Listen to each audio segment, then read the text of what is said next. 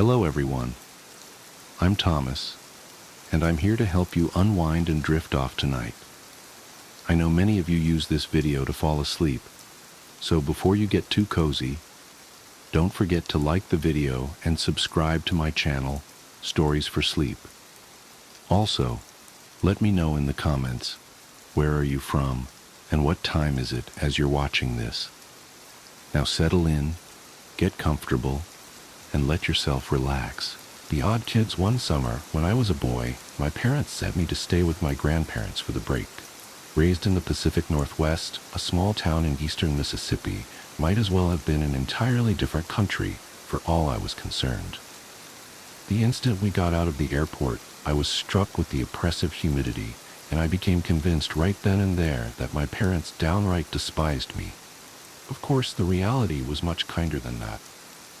My grandparents were good folks, and thankfully I met a girl within a few days of arrival, and we became fast friends. Her name was Jessie, a local girl with long blonde hair and green eyes, the first pair I'd ever encountered. I was in love at first sight.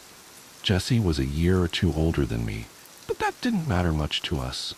Jessie was the reason I got up every morning, not in a romantic sense, of course, but a very literal one. Sure, my grandparents were very hospitable, but they were old and southern, about as far removed from my narrow worldview as could be. They just had no idea how to entertain me, and I think Jessie was as much a relief to them as she was to me, taking me off their hands during the days and curtailing somewhat my boundless youthful energy. The place where my grandparents lived was about a mile out from a place called Ashbury Wood, and it was a mile I walked daily. I would always meet Jessie on the path, heading my way. On rare occasions, she would already be at my grandparents' house when I was leaving, and I never saw where she lived. It didn't matter much to me, though, because the woods were our real home. Ashbury Wood wasn't particularly dense, but boy did it seem to go on forever. Jessie showed me a few paths around the woods, unofficial trails to interesting sites like clearings, hollowed-out trees, or even just a place where a funny-looking bush was growing. We told each other stories of our hometowns, imagining what life would be like if one of us lived where the other did. Whenever we fantasized about having her come live with me, she would get a strange tone in her voice, but I never thought much of it. While the woods were our home and playground, we still set limits for ourselves. If we went too long without seeing something Jessie recognized, we immediately turned around until we were in familiar territory again. She also set boundaries, significant features we shouldn't go past for one reason or another. Decades later, and the only I can remember is the creek. The creek itself was nothing to be concerned about. It was just a shallow stream of water that may have come up to my waist, with sloped banks on either side that were sheer but not insurmountable. The first time I discovered it, I immediately headed down into the water, just about ready to cross to the other side when Jessie cried out from behind me, "Stop!" I whirled around on one foot as gracefully as a young boy can and looked up at her. She stood staring across the creek and out into the woods on the other side. Her hands were balled into fists and kept straight at her sides, and I remember being worried that she might begin crying. I climbed back up the side of the creek, coming up beside her. "What's wrong?" I asked. "We need to turn around." Jessie's voice was barely above a whisper. She looked terrified and slowly peeled her gaze away from the trees and onto me. "We have to turn back." Reluctantly, I agreed, but only because I could see how upset the situation was making her. Like I said, the water itself wasn't that deep or rapid, and it wasn't even that far into the woods. On the walk back, I raised these points, but Jessie stayed quiet, leading me to a small clearing in the trees that we used as a sort of home base for our adventures. Sitting me down, Jessie stared into the grass for a long moment before she spoke. 2 years ago, I had a friend named Emma. Her hands were balled up in her lap, shaking. We used to play in these woods, like you and me do, and one day, just like you and me, we found that creek. I laughed, not because of the content of the story, but because I'd never heard someone pronounce it crick before. Her head snapped up to look me in the eyes, and I fell quiet. Standing across from it was these kids who looked about our age, only they weren't right. That time there was only two. One of them, his head just hung to the side like this.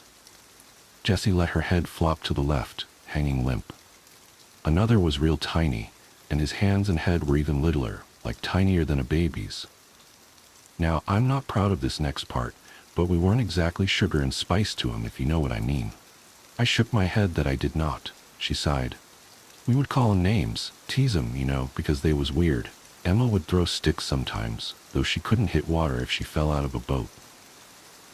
The story paused as Jessie smiled to herself, remembering her friend fondly. Did they ever talk back? I asked, bringing her back to reality. Nah, she said, shaking her head. Just stood there looking at us and making these weird squeaking noises. Emma and me, we started calling them odd kids. 'Cause they were kids and they sure as shit were odd. I blushed at such intense language, but Jessie didn't notice. But no matter what we did to them, they never came across the creek. Always just stood on the other side, staring and squeaking. Wasn't always the two, neither. There was different ones, 4 or 5 in all, I think. What happened to Emma? The direction the story was going was obvious, and I was eager to learn. Jessie stayed quiet for a long while, staring into the ground and absently picking at the grass beneath her. So at first we were afraid, right? The odd kids weren't normal, and we would scare each other silly, telling stories of how they eat people and like to run around naked together, just dumb stuff. But as time went on, we got less and less scared of them. It got to the point where we'd stand right on the other side of the creek and dare them to cross over, but they never would. One day, we're sitting there talking to ourselves, ignoring the weird-headed one like he's just another tree, and Emma said something about him being too chicken to cross. We both looked at him, and he just walked off, turned around and went deeper into the woods, till eventually we couldn't see him. And I teased Emma that he was daring her to follow him, that she was a chicken if she didn't go. I was listening with rapt attention at this point. To my young mind, this girl's tale of terror more closely resembled a great campfire story, made even better by the fact that it allegedly took place only a brisk walk away from where I sat. Together, the two of us crossed the creek, 'cause like you said, it ain't that big, and we climbed up onto the other side and chased after him. We went maybe a quarter-mile in before we start hearing that squeaking again, only up close it didn't sound like squeaking anymore. It sounded like chittering. They surrounded us faster than either of us expected, coming out of the trees like ghosts. I was frozen in fear. I couldn't move a muscle, just staring at the odd kids and wondering what was going to happen. Then one of them, the limp-headed one, he grabbed Emma and she screamed, and it's like it woke me up. I tore out of there as fast as I could go, practically leaped the creek in a single jump and ran all the way home. My lungs was on fire by the time I stopped, and I was crying all over the place, people trying to get me to tell them what happened, but her voice trailed off, and I could see tears welling in her eyes. Did you? I asked. She shook her head, blinking away the tears.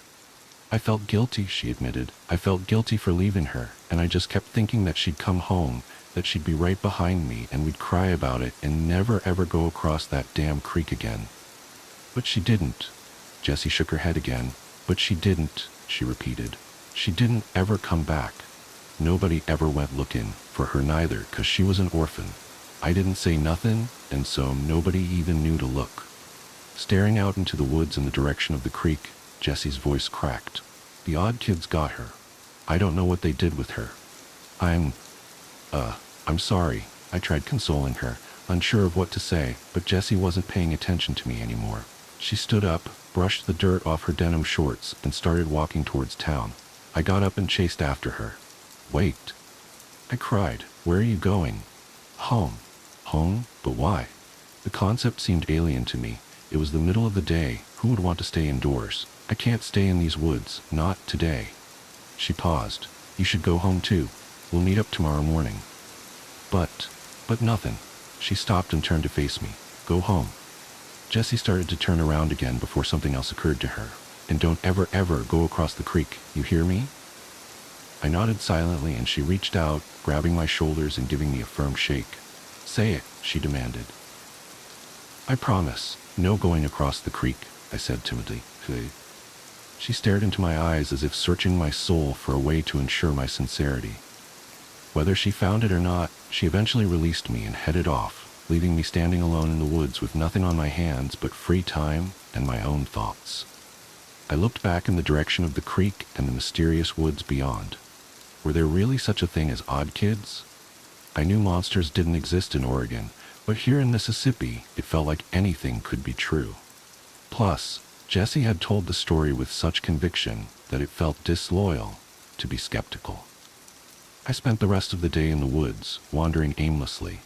Part of me wanted to go back to the creek, but, real or not, Jesse's story had scared the hell out of me. At one point I got just close enough that I could make the creek out through the trees, and I peered as hard as I could at the bank on the other side. I wanted to make out a pair of eyes staring back at me, or hear that chittering Jesse had talked about. Heck, at that point I would have accepted a quick blur between the trees as concrete evidence. But despite my willingness to believe, nothing came forward to present itself. The opposite bank was devoid of life, and I didn't have the gall to investigate any closer. As the sky dimmed, I reluctantly began the long walk home, unaccompanied for the first time all summer. I considered Jessie's story of the odd kids, and almost started to get a little angry with her. Of course they didn't exist. She made them up just to mess with me, and threw in another girl, conveniently orphaned, to drive home the scare. I shook my head and laughed, thinking about how gullible I had been. Later at dinner, I ate with the ferocity of an animal. I hadn't realized how hungry I'd become, alone in the woods all day thinking, and the chicken my grandmother cooked was the most delicious thing I'd ever eaten. It was only on my third drumstick that I stopped long enough to ask them a question. "Did you guys ever hear of anyone going missing in the woods?" I asked between bites, interrupting the regular mealtime silence. They looked at one another quizzically, as if searching their collective memory. "No, I don't think so," my grandmother eventually said. "Don't ring any bells," her husband agreed. "Why do you ask?" I shook my head, taking another bite to buy myself some time to think of an answer. "Just something I heard some kids talking about," I told them. "Some jerks were trying to scare Jessie and me by saying a girl named Emma went missing." Suddenly, my grandmother's eyes lit up with recognition. "You know, I didn't hear nothing about that, but I do recall that girl being terrified of those woods." She nodded thoughtfully over a spoonful of corn. "Yeah, it was a couple years back that the girl come tearing out of the woods like the devil himself is on her heels, screaming and crying. I didn't nose my way into it on account of her father asking people if they would leave his daughter alone, but I overheard that the girl weren't right for a couple weeks, just sitting in her room and not talking to nobody." She clucked her tongue and took another bite of corn. Lord only knows what happened to that girl, but it shook her something fierce. I suddenly felt a sick terror in my stomach, like the feeling you get watching a recording of yourself only to see something terrifying looming just out of your sight. Something you never knew was there. Did this mean the odd kids were real? Had they been watching me as I stepped into the creek? So you never found out what happened? I hesitantly asked, unsure if I wanted the answer. Grandma just shook her head, and the three of us continued eating in silence. Grandpa brought up a baseball game he'd seen on TV earlier that day, and I feigned interest as well as I could, but I wasn't all there. My mind was back in the woods at that creek, inspecting every square inch of my memory for a sign of something else. Sleep didn't come easy that night, and when it did, it was wrought with nightmares. Thoughts of the odd kids crawled through my mind, bringing me back to the creek. Looking deeper into the woods, I saw dozens of pairs of eyes staring back at me, slowly bobbing back and forth as though they were advancing towards me. My dream self was paralyzed, helpless to do anything but watch as the monsters came out of the shadows. The one Jesse had described, with his head sagging to the side, led the plodding advance. As a group, the odd kids crawled down into the creek, dragging broken limbs and torn flesh behind them, each of them chittering off tempo with the others to create a horrible cacophony of noise that filled my ears and bore into my soul. Staring into the hungry eyes of the limp-headed leader as he reached out to drag me down, I awoke screaming. The noise still rang in my ears, and, coupled with my panic, caused me to flail against my blankets as though they were trying to engulf me. I fell onto the floor with a hard thud, finally coming to rest. My grandfather burst into the room, and my grandmother was close behind him. "Are you okay?" he bellowed, still full of adrenaline, even though he was beginning to realize there was no threat. Embarrassed, I kicked the sheets off of me and stood up. "Yeah, just a bad dream?" I muttered. As I came to my senses, I realized the noise I had been hearing was the sound of cicadas filling the room, broadcasting their mating calls to the world. Laughing off their overzealous response, my grandparents led me downstairs to breakfast, which I accepted readily. That morning, I walked all the way to the woods without running into Jessie. I stood at the edge of the path looking back down the road, trying to make out her figure, but nobody was there. Sighing, I walked all the way back to my house, then down to the woods again. There was no sign of her. My adolescent mind filled once more with nightmarish imagery, but I did my best to stay grounded in reality. She was the last person who would have gone across the creek, and if the odd kids ever ventured out of the woods, surely people around town would talk about them, right? Armed with these rationalizations, I decided to head to our favorite clearing and wait for her. She wasn't there when I arrived. Part of me had expected her to be waiting in the grass, ready to laugh in my face when she learned how I'd walked up and down the path 2 more times before thinking to check our spot. And as an hour slowly ticked by, I began to wonder if something bad really had happened to her. But if something had, what was I going to do about it? I had no idea where she lived, and she was the only kid I knew in the area. Almost unconsciously, I began to head towards the creek. I had only promised I wouldn't cross it, after all, and if she was so concerned about my whereabouts, she should have let me know where she was going to be. Besides, if she had been able to outpace the odd kids when they were right beside her, I would be able to get away long before they got close. My legs were filled with a giddy, nervous energy as I kept walking, sometimes at a quick pace and others at barely a shuffle. Once the creek itself was in view, I began to move from tree to tree, using them like cover from whatever might lurk on the other side of the creek. I inched closer, cautious to not disturb even a single twig in my approach. Finally, I was only a few yards from the near bank of the creek. I crouched down and quietly got to my hands and knees, closing the last stretch on all fours and keeping a close watch on the trees ahead of me.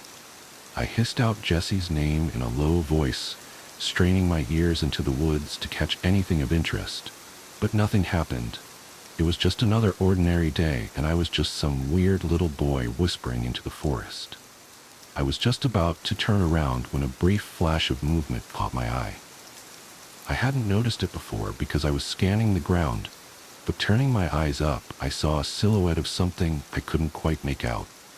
It swayed gently in the breeze as though it was suspended from the branches.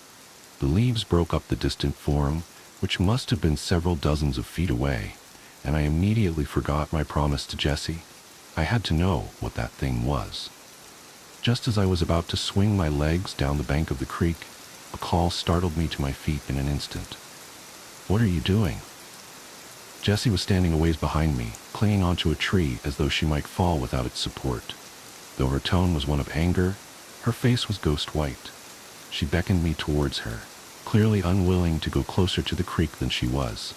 I twisted my body around, raising an arm to point at the thing I had seen in the treetops, but I couldn't relocate it. I saw something," I said, scanning the leaves for the swaying form. "And with any luck, it didn't see you." She hissed, stamping her foot in the dirt. I shook my head, my boyish curiosity trumping her obvious fear. "Don't be such a scaredy cat," I said, crouching down to see if I could find the figure in the branches. Briefly, I wondered if it had moved, but that seemed impossible. Whatever it wasn't animate. "I'm going across." "No," Jessie screamed, lunging towards me. I was already startled by her cry, and mid-turn she collided into me at full force, sending us both tumbling down the bank and into the creek. We yelled and flailed as we fell, both of us landing on my back. The muddy water babbled over us and I scooted away, pulling myself onto the far bank of the creek. Jessie followed, more out of a desire to get out of the water than anything. "Nice going," I said sarcastically. The water was actually a little refreshing in the summertime heat, but we knew that before long we'd be drowning in humidity, our damp clothes suffocating what little comfort sweating brought. I crawled up onto the opposite side of the creek, once again raising my eyes to the branches to find what I'd seen. Please, please, can we go? Jessie was at my side, clutching my arm despite the fact that I was a good half a foot shorter than she was. We really need to go, please. Come on, just a little bit further. Wonder and excitement had overtaken all other emotions in my mind. Before, when the creek was just a memory, it was easy to picture a world of monsters lurking just across the way. Now that I was here, in the light of day, I felt empowered. I could see that there weren't monsters, so obviously I was safe. I'm lucky to be alive. Tugging Jessie forward, I walked to the spot where I had seen the thing hanging from the trees, but now it was nowhere to be found. From where I was standing, I could still make out the creek, and I tried to imagine myself crouched low on the other side, looking up into the branches.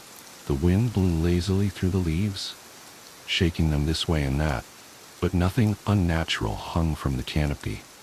I saw something right here, I said aloud, justifying my persistence to Jessie. I did feel bad for dragging her somewhere she obviously didn't want to be, and I thought if I'd had something to show for it, maybe she would have understood. Instead, here I was, staring up into the trees like an idiot with a terrified girl clinging to my side. Her eyes darted back and forth across the tree line, as if waiting for something to suddenly appear and attack us. Unwilling to leave empty-handed, I coaxed us slowly forward. As we pressed on, the woods around us seemed to get quieter, as if we were entering some sort of dead zone in the forest, a place where even the birds and critters refused to go. Jessie's nails dug into my arm, but she stayed right by my side, no longer making any noise except a small whimper with every exhalation. After another 5 or 10 minutes of walking, we came across a rocky outcropping jutting out of the ground and a small hole leading down. Intrigued as I was by the promise of more adventure, something else caught our attention. A strange doll lay propped against the mouth of the cave, facing us. Its elongated forehead drooped slightly over its face, making the upper right side of its head concave. Its eyes were small and beady and black, shining in the midday sun, and tufts of hair had been placed into its scalp in a disorganized manner. It was garbed only in small denim overalls covering grungy cloth skin. Before I could even draw breath to comment on it, Jessie was fiercely tugging me away. "That's it! That's one of them!" She was practically screaming, raw terror coming through in her voice, but her reaction was scaring me more than the object itself. That was an odd kid? An oversized doll? "Calm down," I said, tugging back against her. "It can't be. Look at it, it's not breathing. It's just a doll." Wrenching my arm out of her grip, Jessie fell face first in the dirt, but was on her feet a second later. I heard her starting to run and turned to tell her that she didn't have to get any closer if she was scared, that I would go examine it alone. As I stared in her direction, however, my voice caught in my throat. Standing where Jessie and I had been not 20 seconds ago was another doll, only this one was different. It was cleaner and more well-made, as if whoever had made the one by the cave had learned from their mistakes. This girl doll was standing beside a tree, watching us with those same all-black eyes, short brown hair matted with dirt and clumped to her head haphazardly. A tattered red dress clung desperately to her right shoulder, and beneath it the cloth skin looked much cleaner than the others, much more real. Before I could say a word, Jessie broke the silence.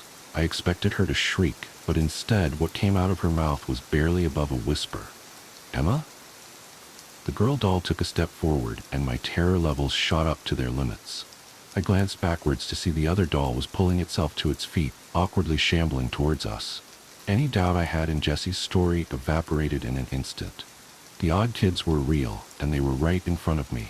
Without another moment's hesitation, I grabbed Jessie's wrist, suddenly becoming the one desperate to get us out. Come on, let's go!" I yelled at her, but she didn't even seem to hear me. She instead began to walk towards the girl doll, towards Emma, I guessed, though I couldn't see how that could ever have been Jessie's friend. I kept pulling at her arm even as the thing behind her got closer.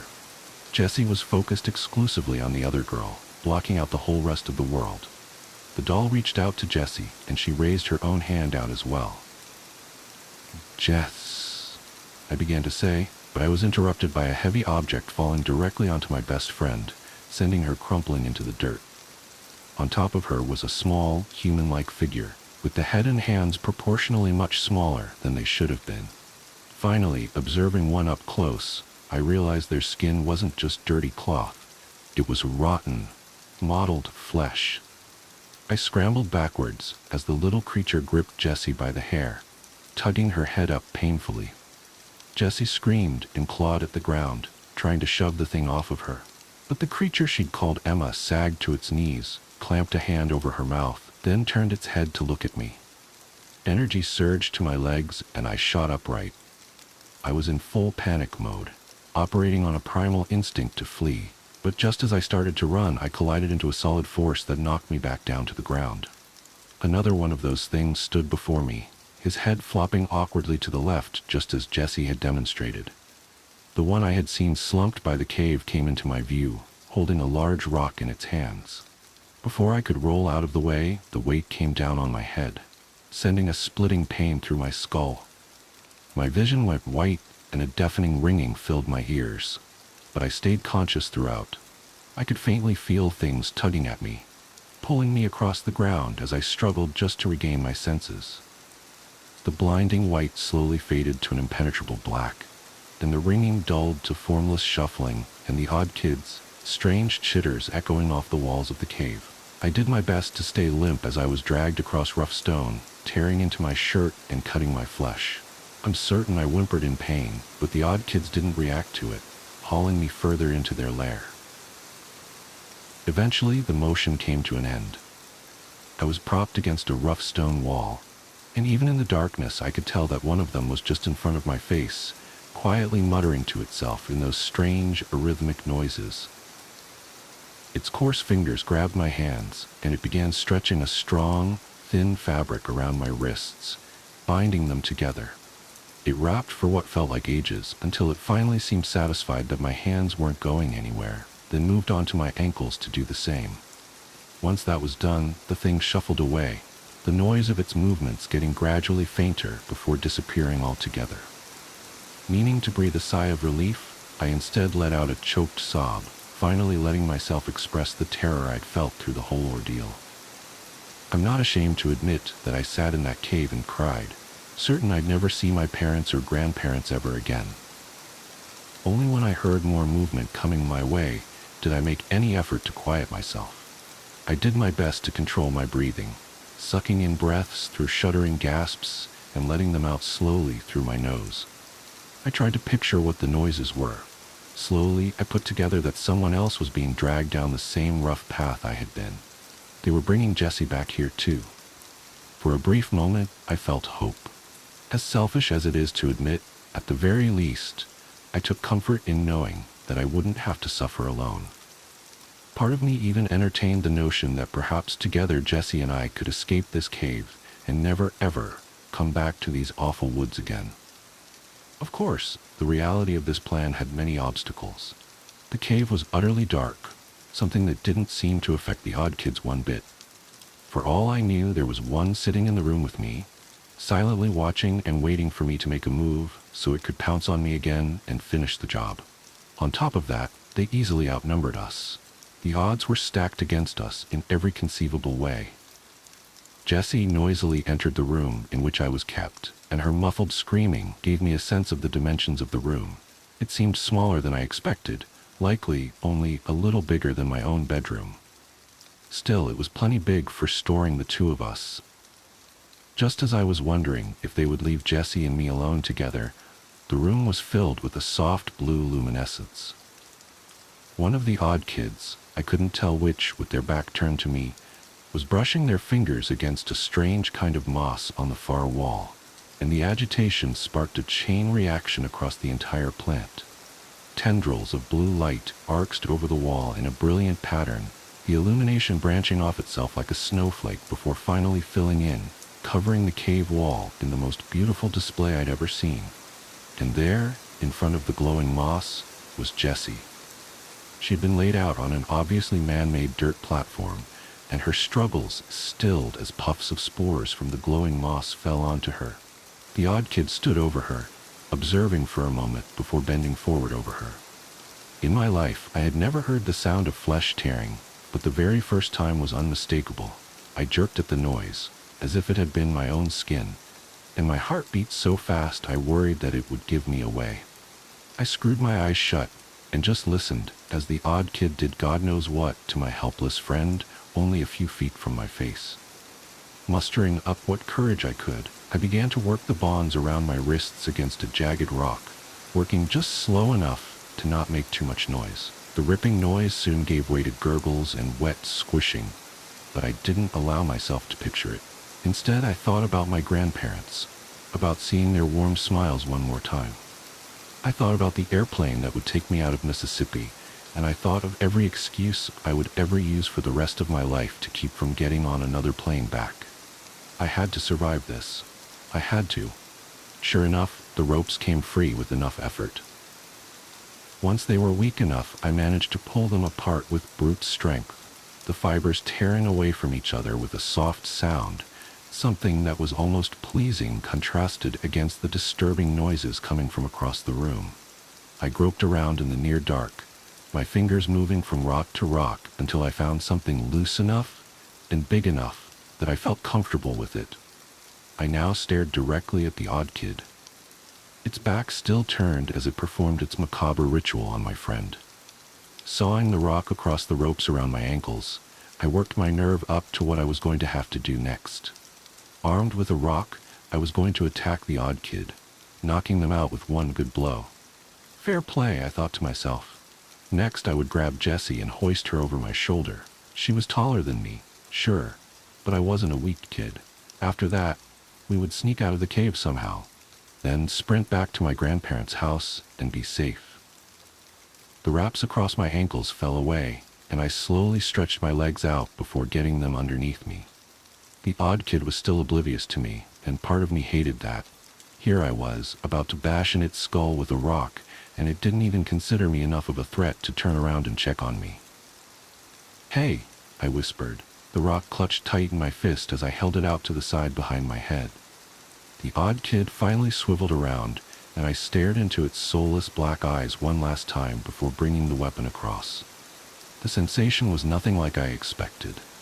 Instead of a solid blow and a resonating crack, my hand squelched through its blotchy skin with little resistance. I stood there, stunned and staring into its remaining eye as its face hung loosely around my wrist.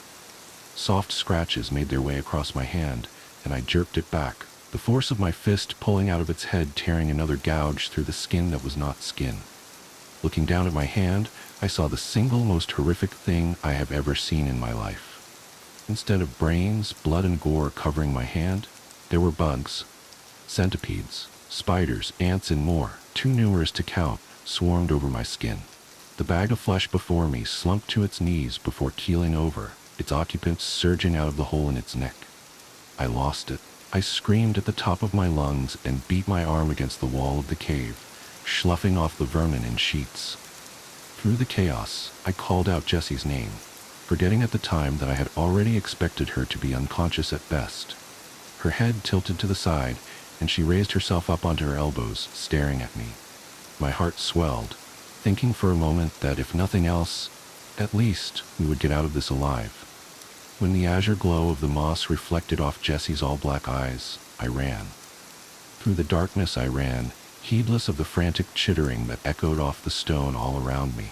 I ran into every single twist and turn in those tight tunnels, still struggling to scrape all the bugs off my arm. With every passing moment, I expected to feel the odd kid's hands wrap around my legs, drag me back to that room, and do to me what they'd done to Jessie. Turn me into one of them. Finally, I saw a thin shaft of light at the end of the darkness. I scrambled out of the cave and into the open woods, the full moon giving me plenty of illumination to find my way. Through the entire sprint, I tore at the flesh of my arm with my fingernails, scraping off the remains of the odd kid as they wriggled and crawled across me. The entire run is mostly a blur now. I didn't stop once, didn't even peek behind me for fear of seeing those things one more time. When I burst into my grandparents' house, the two of them were both awake, sitting up in the living room waiting for me. I must have told a tale with a single look, because their stern expressions melted upon seeing my eyes, and they stayed up with me the rest of the night. Sitting on the couch and wrapped in a blanket, I just stared out the window at the dusty road that led from the house, praying that I wouldn't see Jessie walking down it. The next day, after I'd slept and eaten, my grandparents tried to coax out of me what happened. I didn't know what to tell them.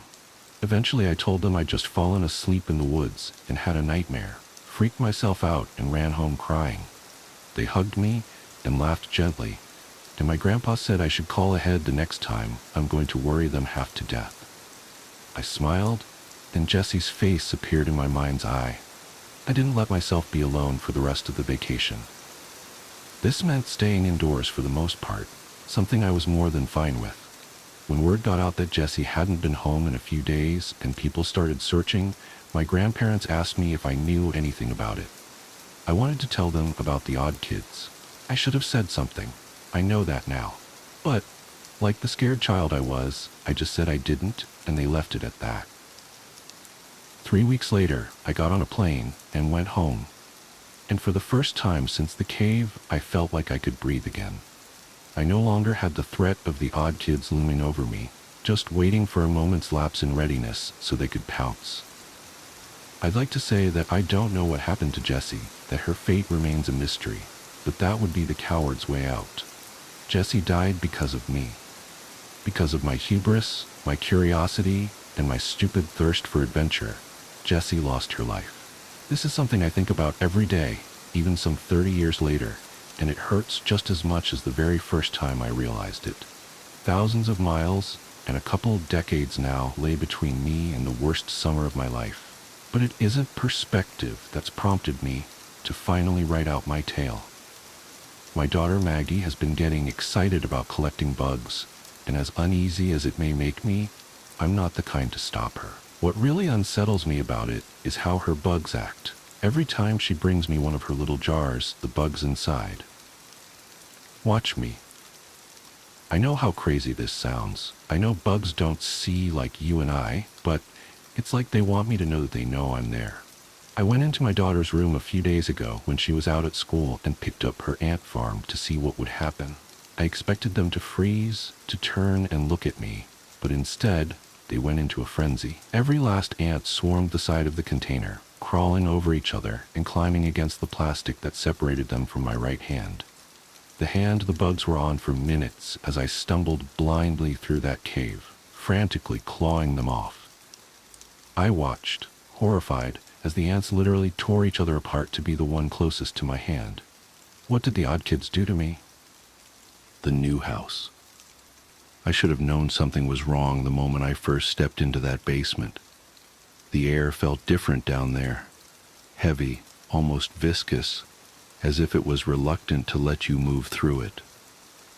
But like a fool drunk on the prospect of finally owning my dream home, I ignored that first warning sign. We all did. The realtor had been suspiciously eager to close the deal, practically shoving the papers into our hands the moment we expressed interest. 4 bedrooms, 3 baths, a sprawling backyard with mature oak trees, and all at a price that seemed too good to be true in this market. My wife Sarah kept saying exactly that. It's too good to be true, Jack. But I convinced her we'd just gotten lucky. Some people win the lottery. We'd found our perfect home. Our daughter Emma fell in love with it immediately. At 7 years old, she had an uncanny ability to find hidden spaces that adults overlooked, declaring them her special places. The window seat in the library, the hollow beneath the stairs, the old treehouse in the backyard. She claimed them all within hours of our first viewing. But it was the basement she loved most, despite its musty smell and the way the temperature seemed to drop 10 degrees the moment you descended those creaking wooden stairs. The other kids want to play with me, she told us on our second night in the house, her voice carrying that dreamlike quality children sometimes get when they're half asleep. Sarah and I exchanged worried glances over her head. We'd moved here specifically because the neighborhood had so few children, hoping the quiet would help with Emma's night terrors. "What other kids, sweetie?" Sarah asked, tucking Emma's favorite stuffed rabbit closer to her chest. "The ones behind the door," Emma replied matter-of-factly, already drifting off to sleep. "They're always laughing." I blamed it on an overactive imagination, the stress of moving, the unfamiliarity of a new house with its strange creaks and settling sounds. But 3 days later, I heard it too. I was in the basement organizing our boxes of Christmas decorations. Sarah insisted they needed to be easily accessible even though it was only August, when the sound first reached my ears. It was faint, like wind through leaves, but unmistakable, children's laughter, high and clear and musical. I froze, my hand still gripping a tangled string of lights, and listened harder. The sound grew stronger, and with it came the sensation of being watched. The air grew colder, and the single bare bulb hanging from the ceiling seemed to dim, its light becoming sickly and wan. The laughter was coming from behind the far wall, where a stack of moving boxes partially obscured the basement's rough concrete surface. I moved the boxes aside one by one, my hands trembling despite my attempts to rationalize what I was hearing. Behind them, I found something that shouldn't have existed. A door. It was old, far older than the rest of the house, made of thick wooden planks bound with black iron bands. The wood was dark with age, and the handle, a crude iron ring, was spotted with rust. But what struck me most was that this door wasn't on any of the house plans. I'd studied them extensively during the purchase, making sure everything was up to code. This door simply didn't exist. And yet here it was, solid and real beneath my shaking fingers, with the sound of children's laughter emanating from behind it. I called Sarah immediately. She came down while Emma was watching cartoons upstairs, her face paling as she heard the laughter too. "We need to open it," she whispered, though her eyes screamed that we should run instead. "We need to know what's behind it." The door was locked, of course. The local locksmith refused to come when I described it to him, mumbling something about his grandmother being ill. The next one simply hung up. Finally, I found someone 2 towns over who agreed to make the trip, though he charged triple his normal rate. He arrived on a Friday evening, just as the sun was setting. The moment he saw the door, he crossed himself, something I'd never seen anyone do outside of movies. "This isn't right," he muttered, his tools clattering in his trembling hands. "This door isn't supposed to be here." "Can you open it?" I asked, trying to keep the desperation out of my voice. The laughter had been getting louder each night, and Emma had started sleepwalking, always heading toward the basement before we caught her. The locksmith worked for nearly an hour, his face growing paler and his hands shakier with each passing minute. The laughter seemed to mock his efforts, swelling and receding like waves on a beach. Finally, there was a click that seemed to echo through the entire house. "It's done," he said, already backing away. "But I wouldn't—" He didn't finish the sentence, just turned and fled up the stairs. I heard his truck's engine roar to life moments later. Sarah and I stood before the door, holding hands like frightened children. The laughter had stopped for the first time in days, replaced by an expectant silence that pressed against our eardrums. "Together?" Sarah whispered. I nodded, and we reached for the iron ring. The door opened with a groan that seemed to come from the earth itself, revealing a brick wall, solid, mortared brick, not 6 inches behind the door frame. We stood there staring at it, disappointment and relief warring in my chest. Then the laughter started again, louder than ever before. It wasn't coming from behind the wall anymore. It was coming from everywhere, filling the basement with its manic chorus. And now we could hear words mixed in with the laughter. You found us. You found us. Now you have to stay. The temperature plummeted. Our breath clouded in front of us, and frost began forming on the brick wall. As we watched in horror, handprints appeared in the frost, tiny handprints, like those of small children. They pressed outward, as if dozens of small hands were pushing against the other side of the wall. We ran upstairs and found Emma standing in the kitchen, her eyes wide and blank. "They're coming through," she said in a voice that wasn't quite her own. "They've been waiting so long to play." That was 3 weeks ago. The laughter hasn't stopped since then. It follows us through the house, day and night, growing louder and more insistent. The handprints appear on every mirror, every window, every surface that can hold frost.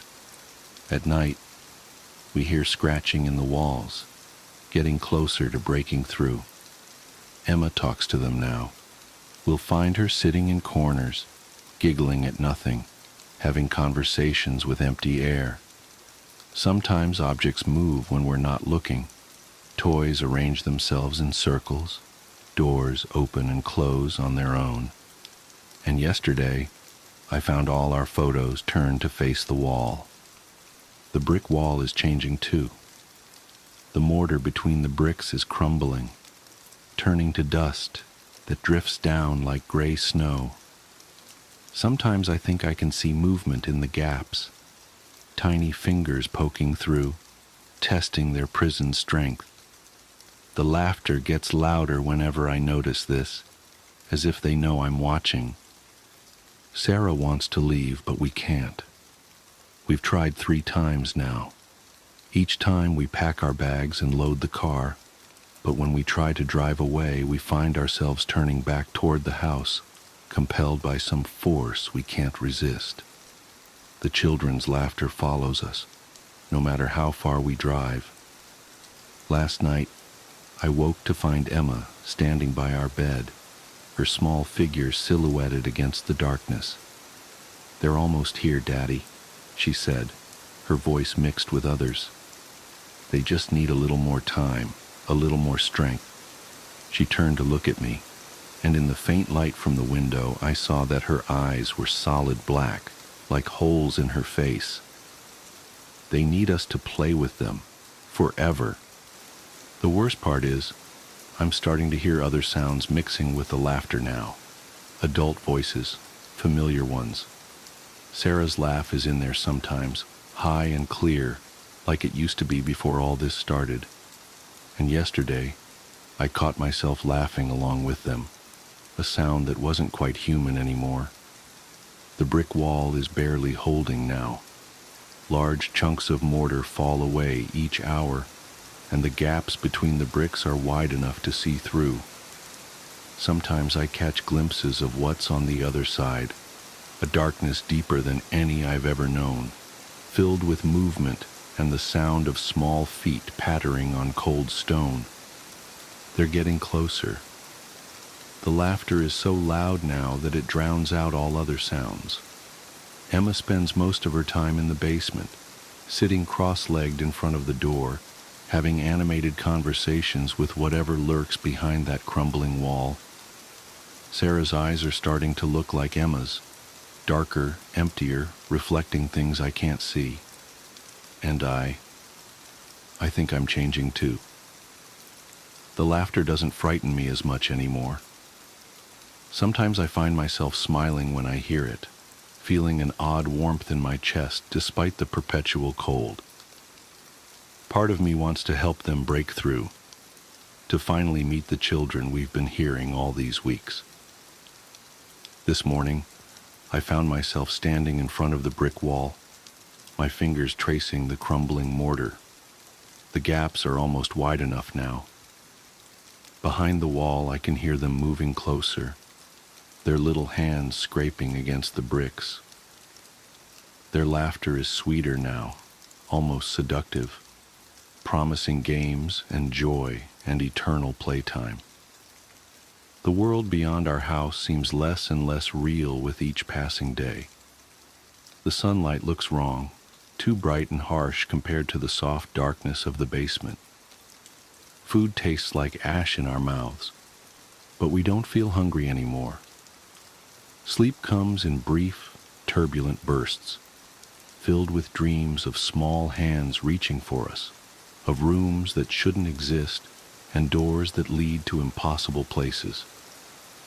Emma says they're teaching her new games, games that normal children couldn't play, games that change the rules of what's possible. Sometimes I see her floating a few inches above her bed, giggling as she spins slowly in the air. Sarah found her walking on the ceiling yesterday, her hair hanging down like a curtain of darkness, her black eyes shining with impossible light. The brick wall will fall soon. Maybe tonight, maybe tomorrow. The children tell me it doesn't matter. Time doesn't work the same way where they are. They've been waiting for decades, centuries perhaps, for someone to open that door and give them the strength they needed. All those previous families, all those lost children, they're all still there, playing their eternal games in the darkness beyond the wall. I should be terrified. I should be fighting this with every ounce of strength I have. But the laughter has worked its way into my soul now, replacing my fear with a strange, giddy anticipation. Part of me knows that when the wall finally falls, we'll cease to be ourselves. We'll join the chorus of laughter that echoes through this house, become part of whatever darkness lurks behind that impossible door. But another part of me, growing stronger each day, whispers that maybe that's not such a bad thing. Maybe we'll be happy there, in that eternal playground where physics and reality are just suggestions, where every game lasts forever and no one ever has to grow up. The first brick just fell from the wall.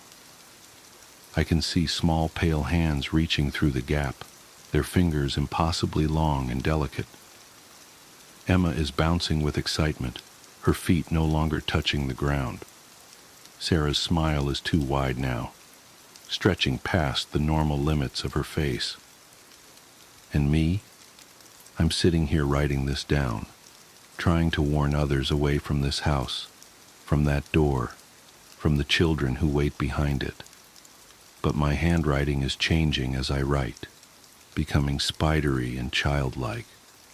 The pen keeps giggling in my hand. They're calling us now. The gap in the wall is wide enough to see their faces, or what passes for faces in that impossible darkness. Such wonderful games they have planned for us. Such marvelous toys they want to share. If you're reading this, stay away from this house. Don't be fooled by the perfect price, the spacious rooms, the beautiful yard. Don't open doors that shouldn't exist. But if you do, if you hear children laughing behind a wall, if you feel small hands tugging at your sleeve in the darkness, well, maybe we'll play together someday. Forever and ever and ever and ever and... I'm a search and rescue officer for the U.S. Forest Service Part 1. I wasn't sure where else to post these stories, so I figured I'd share them here. I've been in SAR officer for a few years now, and along the way I've seen some things that I think you guys will be interested in. I have a pretty good track record for finding missing people. Most of the time they just wander off the path or slip down a small cliff, and they can't find their way back. The majority of them have heard the old stay where you are thing, and they don't wander far. But I've had 2 cases where that didn't happen. Both bother me a lot, and I use them as motivation to search even harder on the missing persons cases I get called on. The first was a little boy who was out berry picking with his parents. He and his sister were together, and both of them went missing around the same time. Their parents lost sight of them for a few seconds, and in that time, both the kids apparently wandered off. When their parents couldn't find them, they called us, and we came out to search the area. We found the daughter pretty quickly, and when we asked where her brother was, she told us that he'd been taken away by the bear man. She said he gave her berries and told her to stay quiet, that he wanted to play with her brother for a while. The last she saw of her brother, he was riding on the shoulders of the bear man and seemed calm. Of course, our first thought was abduction, but we never found a trace of another human being in that area. The little girl was also insistent that he wasn't a normal man, but that he was tall and covered in hair, like a bear, and that he had a weird face. We searched that area for weeks. It was one of the longest calls I've ever been on, but we never found a single trace of that kid. The other was a young woman who was out hiking with her mom and grandpa. According to the mother, her daughter had climbed up a tree to get a better view of the forest, and she'd never come back down. They waited at the base of the tree for hours, calling her name, before they called for help. Again, we searched everywhere, and we never found a trace of her. I have no idea where she could possibly have gone, because neither her mother or grandpa saw her come down. A few times, I've been out on my own searching with a canine, and they've tried to lead me straight up cliffs. Not hills, not even rock faces. Straight, sheer cliffs with no possible handholds.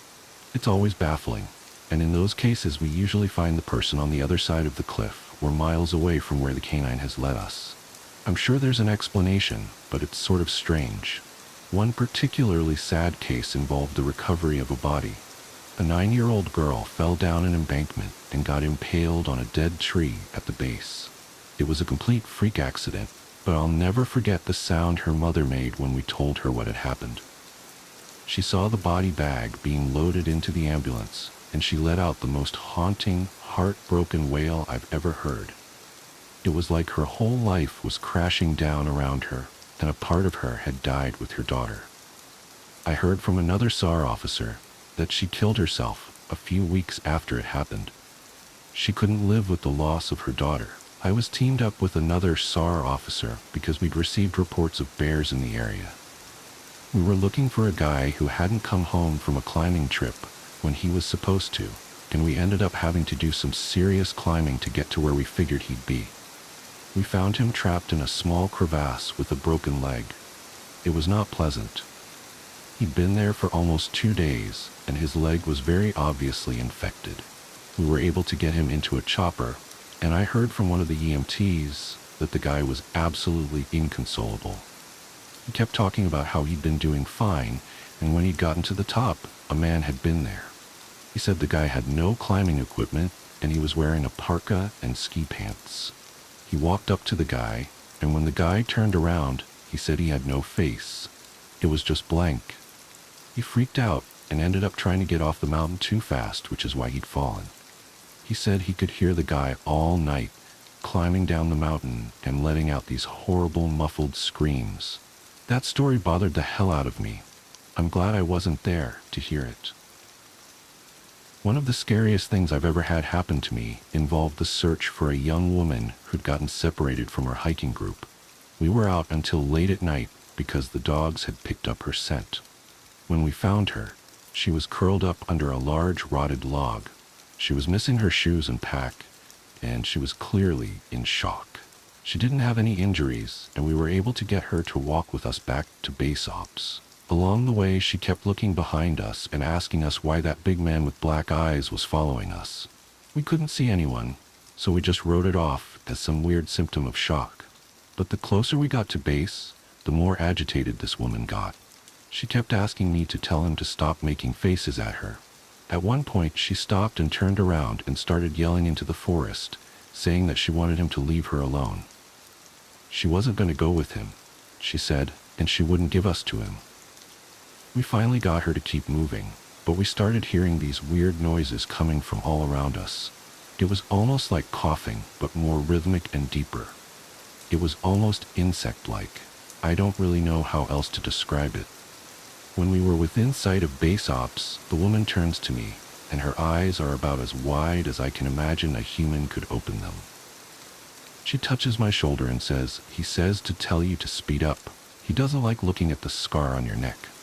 I have a very small scar on the base of my neck, but it's mostly hidden under my collar, and I have no idea how this woman saw it. Right after she says it, I hear that weird coughing right in my ear, and I just about jumped out of my skin. I hustled her to ops, trying not to show how freaked out I was, but I have to say I was really happy when we left the area that night. This is the last one I'll tell, and it's probably the weirdest story I have. Now, I don't know if this is true in every SAR unit, but in mine it's sort of an unspoken, regular thing we run into. You can try asking about it with other SAR officers, but even if they know what you're talking about, they probably won't say anything about it. We've been told not to talk about it by our superiors, and at this point we've all gotten so used to it that it doesn't even seem weird anymore. On just about every case where we're really far into the wilderness, I'm talking 30 or 40 miles, at some point we'll find a staircase in the middle of the woods. It's almost like if you took the stairs in your house, cut them out and put them in the forest. I asked about it the first time I saw some, and the other officer just told me not to worry about it, that it was normal. Everyone I asked said the same thing. I wanted to go check them out, but I was told, very emphatically, that I should never go near any of them. I just sort of ignore them now when I run into them because it happens so frequently. As far as missing persons go, I'd say about half the calls I get are related to that. The others are rescue calls, people who fall down cliffs and hurt themselves, get injured by fire. You wouldn't believe how often this happens. Mostly drunk kids get bitten or stung by animals or insects. We're a tight team, and we have veterans who are excellent at finding signs of lost people. That's what makes these cases where we never find any trace of them so frustrating. One in particular was upsetting for all of us, because we did find a trace of them, but it just led to more questions than answers. An older man had been hiking alone on a well-established trail, but his wife called to say that he hadn't come home when he should have. Apparently he had a history of seizures, and she was worried that he hadn't taken his medication and had suffered one out on the trail. Before you ask, I have no idea why he thought it was okay to go out alone, or why she didn't go with him. I don't ask about that kind of thing because past a certain point, it really doesn't matter. Someone is missing, and it's my job to find them. We went out in a standard search formation, and it wasn't long before one of our vets found signs that the guy had gone off the trail. We grouped up and followed him, spreading out in a fan to make sure we were covering as much ground as possible.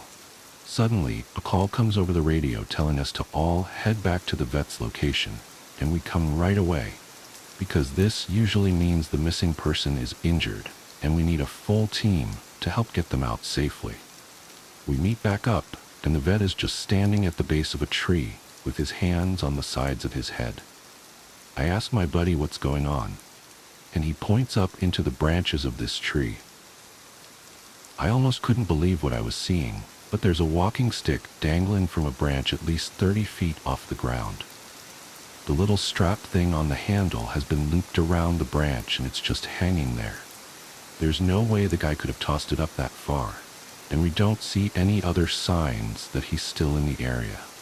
We call up into the tree, but it's obvious no one's in it. We're all just sort of left scratching our heads. We keep searching for the guy, but we never find him. We even bring our canines out, but they lose his scent long before this tree. Eventually, the search is called off because there are other calls we have to attend to, and past a certain point, there's not much we can do. The guy's wife called us every day for months, asking if we'd found her husband, and it was heartbreaking to hear her get more and more hopeless each time. I'm not sure why this call in particular was so upsetting, but I think it was just the sheer improbability of it, that and the questions that were raised. How the hell had this guy's cane ended up there? Did someone kill him and toss that up there as some weird trophy? We did our best to find him, but it was almost like a taunt. We still talk about that one from time to time. Missing kids are the most heartbreaking. Doesn't matter what circumstances they go missing under, it's never easy. and we always dread the ones we find deceased. It's not common, but it does happen. David Paulides talks a lot about kids SAR teams find in places they shouldn't be or couldn't be. I can honestly say I've heard about this kind of thing happening more than I've seen it, but I'll share one of the ones that I think about a lot that I witnessed personally. A mother and her 3 kids were out for a picnic in an area of the park that has a small lake. One is 6, one is 5, and the other is about 3. She's watching them all really closely, and according to her, she never lets them out of her sight at any time. She never saw anyone else in the area either, which is important. She packs their stuff up, and they start to head back to the parking area. Now, this lake is only about 2 miles into the woods, and it's on a very clearly established trail. It's almost impossible to get lost getting from the parking area to it, unless you're deliberately going off the path like an imbecile. Her kids are walking in front of her when she hears what sounds like someone coming up the path behind her. She turns around, and in the 4 or so seconds she's not looking, her 5-year-old son vanishes. She figures he stepped off the trail to pee or something, and she asks her other 2 where he went. They both tell her that a big man with a scary face came out of the woods next to them, took the kid's hand, and led him into the trees. The 2 remaining kids don't seem upset. In fact, she says later that it seems like they've been drugged. They're sort of spacey and fuzzy. So of course, she freaks out, starts looking frantically in the area for her kid. She's screaming his name, and she says at one point, she thinks she heard him answer her. Now, obviously she can't go blindly running into the woods. She's got the other 2 kids, so she calls the police, and they send us out immediately. We respond, and we start the search for him. Over the course of this search, which spans miles, we never find a single trace of the kid. Canines can't pick up any scent. We don't find any clothing or broken bushes, or literally anything that would signify a child being there. Of course, there's suspicion about the mother for a while, but it's pretty clear that she's completely destroyed by the whole thing. We looked for this kid for weeks, with a lot of volunteer help, but eventually, the search peters out, and we have to move on. The volunteers keep searching, though, and one day we get a call on the radio letting us know that a body has been found and needs to be recovered. They tell us the location, and none of us can believe it. We figure it has to be a different kid. But we go out there, about 15 miles from the site where he vanished, and sure enough, we find the body of the kid we've been looking for. I have been trying to figure out how this kid got where he did ever since we found him, and I've never come up with an answer. A volunteer just happened to be in the area because he figured he might as well look in places no one else would think to, on the off chance the body had been dumped. He comes to the base of a tall, rocky slope, and halfway up, he sees something. He looks through his binoculars, and sure enough, it's the body of a little boy, stuffed in a little opening in the rock. He recognizes the color of the kid's shirt, so he knows right away that it's the missing boy. That's when he calls it in, and we're dispatched. It took us almost an hour to get his body down, and none of us could believe what we were seeing. Not only was this kid 15 miles from where he'd started, there was no possible way he could have gotten up there on his own. This slope is treacherous, and it's hard even for us with our climbing gear. A 5-year-old boy had no way of getting up there. Of that I'm certain. Not only that, but the kid doesn't have a scratch on him. His shoes are gone, but his feet aren't damaged or dirty. So it wasn't as if an animal dragged him up there, and from what we can tell, he hasn't been dead that long. He'd been out there over a month by that point, and it looked like he'd only been dead for at most a day or 2. The whole thing was unbelievably strange, and was one of the most disconcerting calls I've ever been on. We found out later that the coroner determined the kid had died from exposure. He'd frozen to death, probably late at night 2 days before we found him. There were no suspects and no answers. To date, it's one of the weirdest things I've ever seen. The orangutans are skeptical of changes in their cages. "Is this a new couch?" I asked. The psychologist looked at the couch. "Number, same as always." "New chair?" "No." New glasses? No. Are you the same doctor? The psychologist paused. Yes. He scratched his head and sighed. Father sighed the exact same way often. He opened his desk drawer and pulled out a small rectangular bottle of Jim Beam. He raised the bottle to his lips, avoiding eye contact with me, and took a sip. Then he offered the bottle to me. Take a swig. What? I'm retiring in a week. I'm leaving. Take a swig. I took the bottle of whiskey, unscrewed the cap, and took a sip. This isn't whiskey, I said after swallowing. You're right. It's brandy. You noticed that. You're fine. You overreact. You're a clam. Excuse me? It's all the same to a clam. Shel Silverstein wrote that. Would you call a clam stupid because it doesn't notice when prodded by a fish or stepped on by a human? Maybe. The clam functions well enough. But I'm not a clam. And this wasn't whiskey. I shook my head. I'd guessed that it wasn't whiskey. I had no idea that it was actually brandy. The psychologist must have realized this. I wish he did. You don't think my problem is a problem? I asked. It's not. It's a peculiarity. Nothing more. Your mother's been missing for 6 years and you never noticed. It's unobservant, but not abnormal. Your father has accused you of her murder. I've seen families more dysfunctional. You took the bus here all on your own. You are completely normal. Do not let anyone ever tell you otherwise.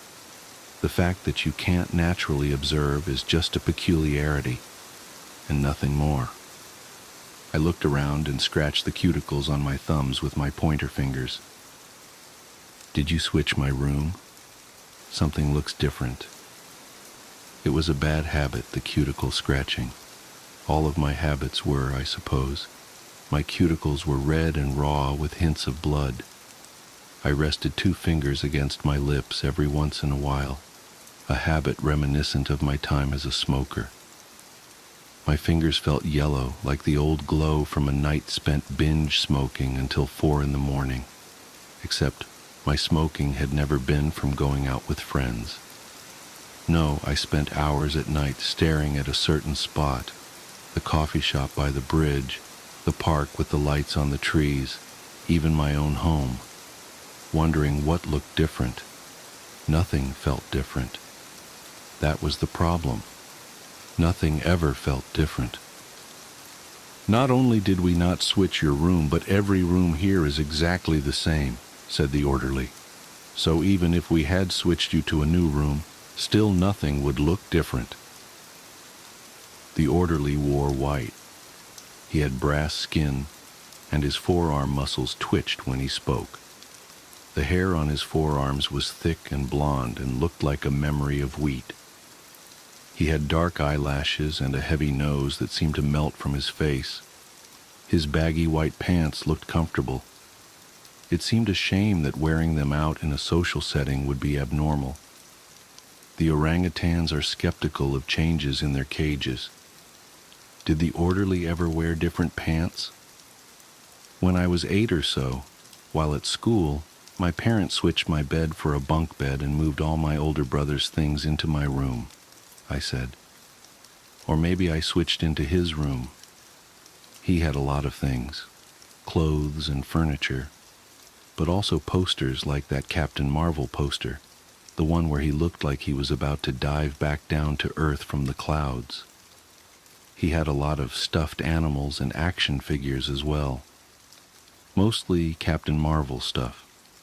He had a few Wonder Woman toys, but he kept those hidden. I used to tease him and call them Barbies. He would punch me for saying that. I didn't notice when he went off to college. I didn't notice when he came back.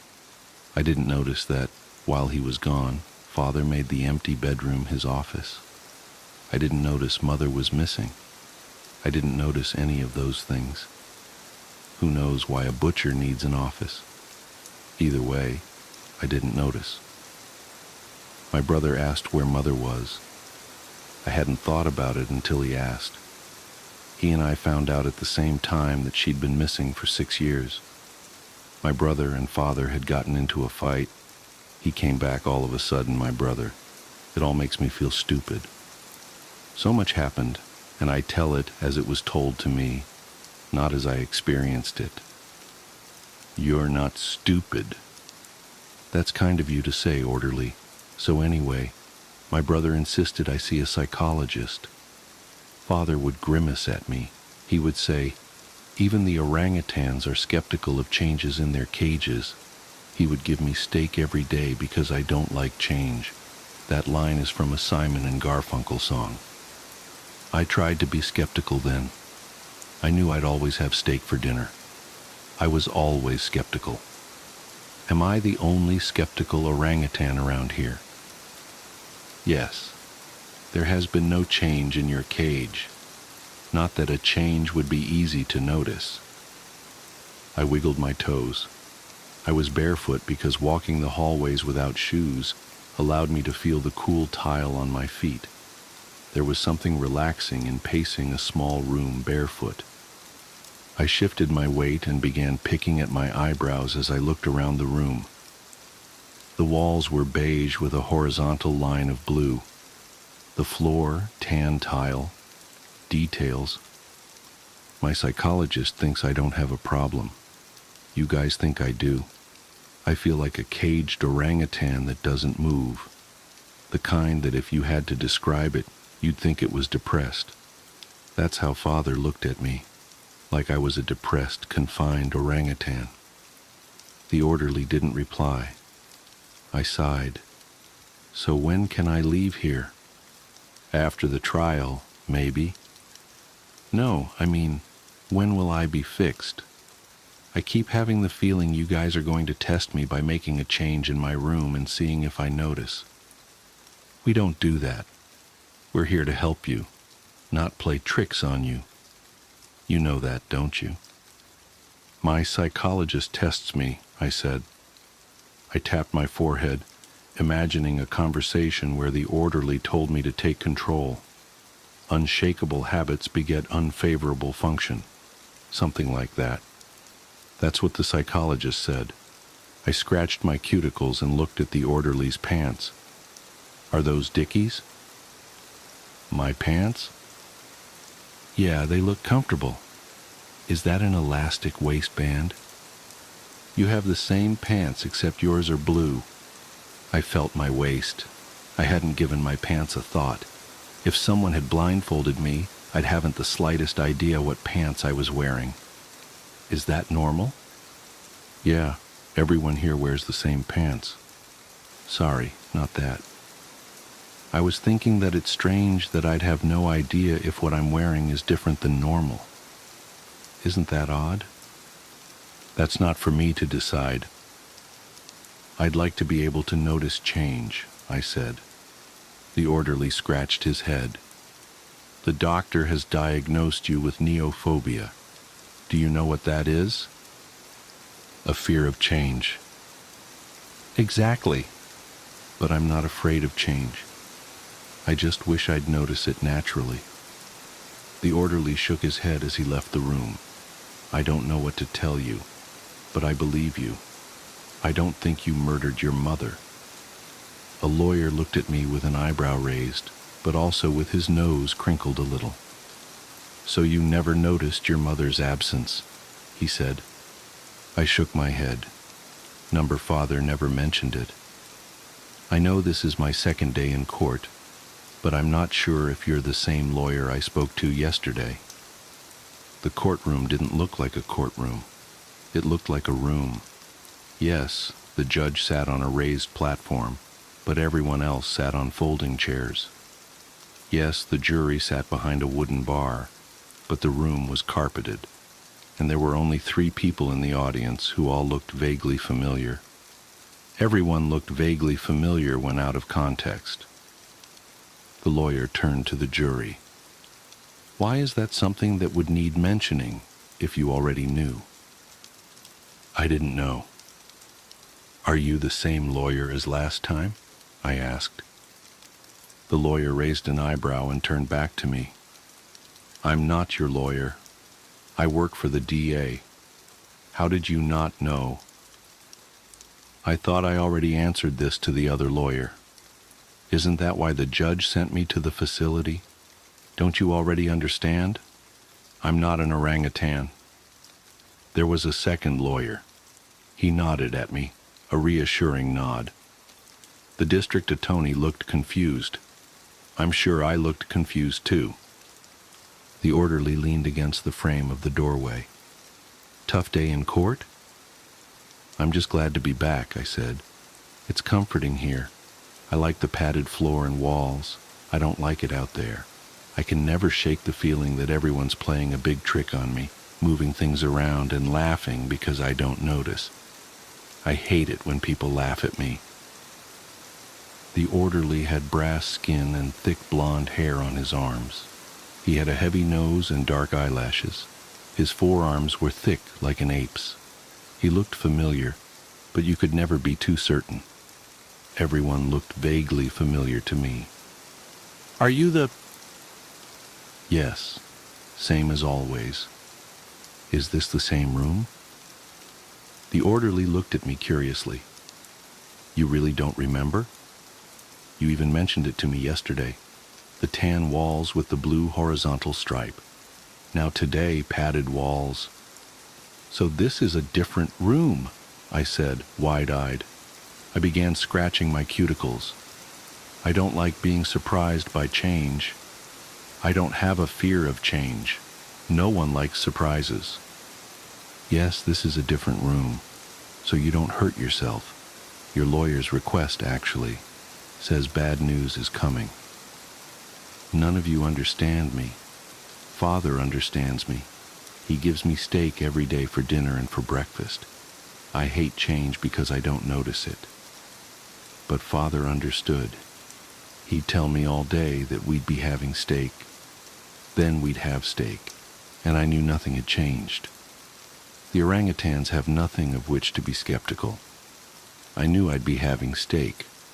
I wouldn't have noticed if one day I didn't, but it was more comforting not having to worry about not noticing a change. Steak every day?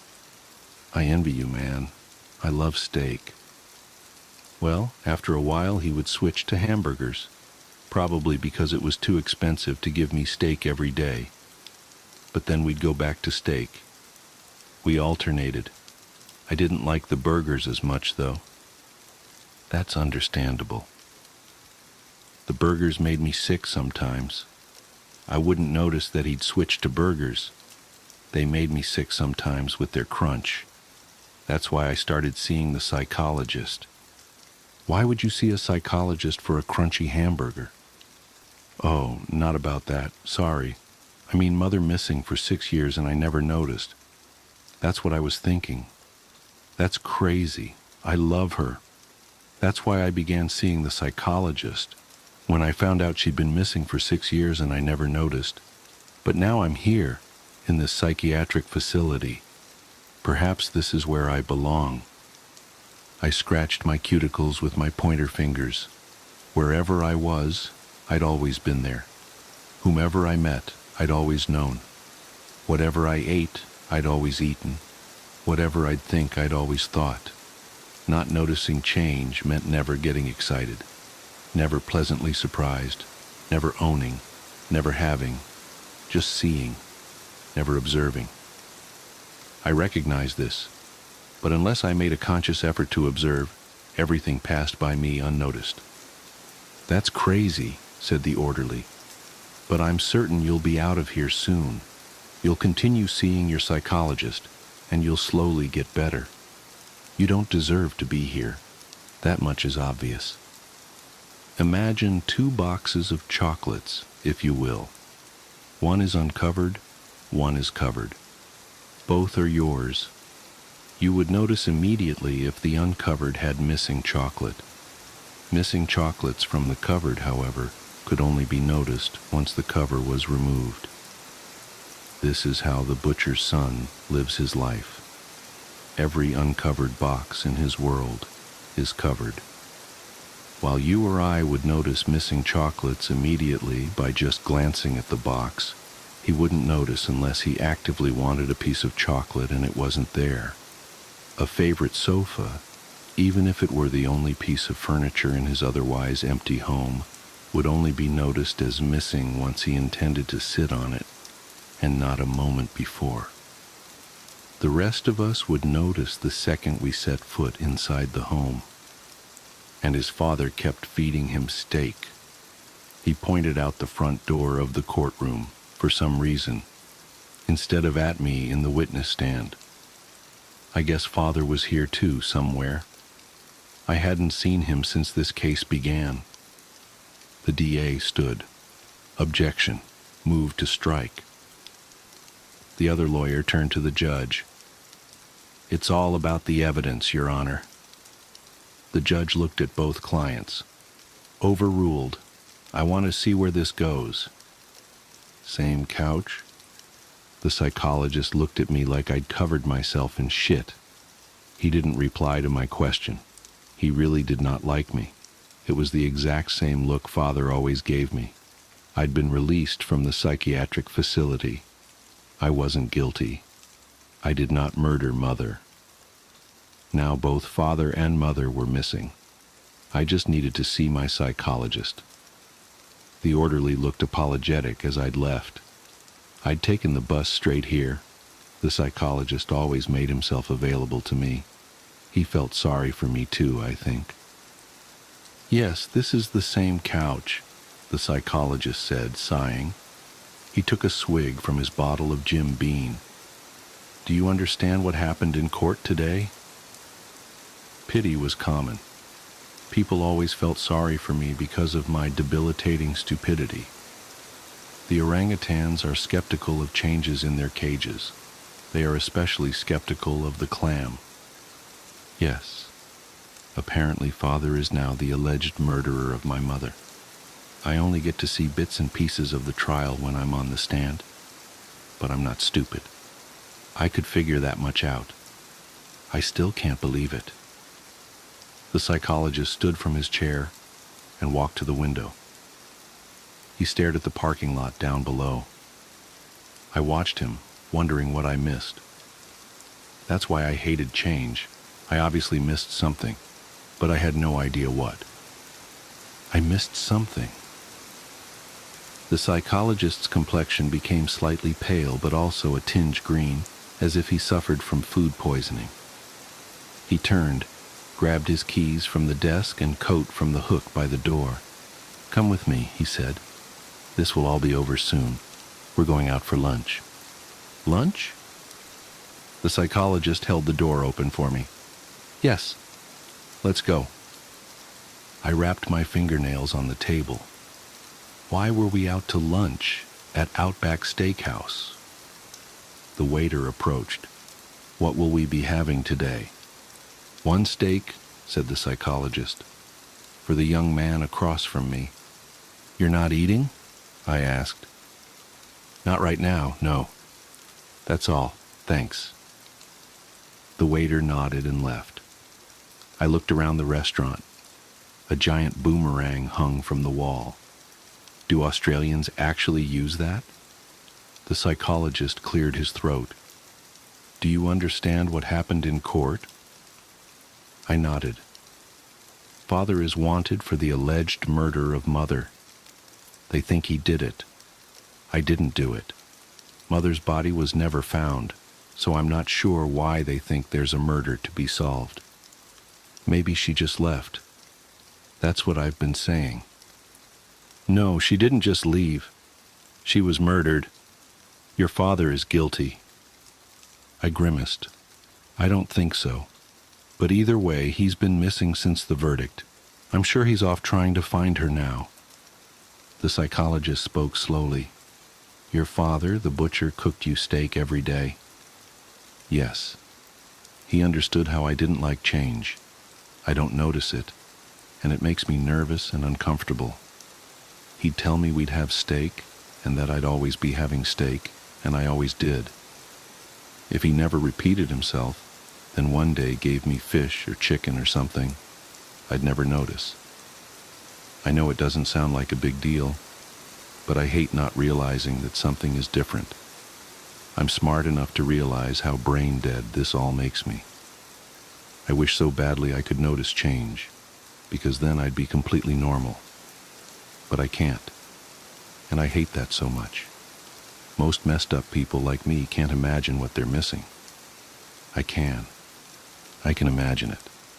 I see normal and know I'll never be that. But I've accepted that I guess. The waiter returned and placed the steak in front of me. "Is this definitely steak?" I asked. The waiter looked at the psychologist and then back at me with a slight grin. He thought I was joking. I wasn't. "It's definitely steak." "Okay." The psychologist frowned at me. "Try it." A strange bubbling grew in my stomach. I began to feel nauseous. I really did not want the steak. It didn't look good at all. It looked weird. I scratched my cuticles. "I'm not really hungry." "Eat the steak." "I really don't want it." I scratched my cuticles harder. The scabs made way for fresh blood. "I'm not going to ask again. Eat the steak now." I stared at the psychologist. He glared back at me. I really did not want the steak. "Now," he repeated. I begrudgingly stabbed the beef with my fork, cut off a chunk, and placed it in my mouth. "Notice anything?" he asked as I chewed. I felt nauseous, but forced it down. I placed the fork down and took a large sip of water. I did not want to be here, and I did not want to eat this steak. Of course not. "Nothing?" I shook my head. "Nothing." "Take another bite now. What you have there is a T-bone steak. That's an expensive cut, from the short loin and, if the butcher did it right, a tiny piece of the tenderloin. That's my favorite part of the T-bone steak." The psychologist pointed again. "Take another bite." I forced myself to pick up the fork, cut off another piece, and chew. "It doesn't taste different to you?" The nausea subsided. I chewed slower. I suppose I'm enjoying this taste more than I remember enjoying the taste of Father's steak. "So you notice a difference?" "I suppose I do. Yeah." "So I'll just tell you exactly what someone without your condition would notice. He would have immediately noticed that the steak he's eating now tastes far different from the steak his father fed him. He would have noticed it looked way different, smelled way different, and even felt way different. He would. Immediately. You never liked your father's steak." "That's true. But you like this steak?" I kept on eating. "Yeah, I guess I do." The psychologist pressed on, his hands clenched on the table, a weird grin on his face. "Your mother's body was never found. We can't even be sure that she was murdered." "I already told you she was murdered. You never had steak for dinner," the psychologist said. He looked excited. He was smiling. "Yes, I did. I had steak for dinner and for breakfast." The psychologist shook his head, smirking. "You didn't. You had steak before your mother died, but after she died, Father cooked steak every day. No.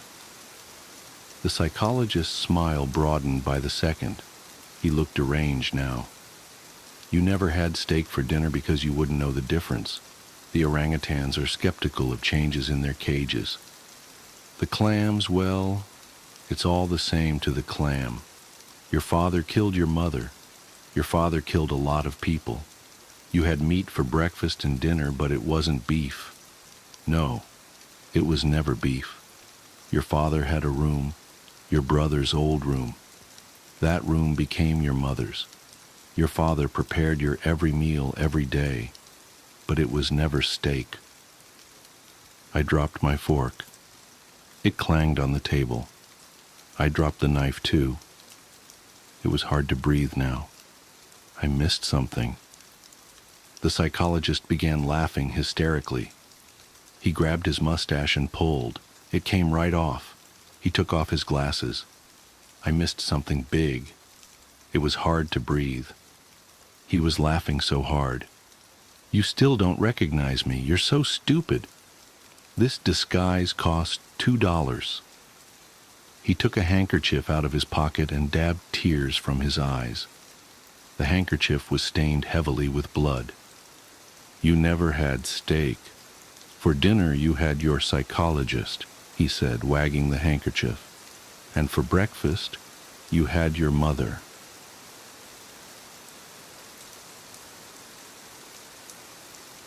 Footsteps.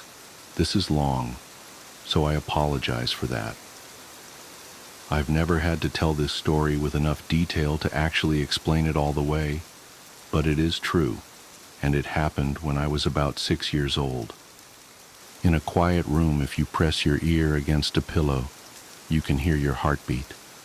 As a kid, the muffled, rhythmic beats sounded like soft footsteps on a carpeted floor. And so as a kid, almost every night, just as I was about to drift off to sleep, I would hear these footsteps, and I would be ripped back to consciousness, terrified. For my entire childhood, I lived with my mother in a fairly nice neighborhood that was in a transitional phase. People of lower economic means were gradually moving in, and my mother and I were two of these people. We lived in the kind of house you see being transported in 2 pieces on the interstate, but my mom took good care of it. There were a lot of woods surrounding the neighborhood that I would play in and explore during the day, but at night, as things often do to a kid, they took on a more sinister feeling. This, coupled with the fact that, due to the nature of our house, there was a fairly large crawl space underneath, filled my mind with imaginary monsters and inescapable scenarios which would consume my thoughts when I was awoken by the footsteps.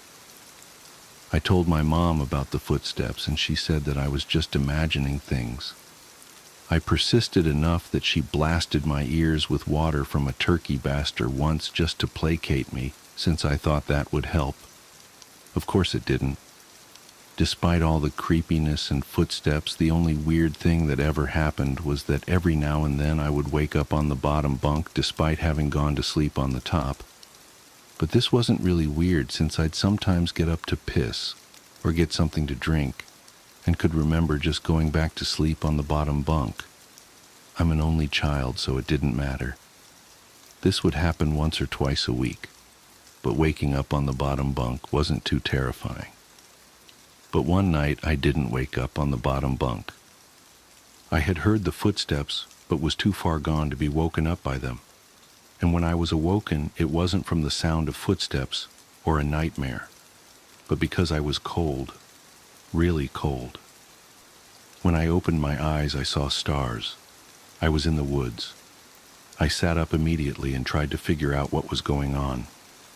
I thought I was dreaming, but that didn't seem right, though neither did me being in the woods. There was a deflated pool float right in front of me, one of those ones shaped like a shark. This only added to the surreal feeling, but after a while it seemed like I just wasn't going to wake up because I wasn't asleep. I stood up to orient myself, but I didn't recognize these woods. I played in the woods by my house all the time, and so I knew them really well. But if these weren't the same woods, then how could I get out? I took a step and felt a shooting pain in my foot, which knocked me back to where I had just been laying. I had stepped on a thorn. By the light of the moon, I could see that they were everywhere. I looked at my other foot, but it was fine, and as a matter of fact, so was the rest of me. I didn't have another scratch on me, and I wasn't even that dirty. I cried for a little bit and then stood back up. I didn't know which way to go, so I just picked a direction. I resisted the urge to call out, since I wasn't sure I wanted to be found by who or what might be out there. I walked for what seemed like hours. I tried to walk in a straight line and tried to course correct when I had to take detours, but I was a kid and I was afraid. There weren't any howls or screams, and only once did I hear any noise that scared me. It sounded like a crying baby. I think now that it was just a cat, but I panicked. I ran veering in different directions to avoid big thicks of bushes and collapsed trees. And I was paying close attention to where I stepped, because by that point, my feet were in pretty bad shape. I paid too much attention to where I was stepping and not enough to where those steps were leading. Because not long after hearing the cry, I saw something that filled me with a kind of despair I haven't experienced since. It was the pool float. I was only 10 feet from where I had woken up. This wasn't magic or some supernatural space bending. I was lost. Up until that moment, I thought more about getting out of the woods than how I got in. But being back at the beginning caused my mind to swim. I wasn't even sure that these were my woods. I had only been hoping that they were. Had I run in a huge circle around that spot? Or did I just get turned around and start making my way back? How was I going to get out? At the time, I thought the North Star was just the brightest star, and so I looked and found the brightest one and followed it. Eventually, things started to look more familiar, and when I saw the ditch, a dirt ditch my friends and I would have dirt-clawed wars in, I knew I had made it out. By that point, I was walking really slowly because my feet hurt so much, but I was so happy to be so close to home that I broke into a light jog. When I actually saw the roof of my house over a neighboring lower set house, I let out a light sob and ran faster. I just wanted to be home. I had already decided that I wouldn't say anything because I had no idea what I could possibly say. I would get back in the house somehow, clean up, and get in bed. My heart sunk as I rounded the corner, and my house came fully into view. Every light in the house was on. I knew my mom was up, and I knew I would have to explain, or try to explain, where I had been, and I couldn't even figure out where to start. My run became a jog, which became a walk. I saw her silhouette through the blinds, and although I was worried about how to explain things to her that didn't matter to me at that point, I walked up the couple of steps to the porch and put my hand on the doorknob and turned. Right before I pushed it open, 2 arms wrapped around me and pulled me back. I screamed as loud as I could, "Mom, help me, please, Mom!" The feeling of being so close to being safe, and then being physically pulled away from it, filled me with a kind of dread that is, even after all these years, indescribable. The door I had been torn away from opened, and a flash of hope shot through my heart. But it wasn't my mom. It was a man, and he was enormous. I thrashed around and kicked at the shins of the person holding me while also trying to get away from the person who had just come out of my house. I was scared, but I was furious. "Let me go! Where is she? Where's my mom? What did you do to her?" As my throat stung from screaming and I was drawing in another breath, I became aware of a sound that had been present for longer than I had perceived it. "Honey, please calm down. I've got you." It sounded like my mom. The arms loosened and set me down, and as man approaching me blocked out the porch light with his head, I noticed his clothes. He was a cop. I turned to face the voice behind me and saw that it really was my mom. Everything was okay. I began to cry, and the 3 of us went inside. "I'm so glad you're home, sweetie. I was worried I'd never see you again." By that point, she was crying too. "I'm sorry. I don't know what happened. I just wanted to come home. I'm sorry." "It's okay, just don't ever do that again. I'm not sure me or my shins could take it, A little laughter broke through my sobs, and I smiled a bit. "Well, I'm sorry for kicking you, but why'd you have to grab me like that?" "I was just afraid that you'd run away again." I was confused. "What do you mean?" "We found your note on your pillow," she said, and pointed at the piece of paper that the police officer was sliding across the table. I picked up the note and read it. It was a running away letter. It said that I was unhappy, never wanted to see her or any of my friends again. The police officer exchanged a few words with my mom on the porch while I stared at the letter. I didn't remember writing a letter. I didn't remember anything about any of this. But even if I sometimes went to the bathroom at night and didn't remember, or even if I could have gone into the woods on my own, even if all that could have been true, the only thing I knew at that point was, this isn't how you spell my name. I didn't write this letter. Boxes. I spent the summer before my first year of elementary school learning how to climb trees.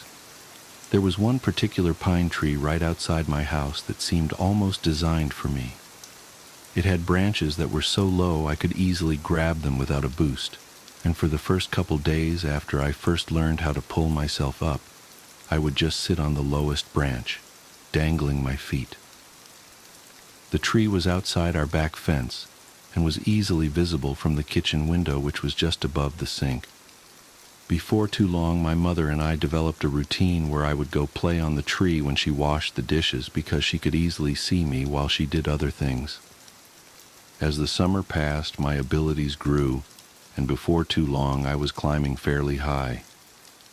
As the tree got taller, its branches not only got thinner, but more widely spaced, and so I eventually reached a point where I couldn't actually climb any higher, and so the game had to change.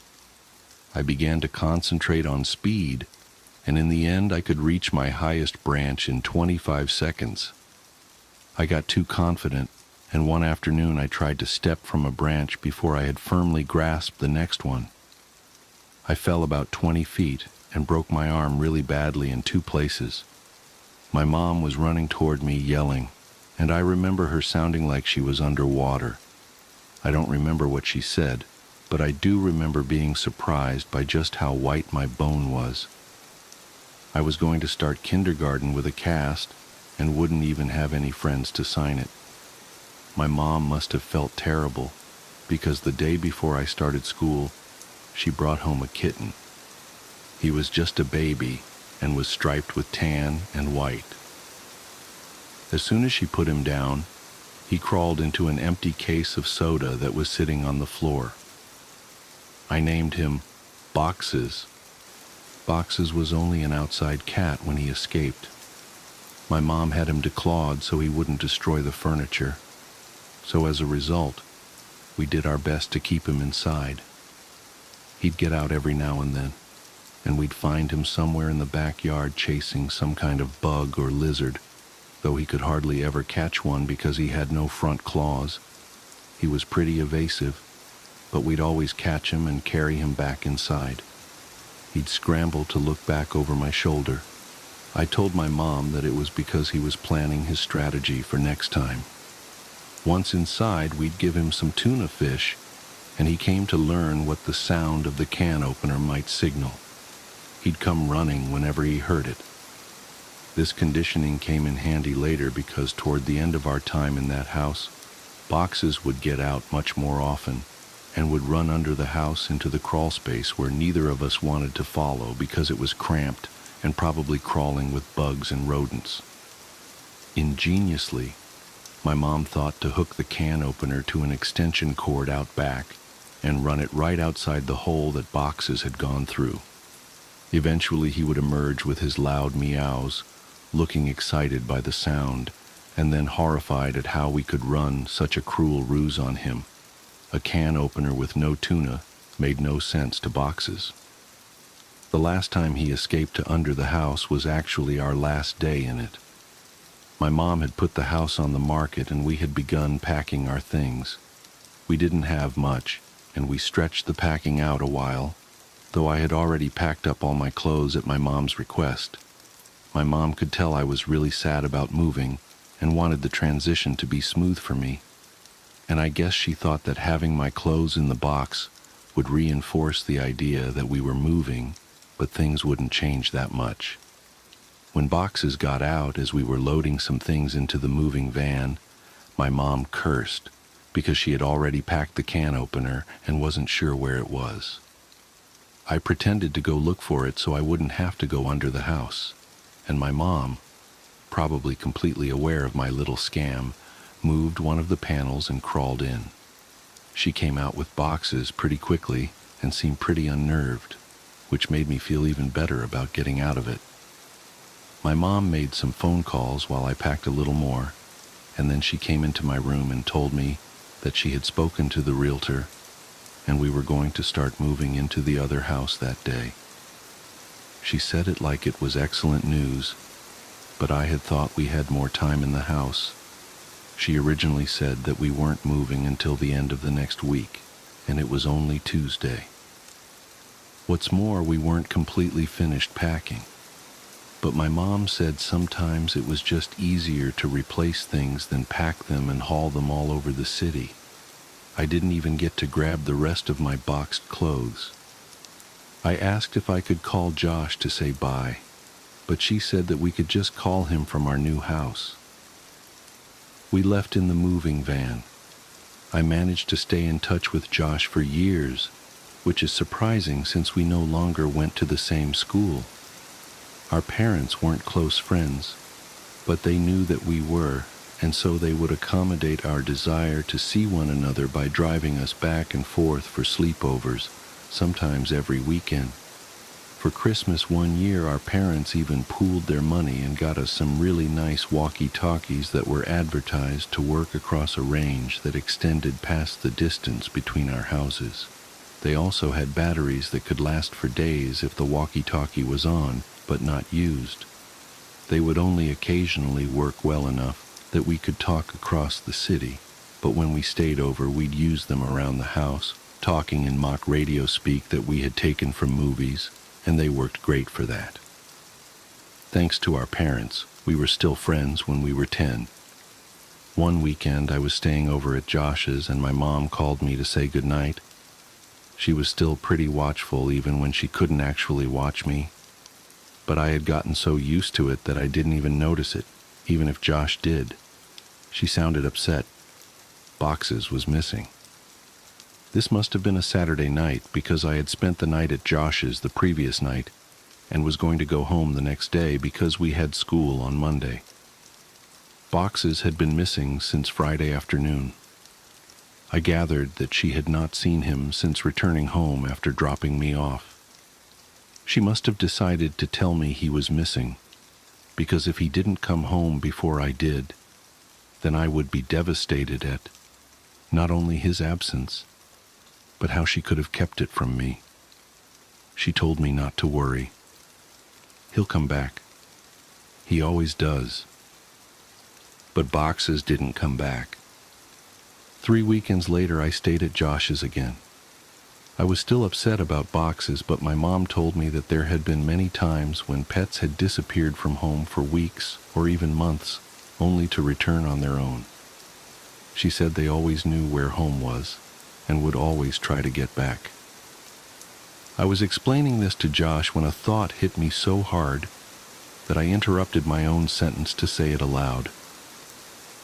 What if Boxes thought of the wrong home? Josh was confused. What? He lives with you. He knows where his home is. But he grew up somewhere else, Josh. He was raised in my old house a couple neighborhoods away. Maybe he still thinks of that place as home, like I do. Oh, I get it. Well, that'd be great. We'll tell my dad tomorrow and he'll take us over there so we can look. No, he won't, man. My mom said that we could never go back to that place because the new owners wouldn't want to be bothered. She said that she told your mom and dad the same thing. Josh persisted. Okay, then we'll just go out exploring tomorrow and make our way to your old house. No, If we get spotted, your dad will find out, and then so will my mom. We have to go there ourselves. We have to go there tonight." It didn't take that much convincing to get Josh on board, since he was usually the one to come up with ideas like this. But we had never snuck out of his house before. It actually turned out to be incredibly easy. The window in his room opened to the backyard, and he had a latched wooden fence that wasn't locked. After those 2 minor hurdles, we slipped off into the night, flashlight and walkie-talkies in hand. There were 2 ways to get from Josh's house to my old house. We could walk on the street and make all the turns, or go through the woods, which would take about half the time. It would have taken about 2 hours to walk there, taking the street, but I suggested that we go that way anyway. I told him it was because I didn't want to get lost. Josh refused and said that if we were seen, they might recognize him and tell his dad. He threatened to go home if we didn't just take the shortcut, and I accepted it because I didn't want to go by myself. Josh didn't know about the last time I walked through these woods at night. The woods were much less creepy with a friend and a flashlight, and we were making pretty good time. I wasn't entirely sure where we were, but Josh seemed confident enough, and that bolstered my morale. We passed through a particularly thick patch of tangled trees when the strap on my walkie-talkie got caught on a branch. Josh had the flashlight, and so I was struggling to get the walkie free when I heard Josh say, "Hey man, want to go for a swim?" I looked over to where he was shining the flashlight, though I closed my eyes as I did, because I now knew where we were. He was pointing at the pool float. This was where I had woken up in these woods all those years ago. I felt a lump in my throat and the sting of fresh tears in my eyes as I continued to struggle with the walkie. Frustrated, I yanked on it hard enough to break it free, and I turned and walked to Josh, who had partially laid down on the pool float in a mock sunbathing pose.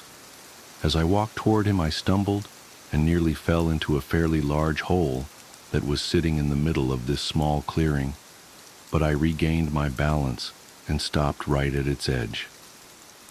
It was deep. I was surprised by the size of the hole, but more surprised by the fact that I didn't remember it. I realized it must not have been there that night, because it was in the same spot where I had awoken. I put it out of my mind and turned to Josh. "Quit messing around, man. You saw I was stuck over there, and you were just laying here joking around on this float." I punctuated the sentence with a kick to an exposed part of the float. A screeching rose from it. Josh's smile inverted. He suddenly looked terrified and was struggling to get off the float, but he couldn't in a quick manner due to the awkward way he had been laying on it. Each time he would fall back on the float, the screeching would intensify. I wanted to help Josh, but I couldn't move myself any closer. My legs wouldn't cooperate. I hated these woods. I picked up the flashlight that he had thrown in his thrashing and shined in on the float, not knowing what to expect. Finally, Josh got off the float and rushed next to me, looking at where I was shining the light.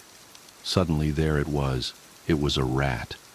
I started laughing nervously, and we both watched the rat run into the woods, taking the screeches with it. Josh lightly punched me in the arm, the smile slowly returning to his face, and we continued walking. We quickened our pace and made it out of the woods faster than we thought we would, and we found ourselves back in my old neighborhood. The last time I had rounded the bend ahead, I had seen my house fully illuminated, and all the memories of what transpired came flooding back. I felt a skipping in my heart as we were finally turning the corner and about to face the full view of my house, remembering last time how incandescent it was. But this time all the lights were off. From a distance I could see my old climbing tree, and as my mind traced the steps of causality backward, I realized that I wouldn't back here this night if that tree hadn't grown, and I was briefly in awe of how all events were like that. As we got closer, I could see that the lawn looked terrible. I couldn't even guess when it had last been mowed. One of the shutters had partially broken loose and was rocking back and forth in the breeze, and overall the house just looked dirty. I was sad to see my old home in such a state of disrepair. Why would my mom care if we bothered the new owners if they cared so little about where they lived? And then I realized there were no new owners. The house was abandoned, though it looked simply forsaken. Why would my mom lie to me about our house having new people in it? But I thought that this was actually a good thing. It would be easier to look around for boxes if we didn't have to worry about being spotted by the new family. This would make it much quicker. Josh interrupted my thoughts as we walked through the gate and up to the house itself. "Your old house sucks, dude," Josh yelled as quietly as he could. "Shut up, Josh. Even like this, it's still nicer than your house." "Hey, man. Okay. I think boxes is probably under the house. One of us has to go under and look, but the other should stay next to the opening in case he comes running out." "Are you serious? There's no way I'm going under there. It's your cat, man. You do it."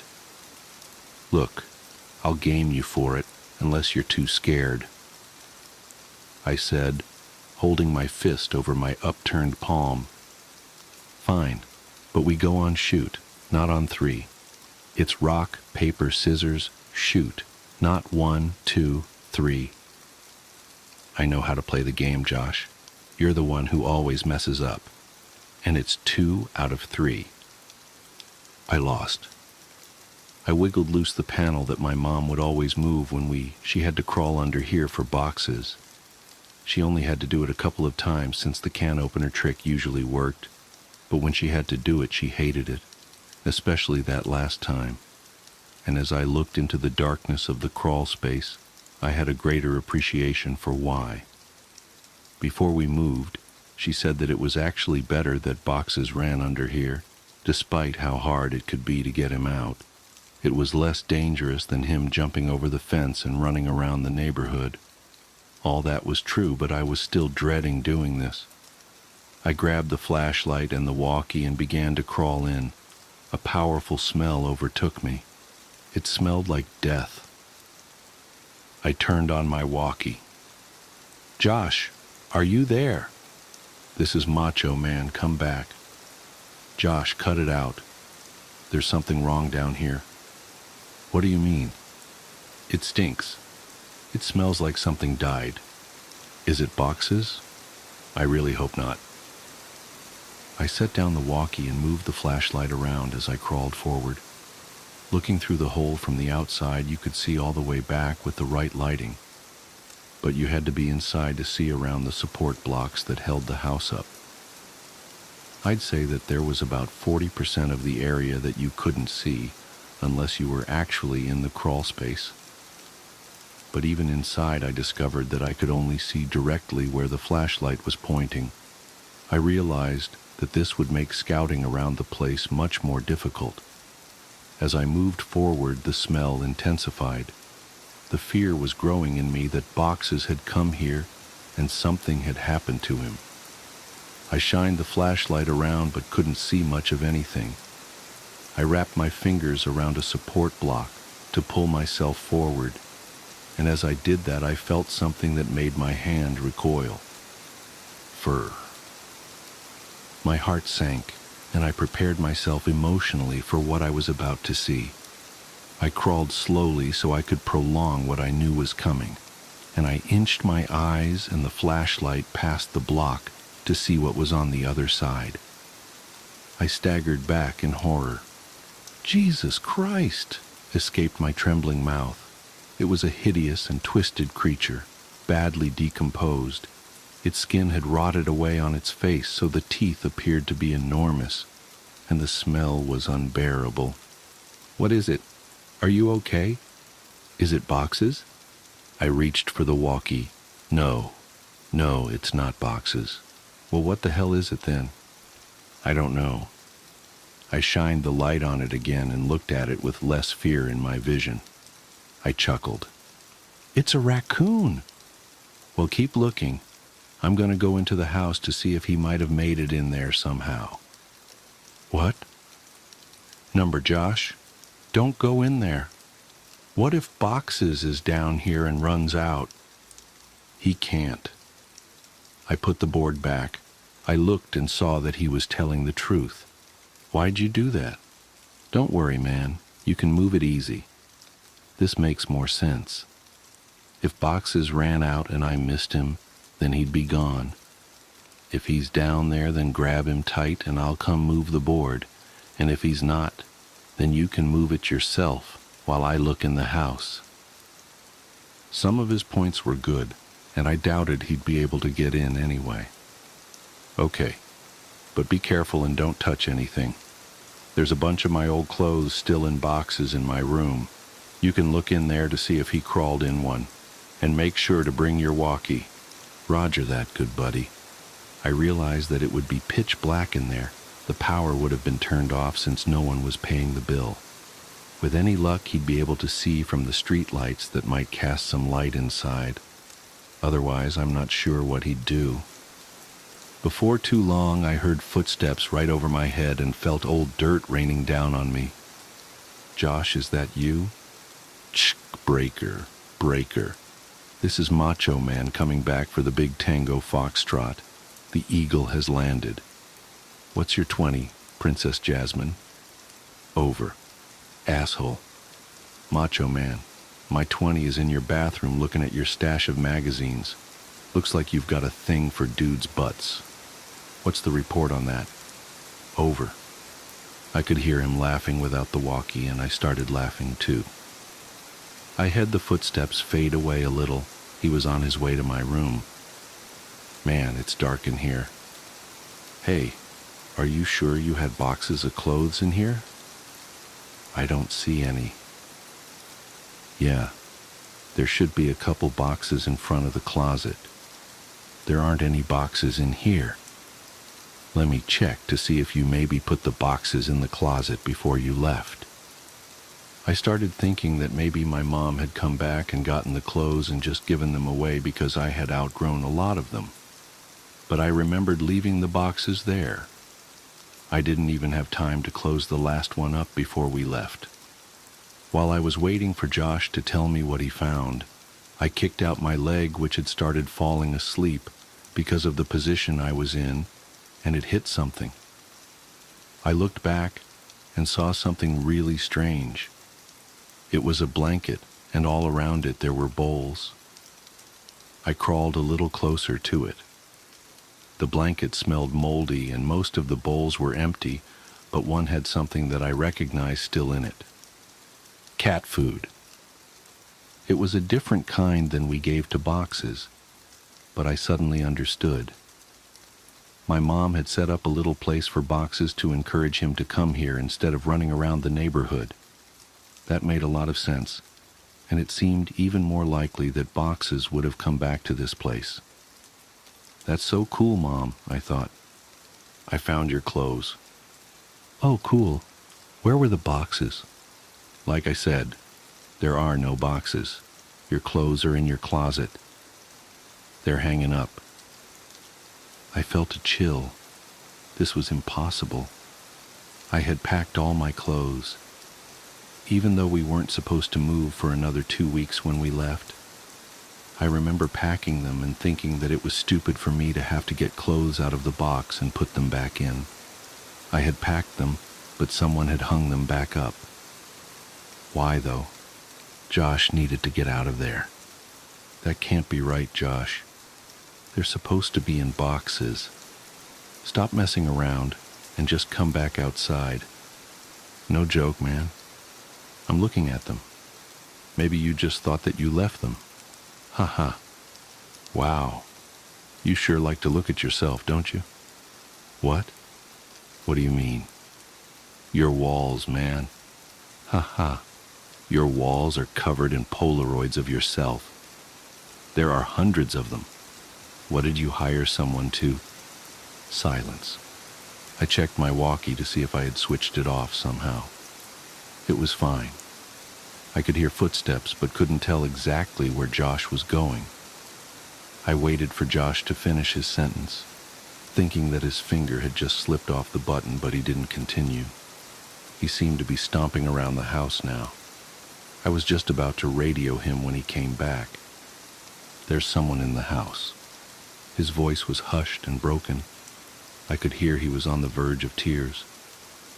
I wanted to respond, but how loud was his walkie turned up? What if the other person heard it? I said nothing and just waited and listened. What I heard were footsteps, heavy, dragging footsteps, and then a loud thud. Oh, God! Josh! He had been found, I was sure of it. This person had found him and was hurting him. I broke out in tears. He was my only friend next to boxes. And then I realized, what if Josh told him I was under here? What could I possibly do? As I struggled to compose myself, I thankfully heard Josh's voice through the walkie. "He's got something, man. It's a big bag. He just threw it on the floor. And, oh God, man. The bag, I think it just moved." I was paralyzed. I wanted to run home. I wanted to save Josh. I wanted to go for help. I wanted so many things, but I just lay there, frozen. As I lay unable to move, my eyes focused on the corner of the house that was right under my room. I moved my flashlight. My breath hitched at what I saw. Animals, dozens of them, all of them dead. They lay in piles all around the perimeter of the crawl space. Could boxes be among these corpses? Was this what the cat food was for? Seeing this broke my shock, as I knew I had to get out of there, and I scrambled to the board. I pushed on it, but it wouldn't budge. I couldn't move it because it was wedged in there, and I couldn't get my fingers around it since the edges were outside. I was trapped. "God damn you, Josh," I whispered to myself. I could feel thunderous footsteps above me. The house was shaking. I heard Josh scream, and it was matched by another scream that wasn't full of fear. As I continued pushing, I felt the board move, but I knew it wasn't me who was moving it. I could hear footsteps above me and in front of me, and shouting and screaming, filling the brief silences between the footsteps. I moved back and held my walkie ready to try to defend myself, and the board was thrown to the side and an arm shot in and grabbed for me. "Let's go, man. Now." It was Josh. Thank God. I scrambled out of the opening holding the flashlight and the walkie. When we got to the fence, we both jumped it, but Josh's walkie fell. He reached for it, and I told him to forget it. We had to move. Behind us, I could hear yelling, though they weren't words, only sounds. And we, perhaps foolishly, ran for the woods to get back to Josh's quicker and be somewhat harder to follow. The whole way through the woods, Josh kept yelling, "My picture! He took my picture!" But I knew the man already had Josh's picture from all those years ago at the ditch. I suppose Josh still thought those mechanical sounds were from a robot. We made it back to Josh's house and back into his room before his parents woke up. I asked him about the big bag and if it really moved, and he said he couldn't be sure. He kept apologizing about dropping the walkie at the house, but obviously that wasn't a big deal. We didn't go to sleep and sat peering out the window waiting for him. I went home later that day, as it was about 3 a.m. already. I told my mom the basics of this story a couple days ago. She broke down and was furious about the danger I put myself in. I asked her why she made all those things up about bothering the new owners to stop me from going. Why did she think the house was so dangerous? She became irate and hysterical, but she answered my question. She grabbed my hand and squeezed it harder than I thought her capable of, and locked her eyes to mine, whispering as if she was afraid of being overheard. Because I never put any fucking blankets or bowls under the house for boxes, You weren't the only one to find them. I felt dizzy. I understood so much now. I understood why she had looked so uneasy after she brought boxes out from under the house on our last day there. She found more than spiders or a rat's nest that day. I understood why we left almost 2 weeks early. I understood why she tried to stop me from going back. She knew. She knew he made his home under ours, and she kept it from me. I left without saying another word and didn't finish the story for her, but I want to finish it here. For you. I got home from Josh's that day. I threw my stuff on the floor and it scattered everywhere. I didn't care, I just wanted to sleep. I woke up around 9 p.m. to the sound of boxes meowing. My heart leapt. He had finally come home. I was a little sick about the fact that if I had just waited a day, none of the previous night's events would have happened, and I'd have boxes anyway, but that didn't matter. He was back. I got off my bed and called for him, looking around to catch a glint of light off his eyes. The crying continued and I followed it. It was coming from under the bed. I laughed a little, thinking I had just crawled under a house looking for him, and how this was so much better. His meows were being muffled by a shirt, so I flung it aside and smiled, yelling, "Welcome home, boxes." His cries were coming from my walkie-talkie. Boxes never came home.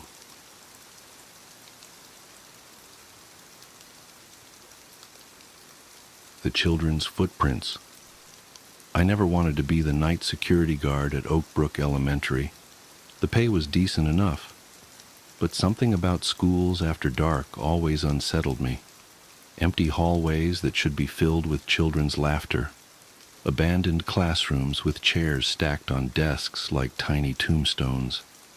It all felt wrong somehow. But I needed the work, and Oak Brook was desperate for someone to take the position after the last 3 guards quit within weeks of starting. I should have asked why. The school itself was brand new, all gleaming windows and fresh paint, built on the foundations of the old Oak Brook that had burned down in 1964. The townsfolk didn't talk much about the fire. When I asked around during my first week, people would get this strange, distant look in their eyes and change the subject. I eventually pieced together that it had happened during school hours, but beyond that, the details seemed deliberately buried. My first month on the job was uneventful. I'd make my rounds every couple of hours, checking doors and windows, occasionally shooing away teenagers trying to break in on a dare. The nights were long and quiet, filled only with the subtle creaks and groans of the building settling. Then the first snow fell. I remember that night clearly, December 12th, just past midnight.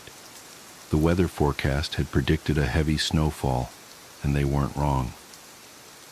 I watched from the security office as thick flakes drifted down, coating the playground equipment in pristine white. The fluorescent lights from the building cast long shadows across the untouched snow, creating an almost ethereal scene. At 2 a.m., I did my usual round. Nothing seemed out of place until I reached the east wing.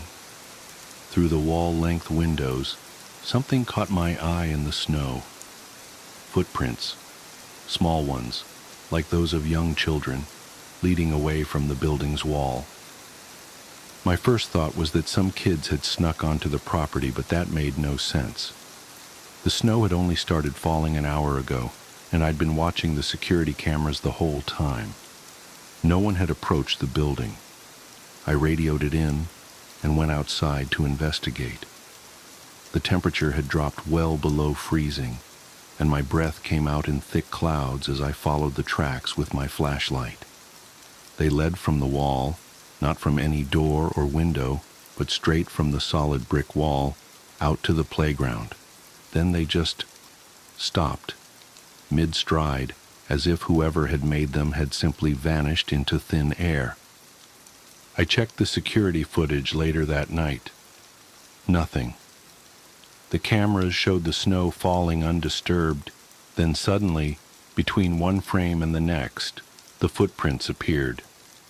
I convinced myself it was some kind of trick of the light, or maybe wind patterns in the snow.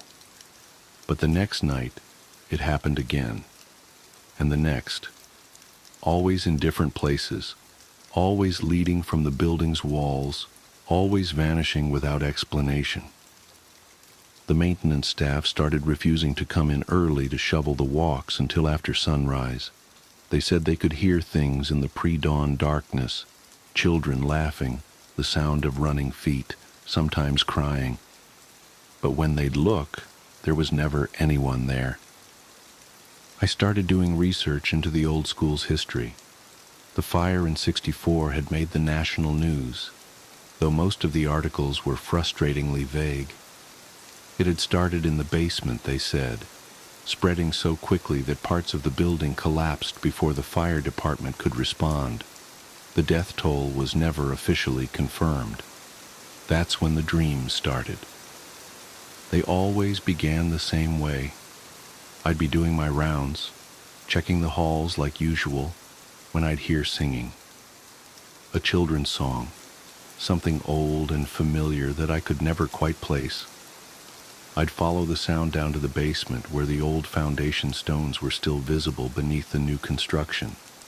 The singing would get louder, and I'd realize it was coming from behind one of the walls. Then the screaming would start. I'd wake up in a cold sweat, the phantom smell of smoke in my nostrils.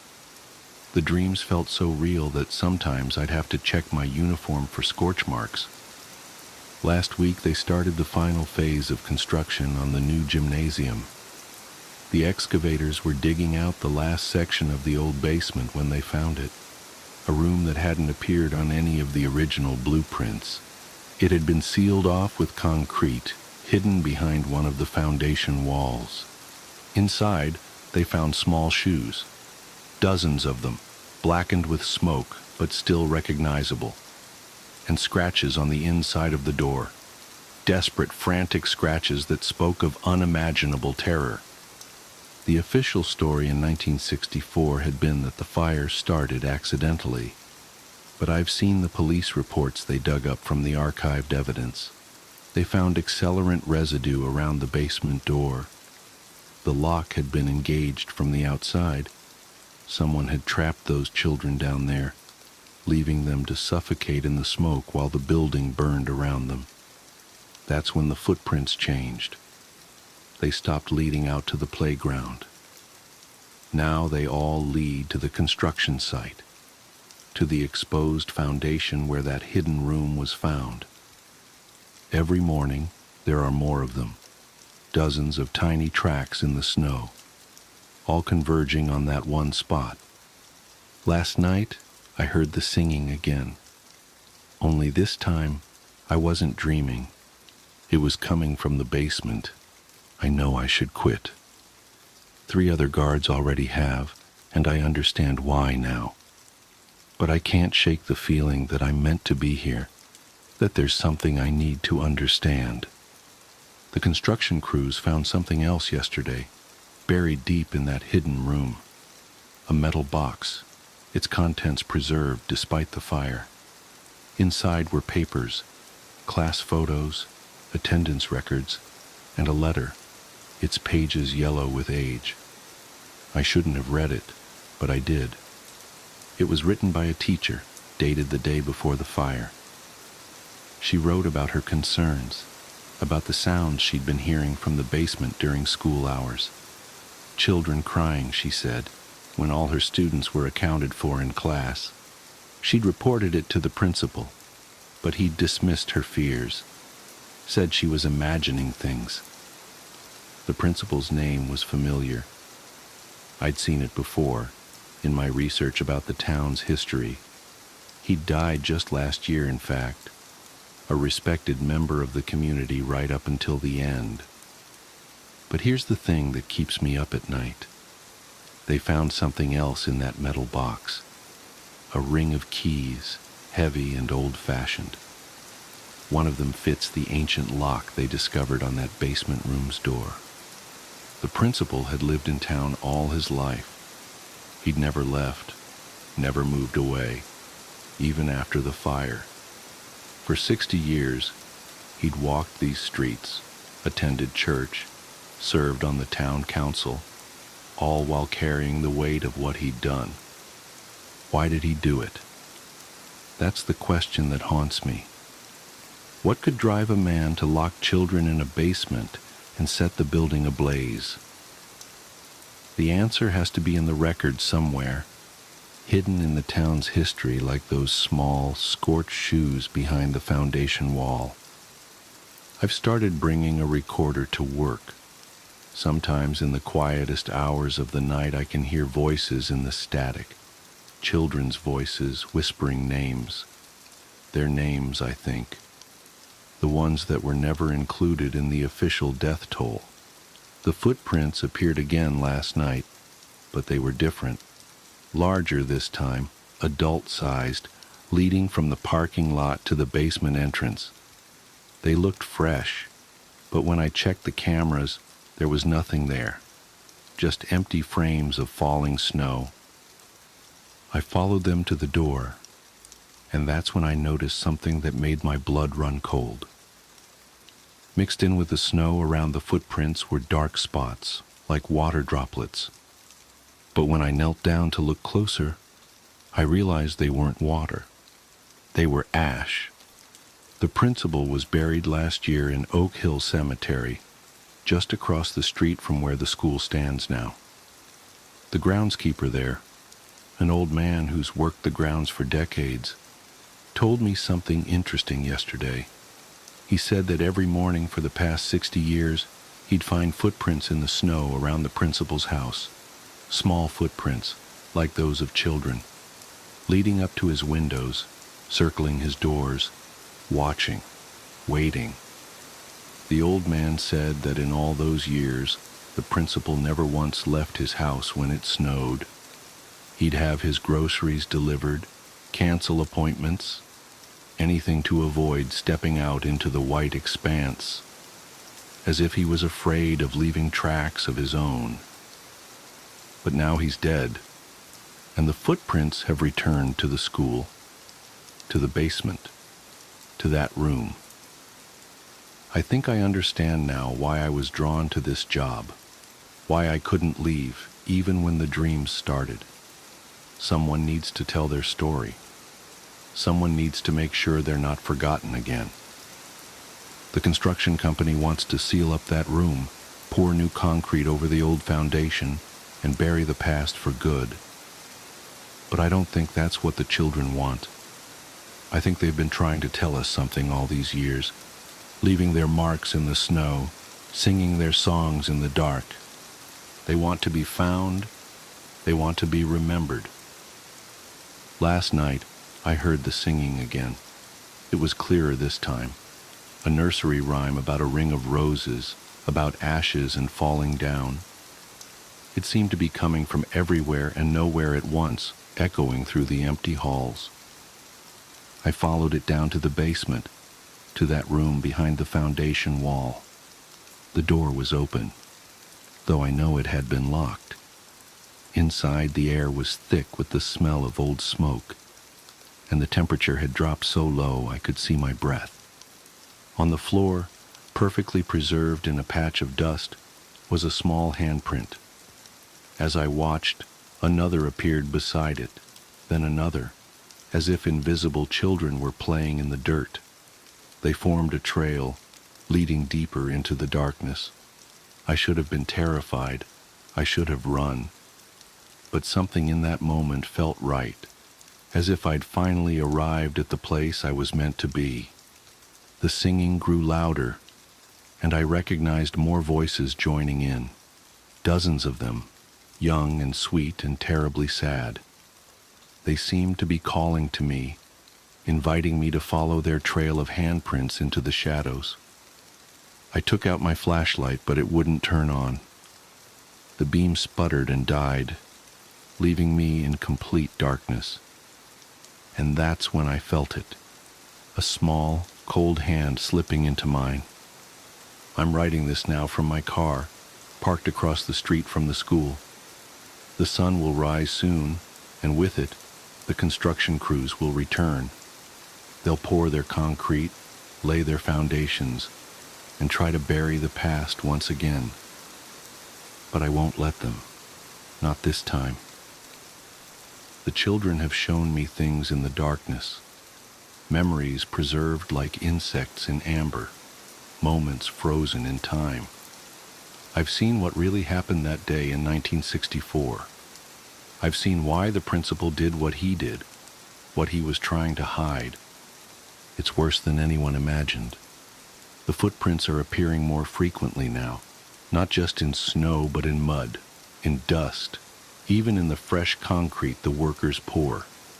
They're getting stronger, more numerous, as if the children know their time is running out. But they're not just victims anymore.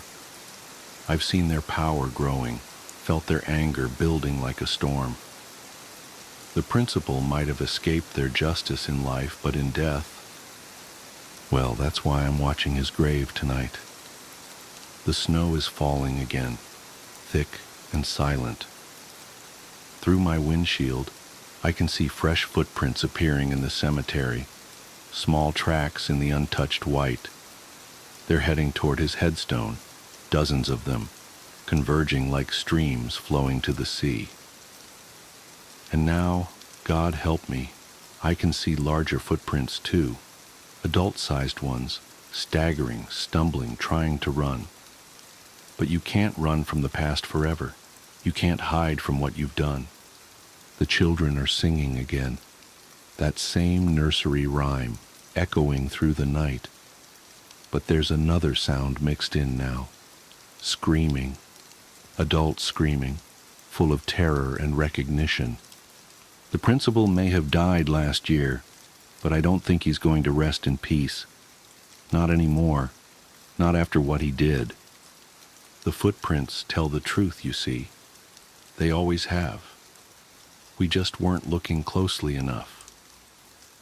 I know what I have to do now. The children have shown me. There are others who knew, others who helped hide the truth. Their names are written in ash and shadow, preserved in the memories of those who cannot rest. Tomorrow I'll start visiting them.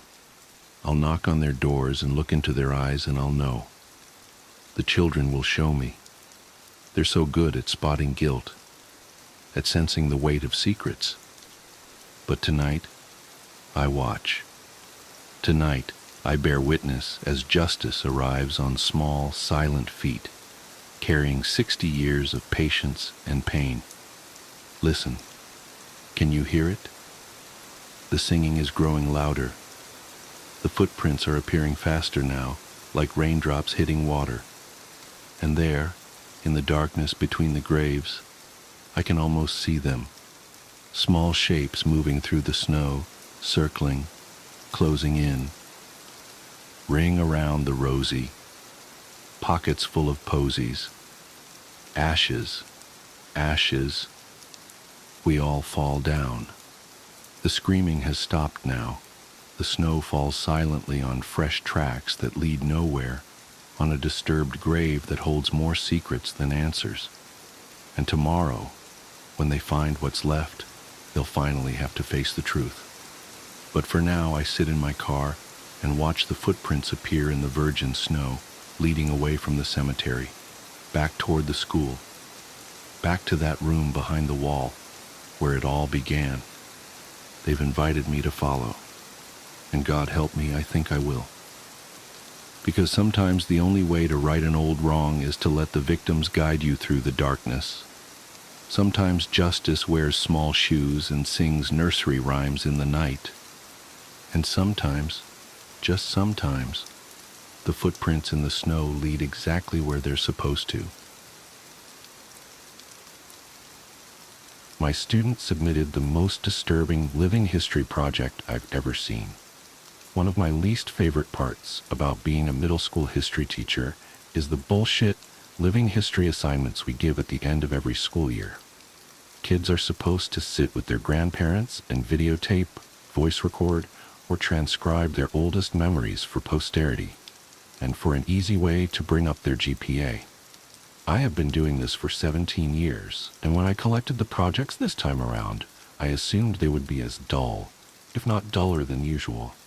This had not been a particularly bright class, so I went home, poured myself a glass of wine, and prepared for a long night of, I only owned 2 pairs of pants when I was your age, and my brother got beat with a newspaper for hitting a baseball into a neighbor's yard.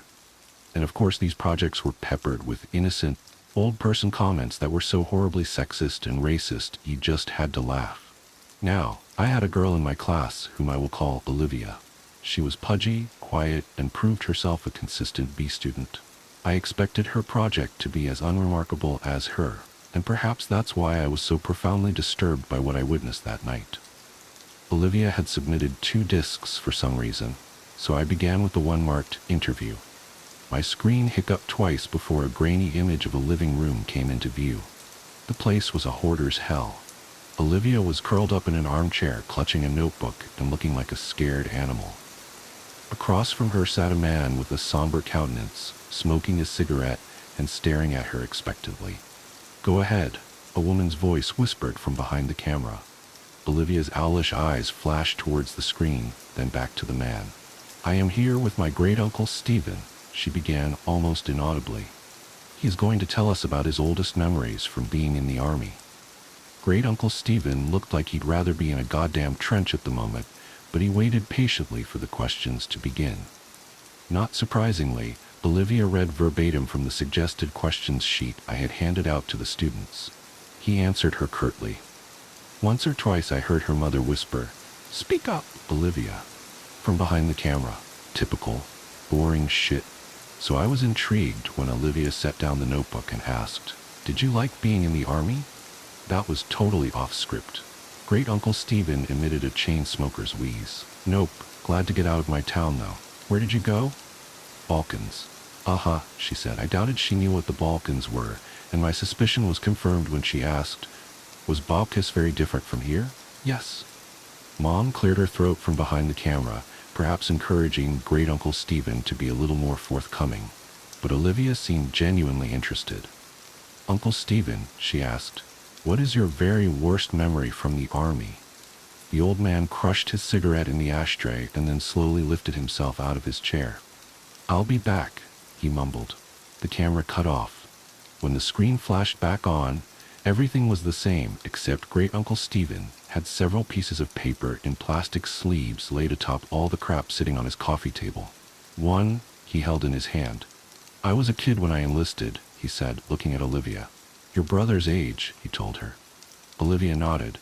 "I never saw combat. Both of my deployments were to cities in Eastern Europe that had been destroyed by civil wars.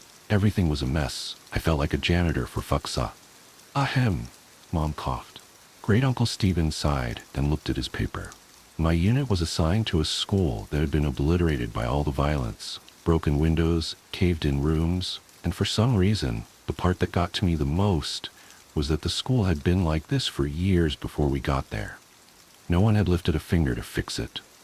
I saw kids walk by it on their way to go beg for money or whatever shit they did." The camera dipped towards the floor as I heard Mom whisper harshly at Great-uncle Stephen. I couldn't make out what she was saying, but it wasn't hard to imagine. "Do you want to hear this goddamn story or not?" I heard him bark in response. "Then you better let me tell it how I want." "Mom," Olivia chimed, "please stop interrupting. Are you presenting this in front of the class?" "No, Mom, we're just handing it in to the teacher." "I'm sure he's heard the word shit before." Great-uncle Stephen contributed helpfully. I wasn't a he, as a matter of fact, but other than that, the statement was accurate. The camera was lifted, and after a couple of blurry focus adjustments, the shot was the same as before. "Ah, I'm talking too much anyway," he grumbled. He lifted the piece of paper in his hand close to his face. "In the basement, I found this letter. I didn't know what it said, but I had a buddy of mine translate it, so I'm going to read it now. And then I'll tell you what I saw in that basement." A chill ran down my spine. Mom zoomed in to Great-uncle Stephen and his letter. His palsied hands trembled as he held up the paper. This is what he read. "Dear Sir, I never loved my country. So many of these skirmishes are born from patriotism, a power struggle for the shards of a once great empire. But I do not care what name my home has on a map. This fighting is senseless, and I stay as far away from it as I can. It was not these attacks and disorganized violence that took the lives of my wife and child. It was illness. Mercifully, it happened quickly for the baby. Nadja suffered for longer.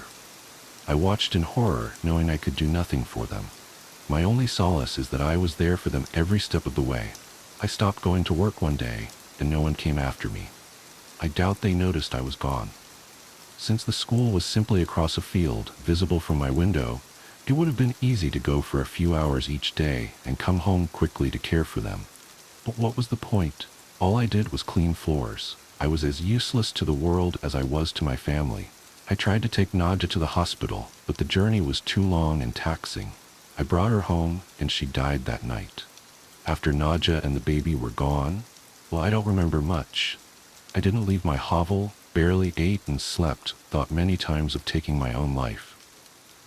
Tempting though it was, I felt paralyzed by my own helplessness. The one thing that kept me sane was my radio. I never turned it off once, even though I didn't listen to the words being said. In fact, the channel I got the clearest was in English, I think, which I don't speak a lick of. But the voices, the music, and the true knowledge that life existed beyond this violent city sustained me. I have no idea how long passed before I saw the light of day again. I was dizzy from hunger, so finding food was my priority. My radio came with me, of course. Since I first holed myself up, it has gone everywhere with me. It talks to me as I sleep and as I wake. I don't know what it's saying, but I know I would die without it. Once I had some water and food, it occurred to me that the only thing left to do was go back to work. So I did. The following morning, I simply returned to the school where I was a janitor and got back to work. Nobody made a big deal out of it. Like I said, Nadja had been sick for a long time, and those who worked at the school knew it. I appreciate that no one had pestered me to come back to work during the hardest days of my life. The teachers never said much to me, but we smiled at each other in the halls, and that mutual respect was perhaps the reason I decided to come back at all. The place had gone to the dogs without me, so I simply grabbed my broom and rags from my closet and set to cleaning. Everyone is grateful to have me back, I know. And the best part is that nobody minds my radio. I bring it with me everywhere and keep the volume low enough not to disrupt the students. No one has ever complained. In fact, I suspect they like it. The schoolhouse is not very big, but does require a lot of maintenance. The floors are always sticky and stained, so I spend most of my time mopping. Kids make messes. I guess that's why I'm still in business. Sometimes I have to move things around to make sure I get every spot on the floor beautiful and clean. But I take pride in that. And the repairs. The school always needs tune-ups here and there, and I am happy to help. Some days I'm reconstructing a desk that broke as I whistle along with the radio. Other times I handle more serious structural issues. Days when I have work like this, I feel truly instrumental, like a cog in a larger machine. How could this school survive without me? It took me a long time, but I once again feel that I have purpose. There is a larder behind the school that is full of preserved food. In lieu of payment, I am allowed to take as much food as I need. That arrangement is fine.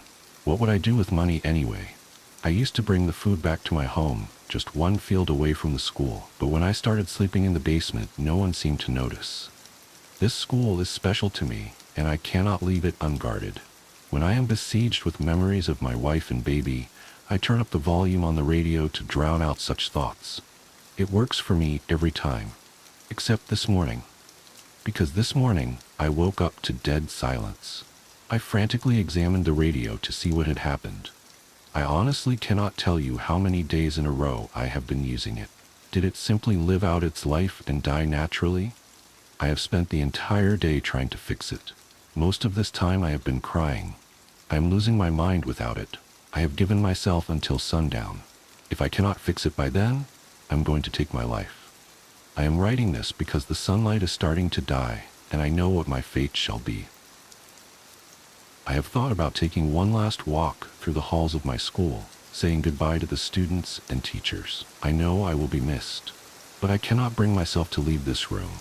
I cannot go anywhere knowing that my radio is dead in here. There are no more tears in me. It feels now like I can't catch my breath. I vomited what little food I had in my stomach, and I'm growing dizzy again, like I did after Nadja died. I am not long for this world. But before I take my life, I have closed the door to this room and stuck a chair beneath the handle.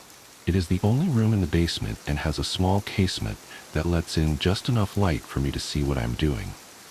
If anyone is kind enough to come looking for me, they should not be met with this gruesome sight. Perhaps they will see the door is blocked, smell my rotting body, and simply forget I ever existed. But I have placed both my radio and this note outside the door. Kind sir, if you're reading this, I have one humble request. Please fix it.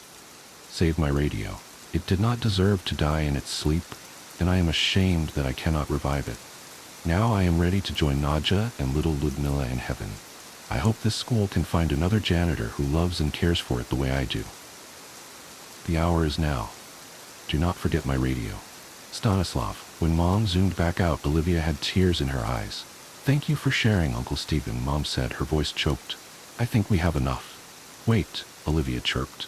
He said there's more. What did you find? Before Great Uncle Stephen could open his mouth, the image disappeared. My jaw dropped. Was that it? What did Great Uncle Stephen see? I promptly remembered that there was a second disc. This one was unmarked, but I hoped it contained the rest of the interview. There was no video, only audio. The voice that started up was Olivia's. Hi, Miss Garrity. I'm sorry about my mom, but she refused to record the rest of what my uncle was saying. But I asked him to continue and secretly recorded the story as a voice memo on my phone. I remember you said earlier this year that history is written by the people who win wars. She sucked in a breath and commenced crying. But everyone's history is important, even if they are sad, pathetic people, and even if they never won a single thing in their life. I haven't slept through the night since I finished this project, but you have to hear what my uncle has to say. There were tears in my eyes, too. The sincerity of her words was beautiful. I was also flattered that she had remembered some trite phrase I threw around because it was what my history teacher said to me. Before I got too sappy over it, the audio began again. Fine, came Mom's frustrated voice. If you want to hear the rest of the story, fine, but this is not appropriate for a school project. Let me finish, Great Uncle Stephen snapped.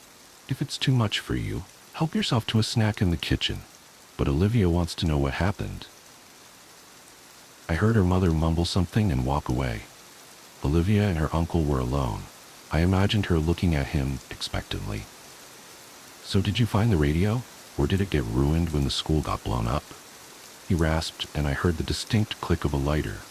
That letter, he began slowly, had a date on it. What date? She inquired hungrily. It was dated 2 weeks before we started rebuilding the school. Didn't you say the school had been destroyed like 2 years ago? Yes, replied Great Uncle Stephen. It had been. There was silence as I felt goosebumps on my arms. The images that came to my mind were almost too overwhelming to express, but Great Uncle Stephen put them into words effortlessly. Clearly he had spent his whole life thinking about it. This man, this Stanislav, went to a vandalized, falling-apart schoolhouse and cleaned up blood and rubble like it was spilled drinks and dust. He smiled at dead bodies in the hallway and believed they were smiling back at him because they liked his radio. He moved around corpses so he could sweep the ground under them. The roof was half collapsed, so when it rained, he must have gotten soaking wet, but was so oblivious that he didn't even feel a thing. I could hear Olivia crying steadily. I found the larder he was talking about. It was all pickled, preserved food that probably tasted like shit. Most of the stuff was moldy. Did you see the dead body? Yes, hanging from the ceiling, but still amazingly lifelike. He wasn't rotting away. This hadn't happened years ago. Did he look peaceful? She asked, a chord of desperation in her voice. Couldn't tell you. The smell was rank, and his face was blue and his eyes were bulging like this. I imagined him demonstrating. And the radio? Olivia wept. I heard Great Uncle Stephen take a long drag of his cigarette. It was there, and it was still on. We weren't allowed to talk to women. I was born into one of those old families of the South.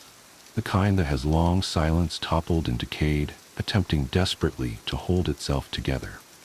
We'd had money once, as evidenced by the grand old buildings that sat on our property, but the old barns and guest houses sat empty and abandoned, choked with cobwebs and weeds and Spanish moss.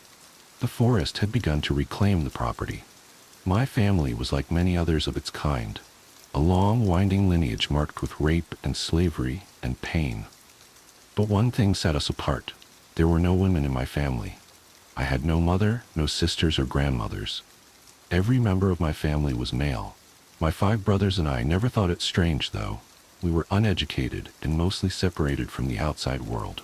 Our days were spent laboring on the decaying property, all of our efforts inevitably useless. When we weren't plucking weeds or clearing out the decades of trash from the various buildings, we played. The quasi-wilderness of our home was a perfect stage for our games. My father was a kind man, but strict. Our self-contained life came with a strange set of rules. There was a chapel on the property, a small white thing half hidden in the woods. It was in better condition than anything else, due to my father's doting care. We were not allowed inside the chapel without him, however. A padlock on the door prevented us from sneaking in. We were, on occasion, allowed to go to town. It was a half-hour walk through the woods to get there, and excursions were highly anticipated. There were conditions, though. We had to stick together, and we weren't allowed to talk to women. We could talk to men and other boys, but my father strictly forbade us from talking to women, girls, even old maids. He instructed us to say hello and good day and yes ma'am and thank you ma'am like good little southern boys. But other than that, not a word. This was weird, of course, but everyone in town seemed to abide by these rules as well. The women would give us curt nods and avoid us otherwise. It was so ingrained into our daily lives that none of us ever questioned it. It wasn't going to work forever, of course. My oldest brother, Jamie, started making eyes at the pretty girl who worked at the drugstore ice cream counter. She made eyes back. Soon, he was sneaking off to be with her during our visits. He would leave my brothers and I at the drugstore or the park, buying our silence with penny candy and ice cream. Jamie's little tryst didn't last long, though. Laszlo, the second youngest, had always been loose-lipped. One day when we came back from town, our father asked us what we did. Jamie snuck off? Laszlo blurted. He always goes and sneaks off to see that ice cream girl. Pa's face grew very pale. He turned to Jamie and seized him by the shoulders. Is that true? He asked in a voice that was much too quiet. You're seeing a girl? The tense silence hung over us. Jamie opened his mouth, closed it. Jamie, come join me on the porch, Pa said icily. My father never hit us, I want to make that clear. But when he was truly angry or upset, he had a way of talking that cut you to the bone, that made you feel like absolute dog shit. When I was really little and got in trouble, I would hide and cry for hours afterwards, consumed by guilt. Jamie and Pa went onto the porch. The rest of us dispersed throughout the house, the happy mood of the day soured. For a couple weeks afterwards, we beat on Laszlo especially hard and gave him the worst roles in our games. After that, he mostly kept his mouth shut. Jamie returned with a pale face. He didn't talk to any of us until the morning, where he tried to act like nothing had happened. I caught him alone that day. I tugged on his sleeve and asked him, "What did Pa say to you the other night?" Jamie looked down at me. His face suddenly seemed very old, but he gave me a weak smile and tousled my hair. "Not your business," he said. "Don't worry about it." I wasn't in the habit of displeasing my older brother, so I went along with my life. The next time we went to town, the ice cream girl batted her eyes at Jamie, but he stared straight away from her, and she frowned sadly. She wasn't as nice to us after that. There isn't much else to say of my childhood. It was unique, surely, but we had always lived our lives that way, and I was not the questioning type. Our existence continued rather uneventfully for years. My brothers and I cleaned old houses that would never be occupied, and weeded yards that would never be used. The forest grew in faster than we could pluck. Then came the day when Jamie turned 18. Birthdays were frequent in a family of 7, but turning 18, that was special, according to Pa. On the special day, Pa got us all up early and scrubbed our faces with a spit-wet cloth. He made us put on our best cloths, moth-eaten from disuse. He gave Jamie one of his old suits, and it hung baggy on his thin frame. Then we gathered in the chapel. Inside, the air was still and silent. I remember feeling disappointed at the sight of the perfectly normal interior. I always expected there to be some great terrible secret that my father was guarding. But it was just an old chapel. We sat in the front pew, all in a row. Pa and Jamie hung back at the door. They exchanged some quiet words and then began to walk. They marched arm in arm, staring stiffly ahead. They stepped in time to some silent rhythm. Slowly they made their way up the aisle. My father bent behind the pulpit, and the sound of creaking wood broke the terse silence. He had opened a trapdoor. Pa and Jamie, still arm in arm, descended into the door. Downstairs we couldn't see from our angle. My brothers and I sat uncomfortably in the pew, restless but still quiet. I felt a strange swelling sensation, like something enormous was happening that I couldn't comprehend. I channeled this by plucking wildly at the loose threads of my ill-fitting pants. My brothers and I sat nervously for a long while, until Pa emerged again, alone. He shut the trapdoor behind him. "Time to go home, boys," he said. I wanted to ask where Jamie was, but my tongue felt heavy. Instead, I fell into step behind him, and we made a solemn procession back to the rotting mansion where we lived. Jamie was there the next morning, snoring in his bed next to mine. We all scrutinized him for some change, but he was the same Jamie he'd always been. The only answer to our questions we received was a hard sock in the arm when we bothered him too much. A few months later, Pa came into our room in the middle of the night. I had been lying awake, but I pretended to sleep as he quietly roused Jamie and led him out the door. I dozed very lightly, only to be reawoken when I heard them coming back up the stairs. Jamie made his way to his bed slowly. In the faint moonlight, I could see that his shoulders were shaking. He crawled under the covers. I could hear the muffled sound of him sobbing. After that, Jamie was different. He was withdrawn and angry. He stopped playing with us and was quick to yell. There was an angry tension between him and Pa. Even as young as I was, I knew the change had something to do with that strange place in the chapel. I wouldn't have to wait long to find out the secret of our family. After all, I was the second oldest. My birthday came that November. I remember every second of that day. Pa woke me before my brothers. He brought me into the master suite where he spent the nights of his lonely existence.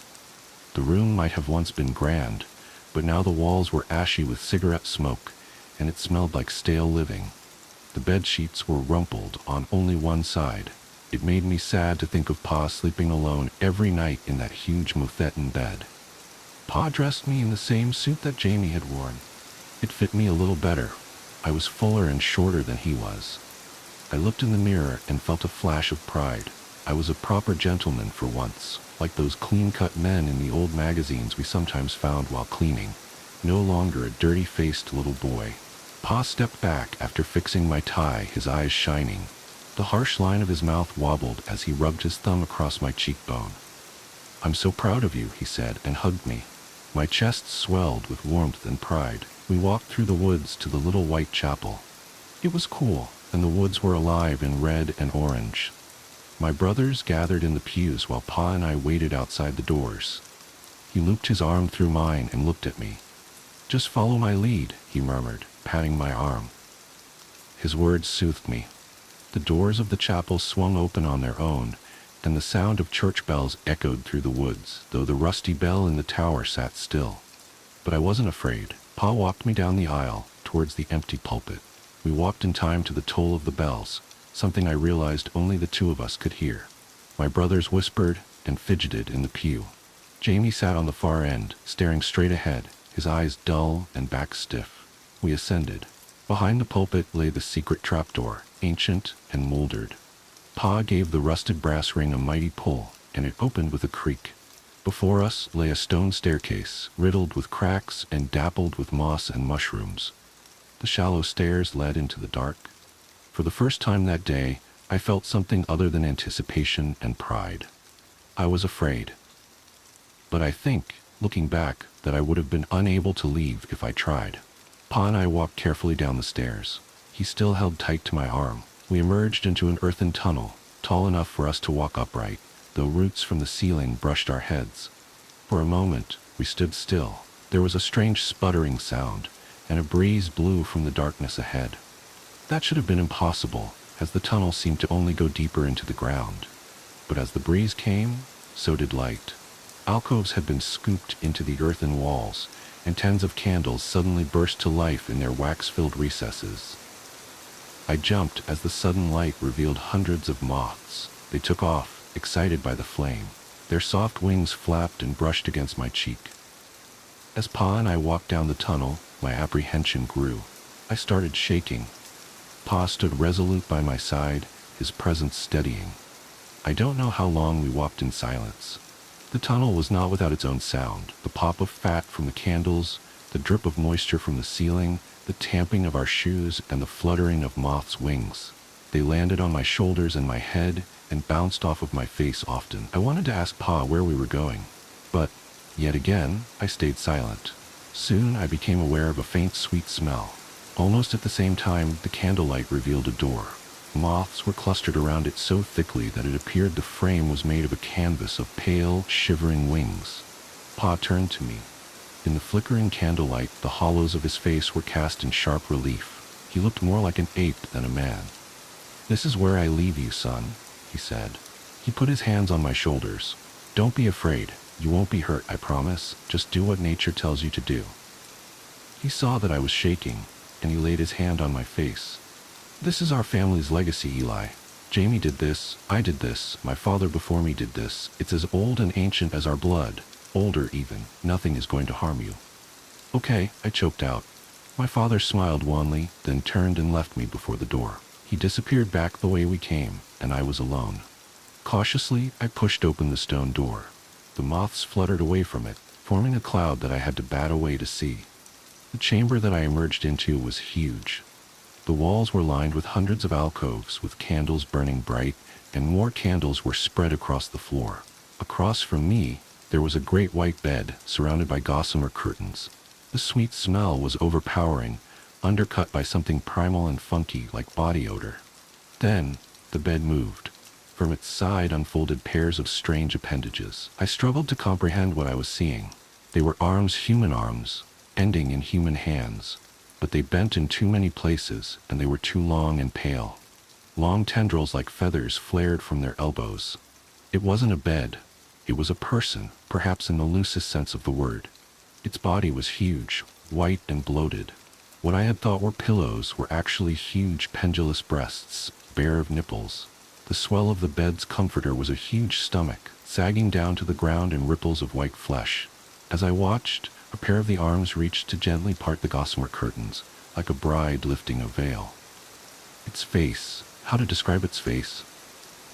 Once, cleaning trash out of our house, I found an old china doll.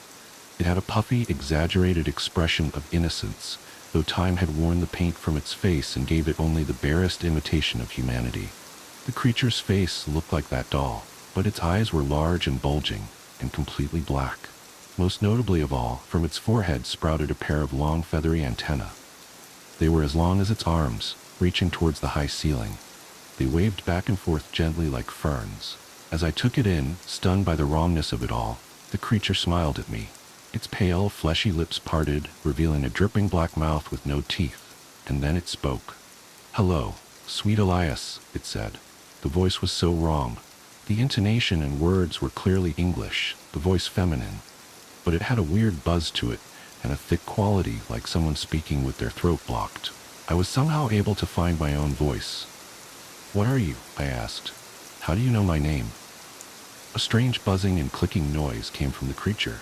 The fat on its body rolled like waves, and the toothless mouth gaped wider. It was laughing. "I am you," it said. "You are the fruit of my loins. I birthed your brothers, and your father, and your father's father, and his father before him. I know every inch of you, your flesh, for it grew and pupated within me. Now the time has come for you to give of yourself, so I may have your son." I understood almost immediately. I felt a mix of horror and revulsion, but it was far off, suppressed. The sweet smell filled my nostrils. It made my head swim. My skin was hot and itchy in the ill-fitting suit. I should have been terrified. I should have been disgusted. I am, in retrospect. But I was under the spell of the creature. the scent of its pheromones too powerful for my brain to comprehend. In that moment, I knew that my body served a singular purpose, and I knew what that purpose was. Then I was before the creature. Its many arms petted my hair, my body, my face, the soft feathers tickling me. It cooed and spoke to me as I climbed on top of it, my body sinking into its soft and yielding flesh. I lay on its stomach, its bosom as my pillow. Lying against its skin, though it was tacky like dough, I felt a comfort I had never known, nor have ever known since. I was safe. I was swaddled. I was loved. It wrapped its spindly arms around me, its buzzing words of encouragement burrowing into my brain like worms. And then I began to move my hips, and I was in heaven. I'll spare you the mechanical details of that coupling. Me recalling having sex with a moth monster, who was also apparently my mother and grandmother, is just as traumatizing as you reading about it. But what I must say is that I have never felt pleasure like that since. I have never once felt so held, so loved, and so safe. I know now that I wasn't in my right mind, and recalling it makes me nauseous. But there are still nights I jolt awake feeling a ghost of that heavenly pleasure. And for a moment I grieve that I'll never feel it again. I don't know how long I was in the chamber with that thing. I vaguely remember dressing myself slowly, still drunk from the pheromones in the air. I remember the creature rubbing its belly as I left, followed by a cloud of moths. I slept dreamlessly for hours and hours. Over dinner I made eye contact with Pa as I was shoveling spaghetti into my mouth. He beamed at me proudly and I felt good. But Jamie was looking at me also. He didn't return my smile, his mouth now permanently set in a grim line. As the encounter with the moth creature faded like a dream, Jamie continued to bother me. Hadn't he experienced the same heavenly pleasure I'd had? Sure, there were lingering dregs of fear, even disgust at what I'd done, but if everyone in our family had done it, what was the harm? It was our legacy, after all. More time passed, and my confusion turned to anger. Jamie barely interacted with us anymore. Did he think he was better than us? Did he think that his feelings made him separate from the family, somehow? I never got the chance to confront him. He came to me. It was about 5 months after my 18th birthday. Life had continued as normal. But one morning when we woke up, there was a strange feeling in the air. I made a comment about it to my brothers, but they just looked at me blankly. As we went about our chores, I felt strangely happy. We were walking out of one of the old guest houses when Jamie grabbed me roughly by the arm and pulled me away. He was nearly nose to nose with me, and his eyes were bright and wild. "You listen good now, Eli," he hissed. "Why the hell do you think Pa never let us talk to the girls in town?" I looked at him in confusion. "That thing in the chapel," he continued. "It doesn't want outside competition. It gave birth to all of us. Boys, but it can't control the gender of the baby it makes. Why do you think there's no girls in our family? What do you think happens when one is born?" The beginnings of dread began to creep up from my stomach. "Yours is coming today," Jamie continued, his mouth turned into a scowl. He let go of the vice grip on my arm. "And for your sake, I hope it ain't a girl." His face fell. I wasn't so lucky. Before I could say anything, he was gone, stalking off after the rest of our brothers. I stood staring after him. As night came, my dread grew. Gone was my pleasant mood from before. Night found me sleepless, and I stared at the ceiling for hours. When the door creaked open, I knew it was Pa. He came to my bedside and motioned for me to join him. We made our way through the dark woods to the chapel. The bad feeling was everywhere, soaked into the very air. The creatures of the night were silent, and it was cold. The chapel stood a white smear in the darkness. We went inside. The floorboard seemed to vibrate, and when Pa opened the trapdoor, I heard it. A terrible buzzing wail, full of anger and pain, punctuated by inhuman squeaks and growls. I had heard the sounds of animals in pain before. This was like some sort of horrible symphony of all of those cries. I recoiled at the sound, standing rooted to the spot. I looked at Pa to see if my horror was reflected in his face. It was, to some extent, but over it lay a veneer of hardness. I realized then that whatever was happening was no mystery to him. He had probably experienced it 100 times before. He took my arm and practically dragged me down the tunnel. The moths were flapping around wildly, diving at us and bouncing off the walls. A few of them flew into the candle flames, their feathery wings burning as fast as paper. The screaming got louder. We came to the chamber. The creature was in the same spot, but this time its body was rippling like a wave. Some of its arms were braced on the walls and floor. The sweet smell was gone, replaced by that of blood and viscera. The creature's puffy doll face was twisted in a horrifying mask of pain and rage. Spittle flew from its black mouth as it wailed, the sound bouncing around the chamber. Its antennae swiveled wildly around its head, every feather twitching and shaking. At the sight of us, its pallid face contorted further. "Levi," it bellowed my father's name. "What have you wrought? The fruit of your loins beget me only curses." I was transfixed by the creature's rippling body, bile rising in the back of my throat. It was pushing something out, I realized. A dark puddle was forming on the floor beneath it. My father moved towards the creature like he meant to comfort it. A pair of arms sideswiped him with surprising strength, sending him careening into the wall. He tripped over the candles. The creature let out a deep, throaty groan. Its body gave one more powerful ripple, and there was a wet noise as something dropped to the floor of the cave. What lay before me was, essentially, a cocoon. It was roughly watermelon-sized, white, and it glistened with fluid in the light. The creature's screams died into rattling breaths. As I watched, the cocoon began to tremble. A tiny red fist tore its way through the gauzy membrane. From the hole, I heard a cry, weak and plaintive. It was a baby. Something came over me. I somehow knew that the baby was mine. I'm sure others can tell better stories of parental instincts kicking in, but that's what happened to me at that moment.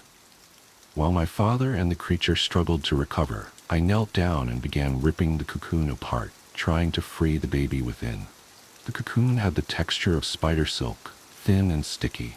It dissolved at my touch. Soon the baby was free. Its skin was red and blotchy, and it looked like a lumpy potato. But its face and cry were wholly human, and as I held it in my hands, I could feel the very gears of the world turning. My fate was changing. "Elias," the creature rasped. I looked up at it. Its expression had relaxed, its black eyes grown wide and shining, reflecting the candlelight. Its antennae had calmed, resuming their slow and gentle waving. It reached its nearest pair of arms out to me. "Bring it to me," it demanded. I lifted the baby in front of me and realized with sudden dread that something on it was missing. The baby was female. The creature's arms strained for the baby, and I instinctually clutched it to my chest. "Why?" I asked. "It is a usurper," the creature spat. "It is a curse, and the labor was long. I am hungry." It licked its lips, leaving behind a film of gray spit from a black tongue. Jamie's words came back to me then, and I realized that he was right. Pa had gotten to his feet. He clutched his side, clearly hurt, and his clothes were singed from candle flames. "Just give it to her, son," he wheezed. "It'll be over soon." I looked down at the baby. It was crying and squirming. It grabbed onto my shirt as tightly as it could, its little fist balling in the fabric. For the first time in my life, I made my own decision. I turned away from my family, and I ran. I held the baby tightly to my chest as I sprinted into the tunnel. My father called after me, but his voice was drowned out by a buzzing wail that grew in volume until it seemed a physical thing, a wave pushing me out. Moths bounced off my face. As I ran past the candles, they blew out, filling the tunnel with darkness. I thought I heard my father scream, a sound of terror beneath the creature's anger. I don't like to think about it. I left our property towards town, the baby still bawling loudly. Finally, I had to stop running, my lungs burning and my legs cramping. I have never been as afraid as I was limping through that dark forest. My daughter's cries a dead giveaway to any who would follow. But nothing did. I walked through the town, knocking on doors until someone answered. My daughter's sobs had tapered from a steady stream to quiet whimpers, and I knew she needed care soon. The ice cream girl answered the door, her hair mussed with sleep. She took in the sight of me, recognizing me immediately, and her eyes widened at the baby in my arms. "Please help us," I croaked. It was the first time I'd spoken to a woman, really spoken. Shirley's family took care of me for a while. They taught me how to care for my daughter, how to change diapers and prepare formula and burp her. I never left their house for fear of seeing my family. I was there for only a week or two. Then my daughter and I hit the road again. We went from town to town, surviving on the kindness of strangers.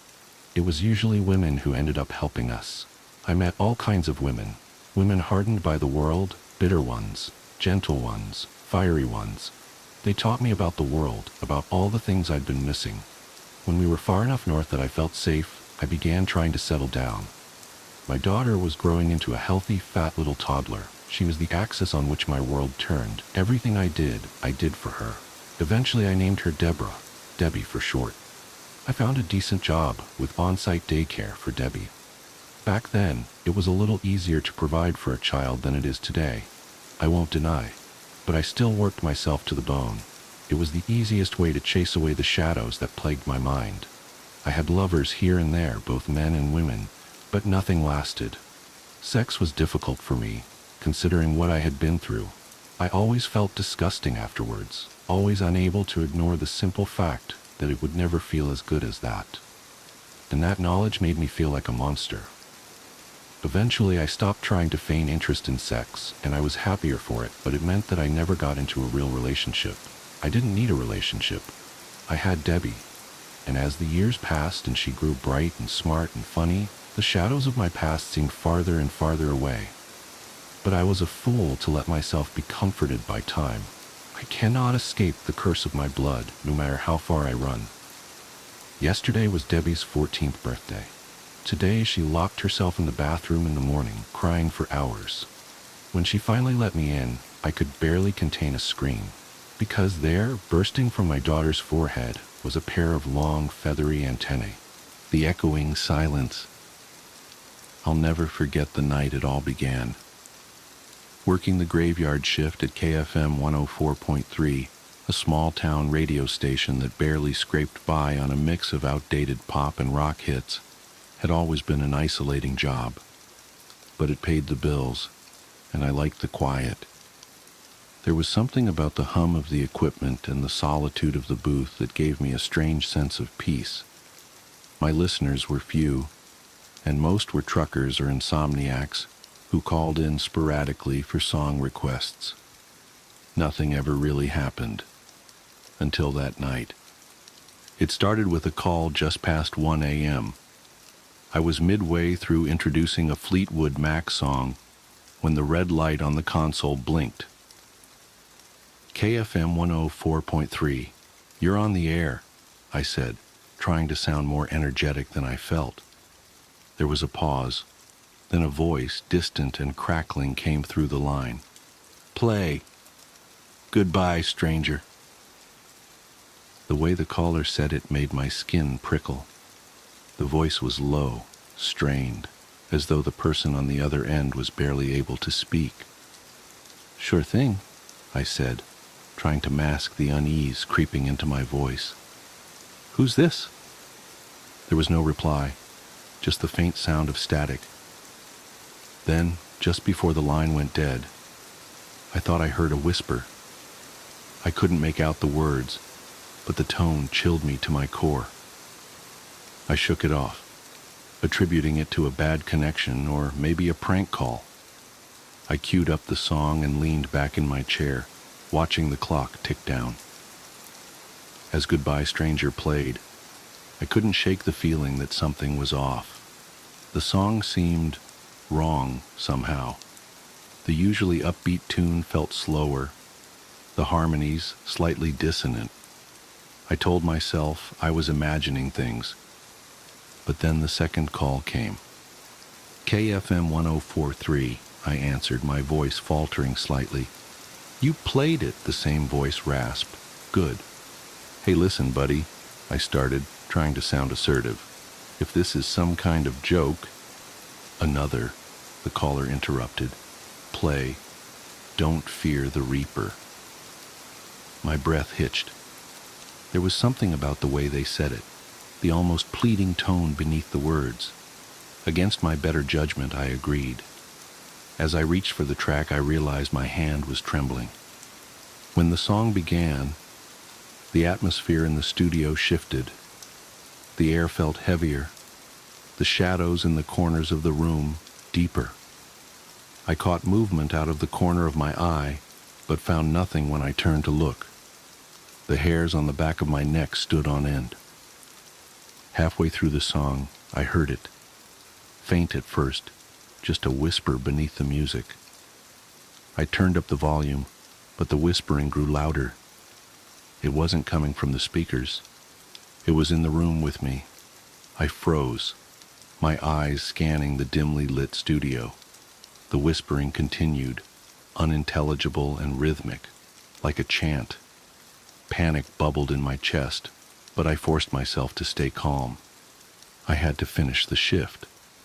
I couldn't afford to lose this job. The phone rang again. "What do you want?" I snapped, my composure cracking. "It's so dark," the voice said, more strained than before. "So cold. Help me." "Who are you? Where are you?" I demanded.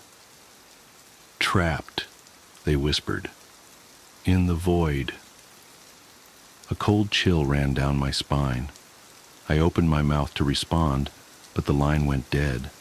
This time the static didn't fade immediately. It lingered, growing louder and more distorted until it erupted into a blood-curdling scream. I ripped off my headphones, my heart pounding in my chest. I considered calling the station manager, but what would I say? That I was being haunted by a caller? It sounded insane. Instead, I decided to push through the night. I wouldn't let a few creepy calls rattle me. But things only got worse.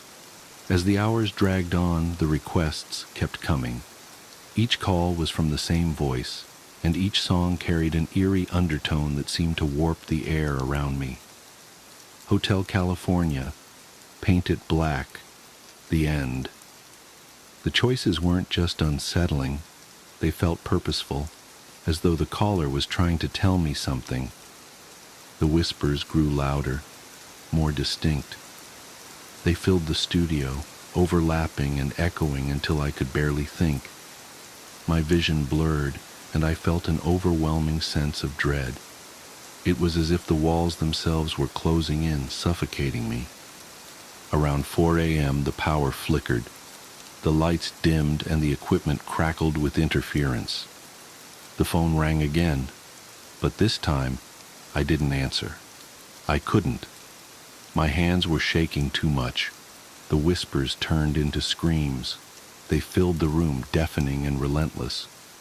I covered my ears, but it did little to block out the sound. It felt like the studio was alive, pulsating with malevolent energy. And then, just as suddenly as it began, it stopped. The silence was more terrifying than the noise. I sat there trembling, my mind racing. I wanted to leave, but I couldn't bring myself to move. I felt paralyzed, trapped by an unseen force. When dawn finally broke, I stumbled out of the studio, my nerves shot. I called in sick for the rest of the week and tried to convince myself it was just a bad night, a mix of sleep deprivation and overactive imagination. But the calls didn't stop. They followed me home. The first time my cell phone rang, I almost didn't answer. When I finally did, the same chilling voice greeted me. "You can't escape," it said. "You played the songs." The line went dead. Over the next few days, my life unraveled. I heard whispers in my apartment, saw shadows moving where there shouldn't be any. I couldn't sleep, couldn't eat. The fear consumed me. Desperate for answers, I began researching the history of the radio station. What I found only deepened my terror. Decades ago, a DJ had gone missing during a broadcast. The only clue was a series of unsettling song requests he'd received from an anonymous caller. Witnesses claimed to have heard screams coming from the station that night, but no trace of the DJ was ever found. It didn't end there. Over the years, others who worked the graveyard shift reported similar experiences. Strange calls, eerie noises, unexplained phenomena. Some quit, others disappeared. The station had a dark history, one that seemed to revolve around the late-night broadcast. I realized I was part of something far bigger, something I couldn't comprehend. The void the caller spoke of Was it real? And if so, was I being drawn into it? I tried to quit, but the station manager wouldn't let me. "You're one of our best DJs," he said. "The listeners love you." Love me. The thought made my skin crawl. Who were these listeners? Were they even human? The final straw came a week later. I was at home trying to sleep when the radio in my living room turned on by itself. The static was deafening, and beneath it, I heard the whispers. They were clearer now, their words cutting through the noise like shards of glass. "Join us," they said. "It's your turn." I smashed the radio, but the whispers didn't stop. They filled the room, the walls, my head. I screamed, clawing at my ears, but it was no use. The void had claimed me. The next thing I knew, I was back in the studio, the red light blinking on the console. My body moved on its own, my hands reaching for the phone. The voice on the other end was my own. "Play Goodbye, Stranger," it said. It's strange how certain events can carve deep trenches into the memory, like shadows that refuse to fade. This is one such story, a tale I'd rather not remember but feel compelled to recount. Perhaps in the telling, I might rid myself of its lingering grip. My name is Evelyn, and at the time, I was just a regular 28-year-old scraping by in the bustling city of Portland. My days were filled with mundane errands, freelance graphic design work, and weekend trips to vintage shops. I had a soft spot for anything old, weathered, and steeped in mystery. Furniture, trinkets, books. That's how I stumbled across her. The shop was a little out of the way, tucked between a boarded-up theater and an abandoned laundromat. Haven Antiques, the faded wooden sign read. It smelled of mildew and dust, its cramped aisles a labyrinth of forgotten relics. I'd been there a handful of times before, but had never ventured to the back corner. That's where I found the doll. She sat propped against a yellowed lace curtain in a wicker chair, her porcelain face cracked just enough to lend her an air of melancholy. Her dark eyes, painted of course, seemed to follow me as I moved closer. She wore a navy dress with tiny white flowers, and her shoes were scuffed, as though she'd walked miles. A black ribbon tied her dark hair into two neat pigtails. Despite her eerie presence, something about her called to me. "How much for the doll?" I asked the old man behind the counter. His thick glasses magnified his eyes to cartoonish proportions, and he looked at me as if I'd asked to purchase his soul. "That one, $5. His tone was clipped, hurried. "No refunds." I laughed nervously. "She's creepy, but I like her." "Creepy," he muttered under his breath. As he rang me up, he added, "You might want to keep her in a box." I thought it was an odd remark, but brushed it off. By evening, the doll had taken up residence on my bookshelf, nestled between a collection of leather-bound classics and a framed photo of my late mother. Her eyes caught the light, and I could swear they sparkled in the dim glow of my desk lamp. The first night was uneventful, though I did dream about her. In the dream, she stood on my nightstand, staring at me with those painted eyes. When I woke, I found her right where I'd left her on the shelf. Still, I felt uneasy. It began with small things. Her position seemed different, a tilt of the head, an arm raised slightly. I chalked it up to my overactive imagination. Then one morning, I found her lying on the floor, her dress stained with dust. I assumed she'd fallen during the night, though there was no breeze, no tremor to explain it. "Stay put, okay?" I murmured as I set her back on the shelf. Her painted lips seemed to curl into a subtle smirk.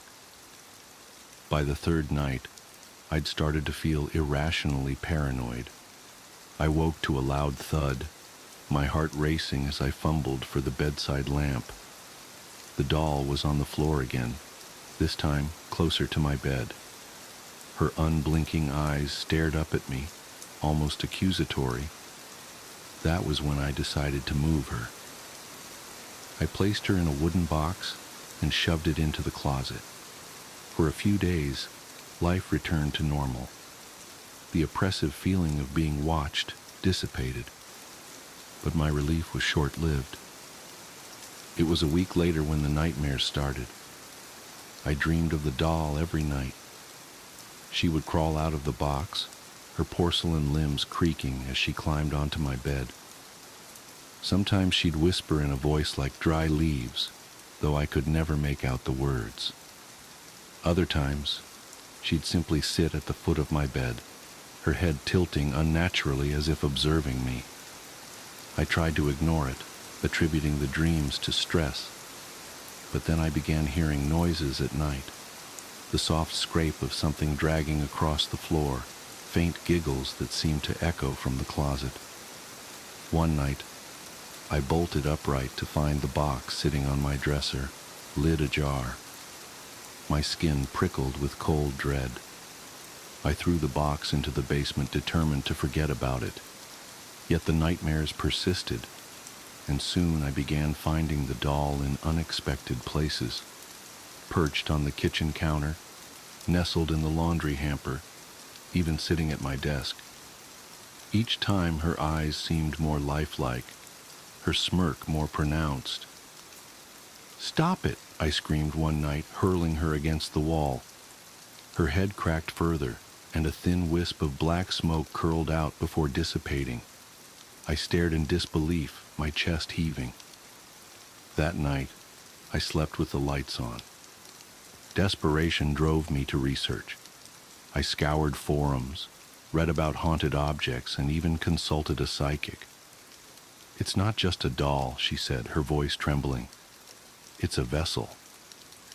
"A vessel for what?" Her eyes darkened. "For something old, something angry." She advised me to burn it, but when I tried, the flames wouldn't catch. I doused it in lighter fluid, struck match after match, yet the doll remained unscathed. Defeated, I decided to return it to Haven Antiques. When I arrived, the shop was gone. In its place stood a vacant lot, overgrown with weeds. Confusion turned to dread as I realized the truth. Haven Antiques had never existed. The doll, whatever it was, had found its way to me, and it wasn't leaving. The nights grew darker, the air heavier. Shadows seemed to stretch and twist, whispering my name. The doll's movements became more brazen. I'd find her in my bed, her cracked face inches from mine, her cold fingers tangled in my hair. And then, one night, she spoke. Her voice was a child's, sweet and chilling. "Why won't you play with me?" I screamed, throwing her across the room. She landed on her feet, her head snapping toward me. "You can't get rid of me," she said, her voice dripping with malice. "I'm part of you now." Weeks turned to months, and my life unraveled. Friends stopped visiting, claiming my house felt wrong. My freelance work dried up as clients complained about unsettling images in my designs, images I didn't remember creating. I became a recluse, terrified to sleep, to dream, to live. And then came the final night. I woke to find the doll sitting on my chest, her weight crushing, her eyes glowing faintly. She leaned in, her lips brushing my ear as she whispered, "It's time." Time for what? I didn't know. But as darkness engulfed me, I realized with horrifying clarity that I was no longer alone in my own body. When they found me days later, I was sitting in the corner of my room, clutching the doll. My eyes were vacant, my lips stretched into a grotesque smile. They say I mumbled the same phrase over and over. "She's here. She'll always be here." I don't remember much after that, but sometimes, in the dead of night, I feel her stirring inside me, waiting, and I know this is far from over. Working as a search and rescue officer for the U.S. Forest Service, Part 7, I honestly don't know how I'd forgotten this story, but it is, by far, the scariest thing that's happened to me. I guess maybe I've tried so long to forget about it that it just didn't come to mind right away. As someone who spends literally all of their time in the woods, you don't ever want to let yourself get scared of being alone or out in the middle of nowhere. That's why when you have experiences like this, you tend to just forget about them and move on. This is, to date, the only thing that's ever made me really seriously consider if this job is the right one for me. I don't really like talking about it much, but I'll do the best I can to remember it all. As I recall, this took place right at the end of spring. It was a typical lost child call. A 4-year-old girl had wandered away from her family's campsite and had been missing for about 2 hours. Her parents were completely despondent and told us what most parents do. My kid would never wander away. She's so good about staying close. She's never done anything like this before. We assure the parents that we'll do everything we can to find her, and we spread out in a standard search formation. I was partnered with one of my good buddies, and we were sort of casually holding conversation while we hiked. I know it sounds callous, but you do sort of become desensitized when you've done this long enough. It becomes the norm, and I think to a certain extent, you have to learn to desensitize yourself in order to work this job. We search for a good 2 hours, going well beyond where we think she'd be. And we come out of a small valley when something makes us both stop in unison. We freeze and look at each other, and there's almost a sensation like a plane depressurizing. My ears pop, and I have this odd sensation of having dropped about 10 feet. I start to ask my buddy if he felt that, but before I can, we hear the loudest sound I've ever heard in my life. It's almost like a freight train passing directly by us, but it's coming from every direction at once, including above and below us. He screams something to me, but I can't hear him over this deafening roar. Understandably freaked out, we look all around us, trying to find the source of the sound, but neither of us sees anything. Of course, my first thought is a landslide, but we're not near any cliffs, and even if we were, it would have hit us by now. The sound goes on, and we're trying to yell to each other, but even standing close together, we can't hear anything but this sound. Then, as suddenly as it starts, it stops, like someone threw a switch and cut it off. We stand there for a second, perfectly still, and slowly the normal sounds of the woods come back. He asks me what the fuck just happened, but I just kind of shrug, and we stand there looking at each other for a minute. I get on the radio and ask if anyone else just heard the end of the fucking world, but no one else hears it, even though we're all within shouting distance of each other. My buddy and I just sort of shrug it off and keep going. About an hour later, we all check up on the radios, and no one's found the little girl. Most of the time, we won't search when it gets dark, but because we don't have any kind of lead on her, a few of us decide to keep going, including me and my buddy. We keep close together, and we're calling out for her every couple of minutes.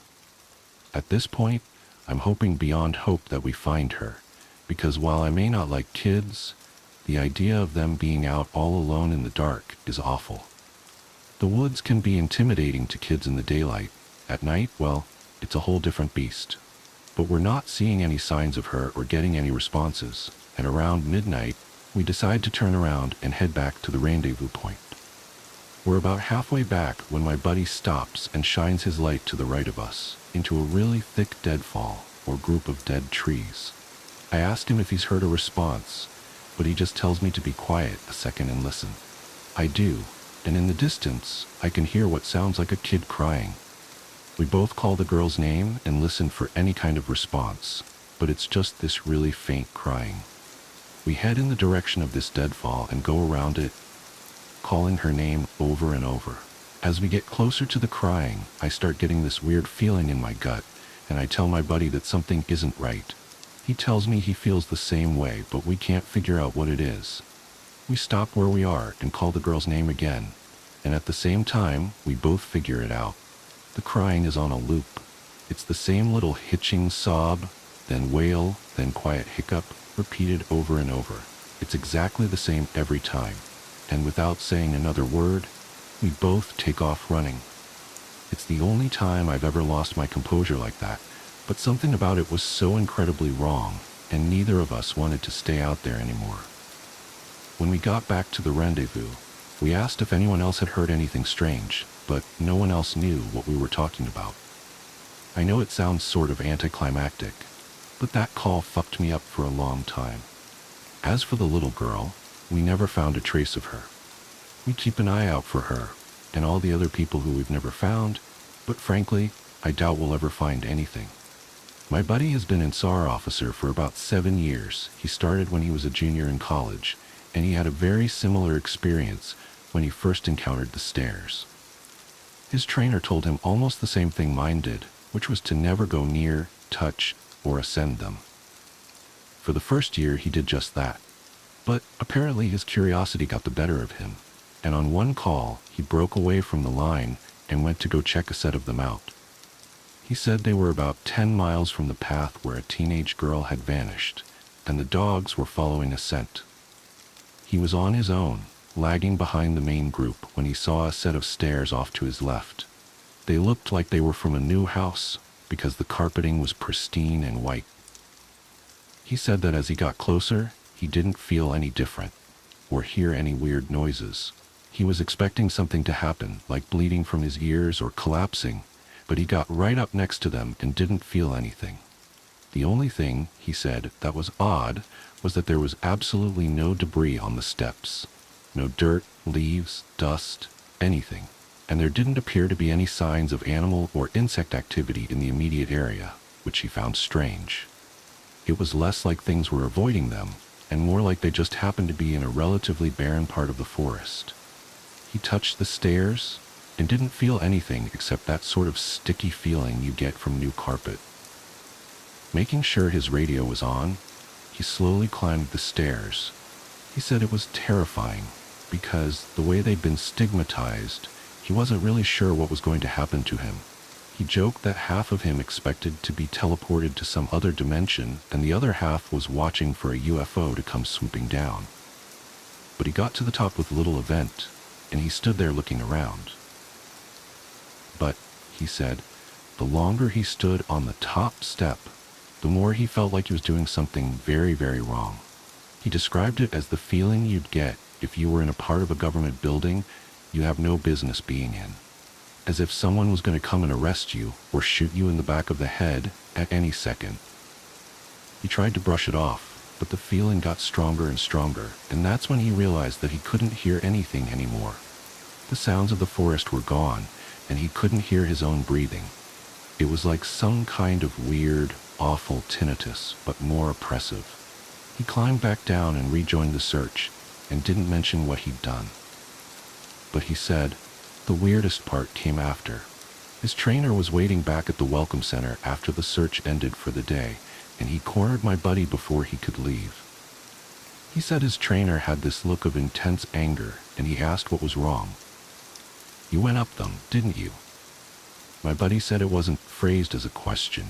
He asked how his trainer knew. The trainer just shook his head. Because we didn't find her.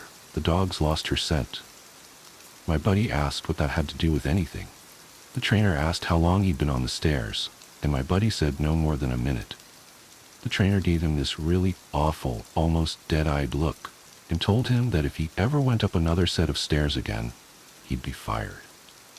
Immediately. The trainer walked away, and I guess he's never answered any of the questions my buddy has asked him about it since. My buddy has been involved in a lot of missing persons cases where there's never been a trace of them found. I mentioned David Paulides, and my buddy said he can confirm that those stories are, for the most part, accurate. He said that most of the time, if the person is found right away, they're either never found or they're found weeks, months, or years later in places they can't possibly have gotten to. One story he told me really stood out that involved a 5-year-old boy with a severe mental disability. The little boy vanished from a picnic area in the late fall. In addition to the mental disability, he was also physically handicapped. and his parents explained over and over that he simply could not have vanished. It was impossible. Someone had to have taken him. My buddy said they searched for this kid for weeks, going miles out of the accepted range, but it was like he'd never been there. The dogs couldn't pick up his scent anywhere, not even in the picnic area where he'd apparently vanished from.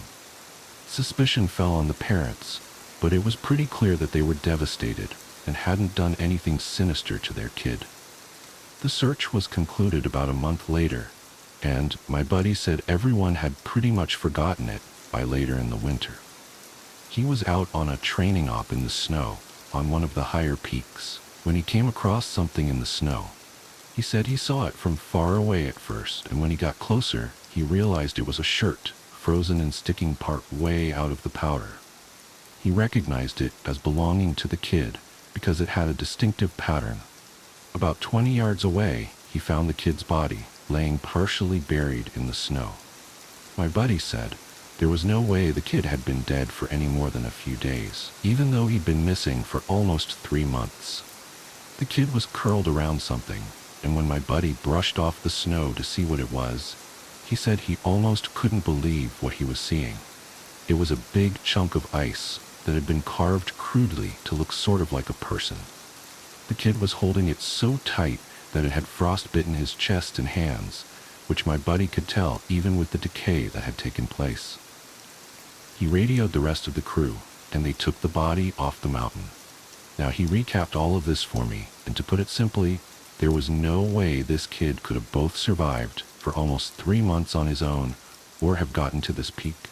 There was no physical way this child could have walked almost 50 miles and ended up on the top of a goddamn mountain. To top it off, there was nothing in the kid's stomach or colon. Nothing. Not even water. It was like my buddy said, the kid had been taken off the face of the earth, put in suspended animation, and dropped on this mountain months later, only to die of exposure. He's never really gotten over that one. The last story I'll share from him was one that took place relatively recently, only a few months ago. They were out doing a recon for mountain lions, because there had been several reports of sightings in the last couple of days. One of our jobs is to scout out the areas where these animals are seen, to ensure that if they are in the area, we can warn people and close off those trails. He was out on his own in a very heavily forested part of the park toward dusk, when he heard what sounded like a woman screaming in the distance. Now, as most of you know, when a mountain lion screams, it sounds almost exactly like a woman being brutally murdered. It's unsettling, but far from abnormal.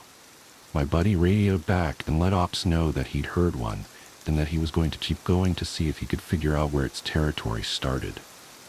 He heard the mountain lion scream a couple more times, always from the same spot, and determined the approximate area of the mountain lion's territory.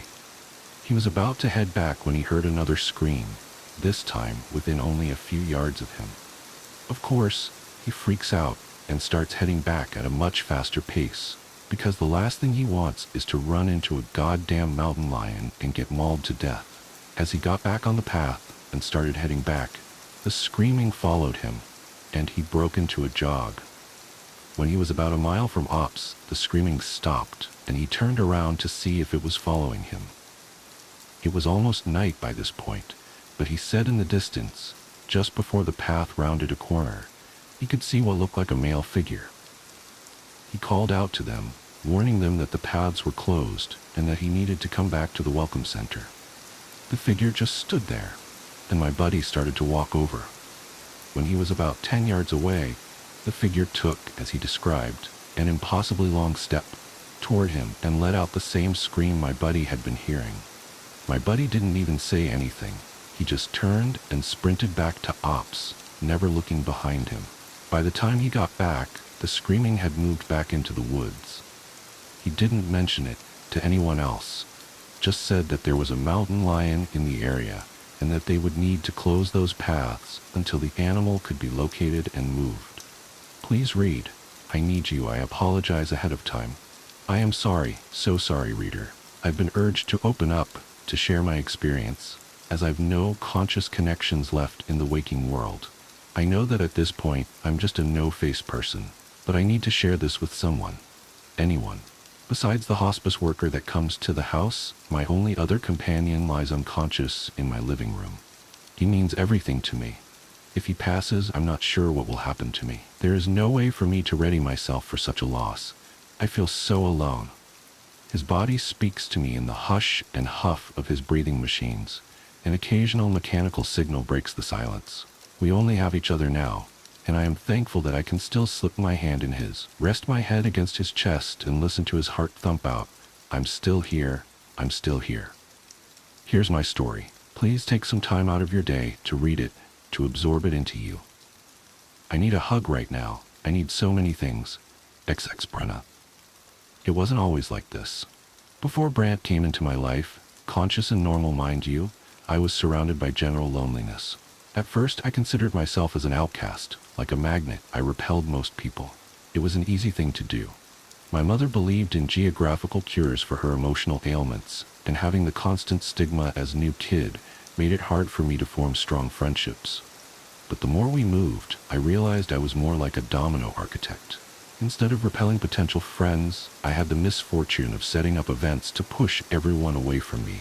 They'd all fallen away by the time I met Brant. My father was my first casualty. I couldn't help it, born a daddy's girl. One of the rare times my mother sat up to talk with me, she told me how smitten he was with my newborn dark curls, the laughter in my eyes as I gurgled and reached for him. Fatherhood was a mantle that he proudly wore. Before me, he practiced law with my mother at a small and successful firm in the city.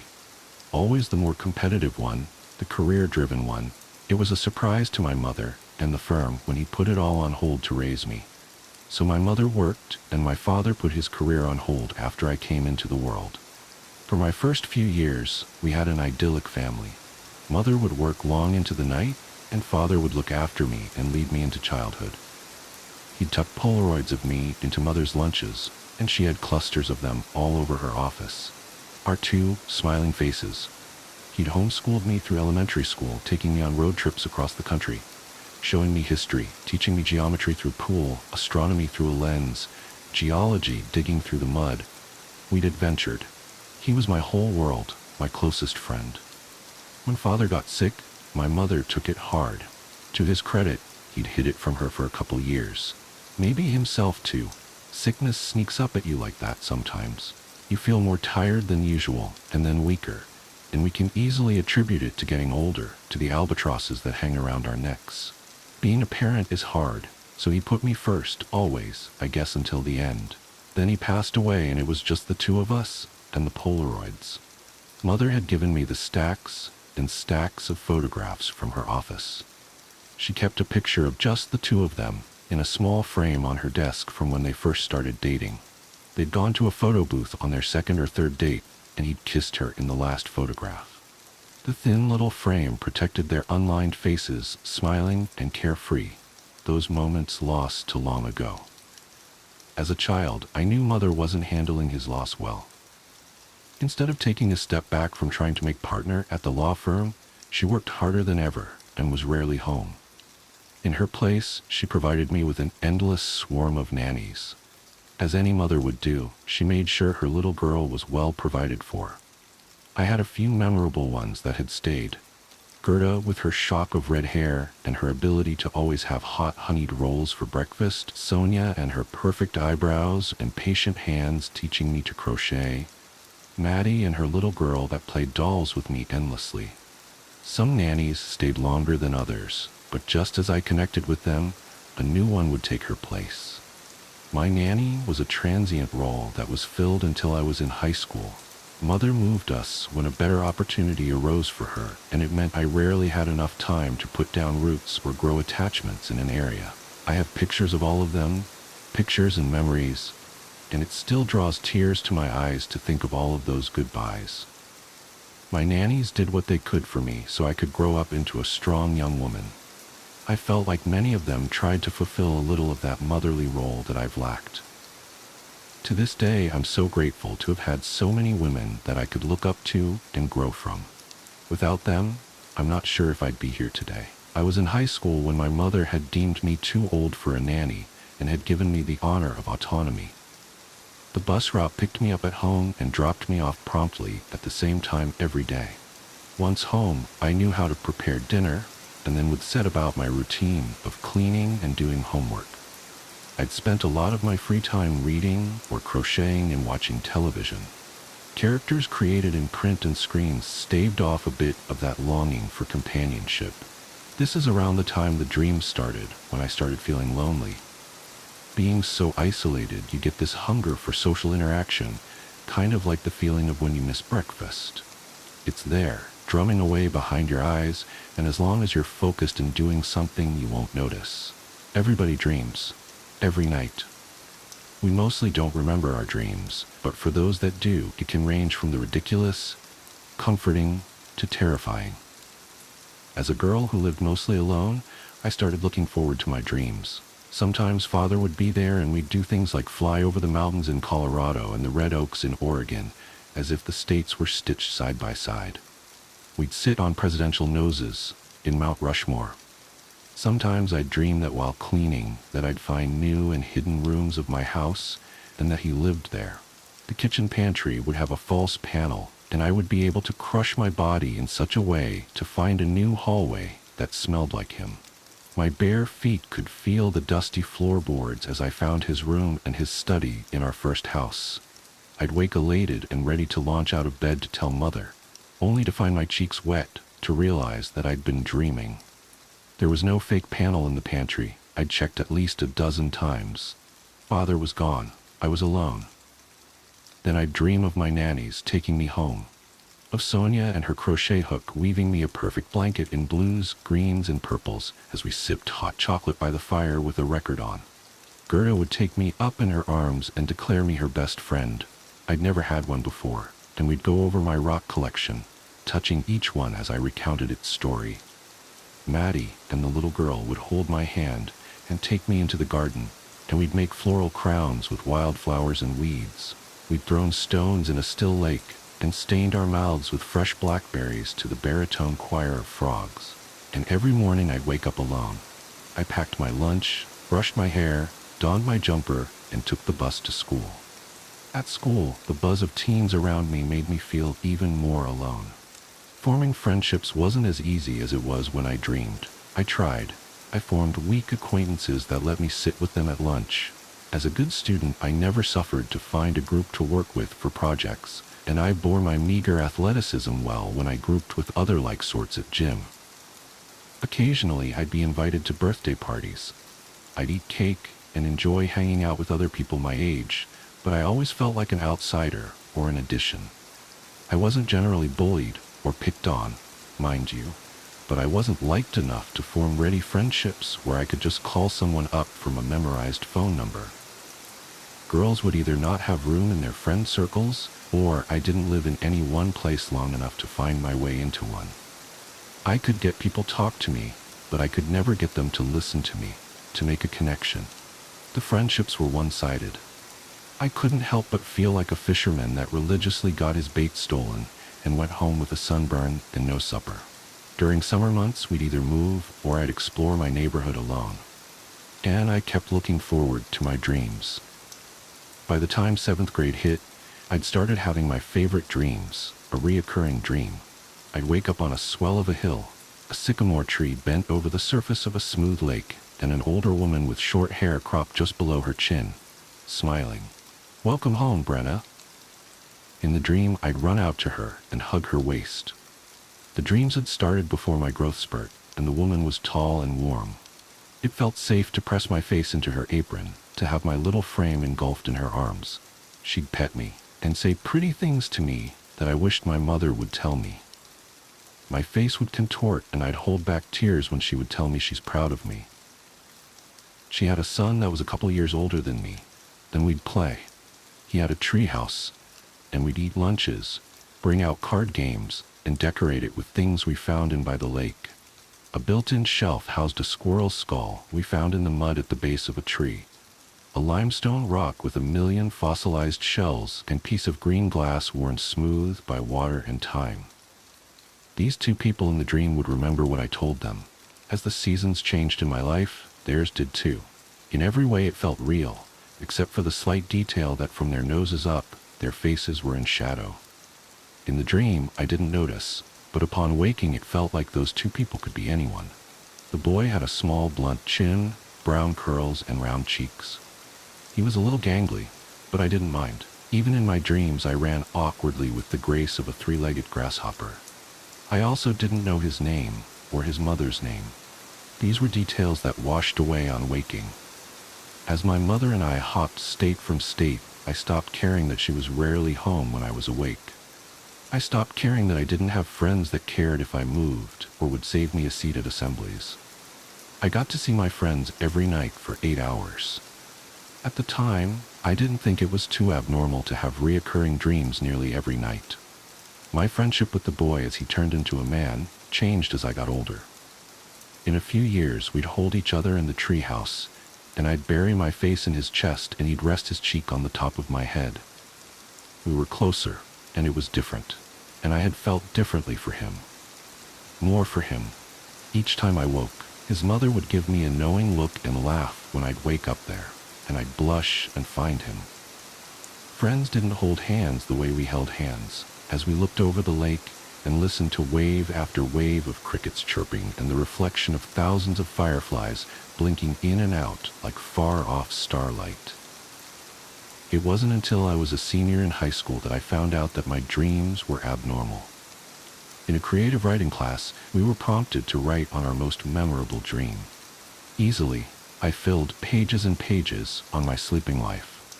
I wrote of how last night we'd been soaking our feet in the lake off a worn pier. My cuffed jeans skimmed the water and we tried to stay so still so the minnows would nibble at our toes. In the reflection in the water, I saw his face break out into a broad brace-faced grin as he loomed and tickled me. Even though I saw him coming, I couldn't help but curl and writhe in my fit of laughter, rolling into his lap and gripping onto him, ultimately thrashing us both into the water laughing. The dream ended when he kissed the top of my forehead and temple and then patted his cheek twice with 2 fingers. It was our ritual. I reached up on the tips of my toes and kissed him twice on the same cheek. A kiss for now and another when you need it later. I sat in class and listened as everyone read out loud their dreams. One girl blushed a bit and read out, "I don't usually remember my dreams. I mean, like, if I do, it's just a fragment of something. Last night, I dreamt that someone had broken in and I was trying to get my dad. Suddenly, the burglar was right behind me and I felt him there, you know? And no matter how fast I'd run, he was faster. It was like my legs wouldn't work. I was so scared. I woke up right before I could feel his hands around my neck. I couldn't get back to sleep. Nightmares suck. I dreamt that I'd been playing football with my team, you know? Everything was normal, except the mascot was a real tiger and we could jump like Master Chief in Halo. Man, I wish that were real life. Tigers are cool," the boy exclaimed, miming throwing a football and smirking. A girl blushed and demurely tucked a stray hair behind her ear. I dreamt that the doctor came to take me away. 10, as in David Tennant. I got to go into the TARDIS, and I got to see the pool. Yeah, I wish I'd have that one every night." Then it was my turn. I briefly explained that I generally dreamed every night, and I generally dreamt about the same thing. The same 2 people at the same place, and I remembered most of the details, except that their faces were shadowed, and I couldn't remember their names. It was like a living memory. TARDIS girl giggled. "Maybe that's like your soulmate." "I've never had the same dream twice, that's weird." Football boy laughed. "It must be nice to dream every night. They sound nice," the girl with the nightmare said. She smiled at me. The class suggested to me all sorts of things. See a medium, look up dream meanings, post a classified ad to find my soulmate, and to keep a dream journal before the end bell broke us up. It left me a little befuddled and curious for the first time as to if those dreams held any significance. I'd wanted them to mean something. I'd wanted to not be alone. For all my life, I just felt an overwhelming urge to connect with people. Dreams are not enough to sustain a person, and I felt so tired. Mother was working overseas now, and while she supported me diligently to make sure I had all I could want or need for, the aloneness was a vacuum. The rational side of my being decided that I should talk with someone. that it wasn't normal for a girl almost at 18 to have no friends, an absent mother, a dead father, and a dream boyfriend. It couldn't be healthy. Sure, many other teens had it worse. My family wasn't abusive, and my mother had made sure I felt provided for. We didn't have to worry about money, and I was spoiled insofar that if I wanted something, I could just buy it. By the time I was in high school, I had my own small library at home. Still, with no one to talk to, I started talking to my school's counselor, Mr. Goldstein, as a last resort. He'd seen my type before. Kids that had trouble fitting in, kids that moved and had their roots pulled out so many times that it stunted their growth. He tried his best to be helpful. Whenever I felt morose, he'd listen. When I told him of my troubles of being a girl super magnet for friendships, he'd suggested clubs, after-school activities, hobbies.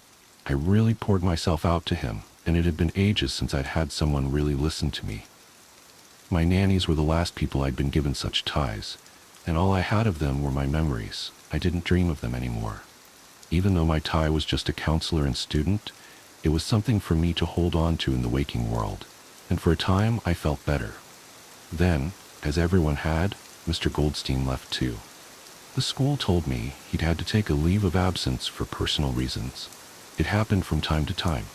Adults have tons of obligations, and I was passed on to his replacement, Miss Kwan. I liked her well enough, but I felt as though she weren't as invested. It felt almost like going to the doctor rather than opening up to a possible friend. Even with Mr. Goldstein gone, he gave me the push to ready myself for graduation and to apply for colleges. Mother decided to stay overseas and to sell our home. She bought me a condo in the Northeast next to a large university I was accepted into. Driven to succeed and provide, Mother gave me a generous stipend every month. Even though she couldn't be there for me physically, she made sure I had the means to survive.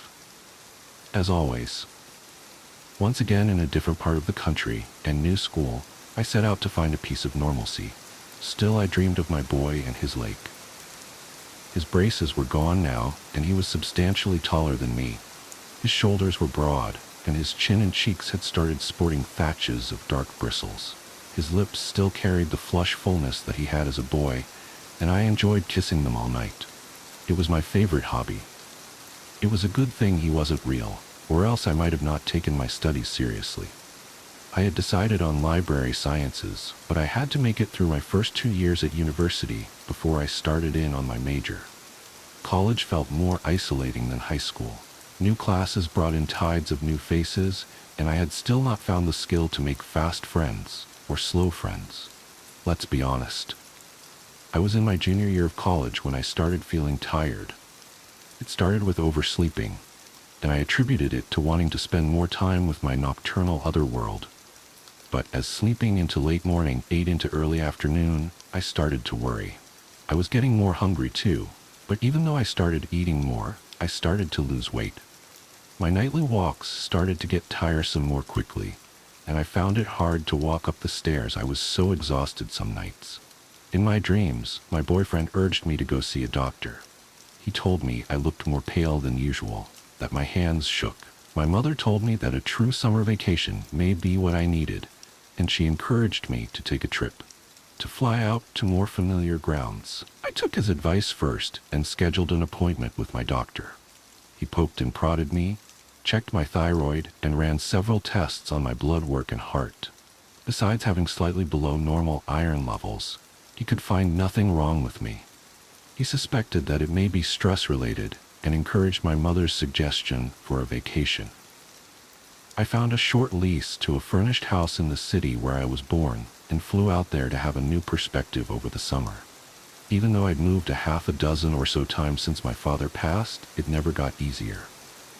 Each move was draining, and at the end of each year, I started feeling an aching anxiety when I had to fill up my boxes. I'd lived up by my college for 3 full years, and it was strangely sweet to be able to stay in one place. Despite being able to get used to the same walls and form a fondness for the routes where I would walk, I didn't feel sad leaving my condo for the summer. In my hometown, I had found a favorite coffee spot next to the library, and I'd often spend a quiet chunk of my day stopping at each favorite place on my personal pilgrimage. Every day for that first month, I'd leave my house, walk the couple miles to the library, pick out a new book to read, and then take breakfast, lunch, and liberal amounts of coffee at the cafe. I didn't recognize him. Not even a twinge of familiarity as I'd eye up an orange scone and an iced coffee.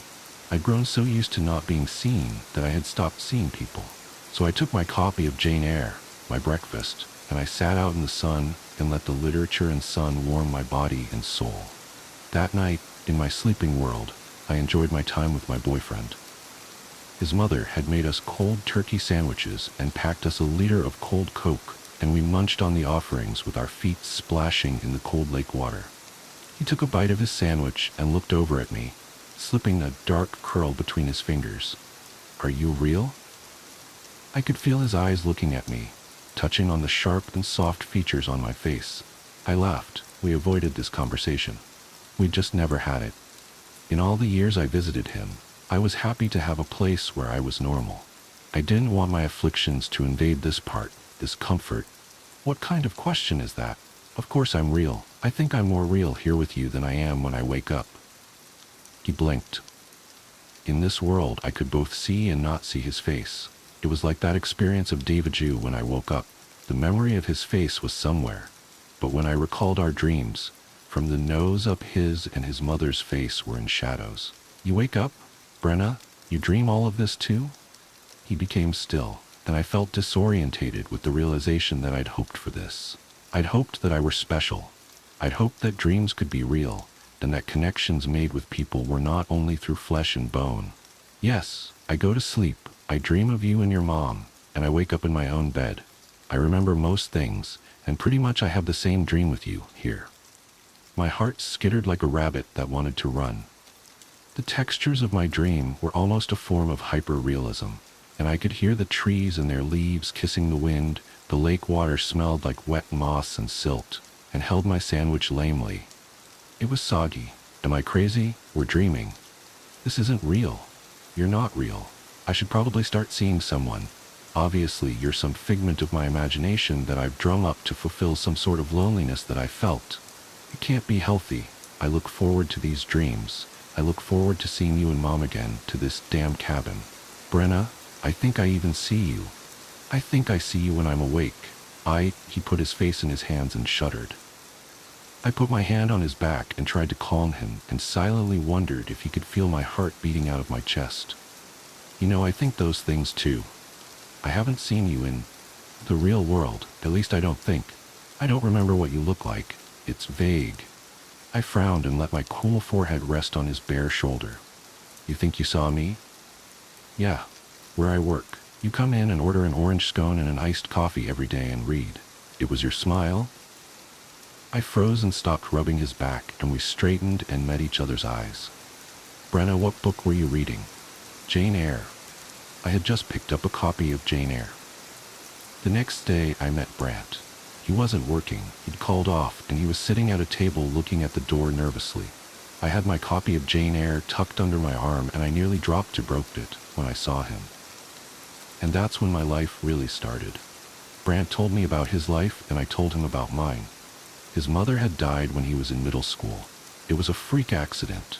They'd been up in their cabin in the UP, and he and his dad were out fishing when it happened. His mom was eating breakfast by herself and choked and died. They found her on the floor in the middle of the afternoon, and it was far too late. For Brant, his childhood ended there. They buried his mom, sold the vacation home, and Brant kind of lost his father too. He was there, but he'd never gotten over his wife's death. He'd taken up drinking, and they were barely getting by. Brant worked as a manager at the local cafe to help ends meet. He started dreaming of his mom when he had a bad day, and then one day I showed up. He had a more normal life than I had lived.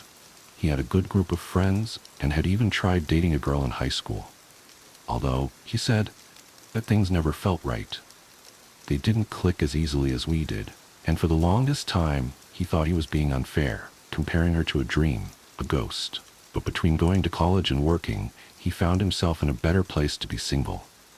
That's how things began, and reader, it was beautiful. I started feeling better. Before bed, each night, we'd chat over webcam and we'd share our days. At night, we still shared dreams. Except now, the settings would change from time to time.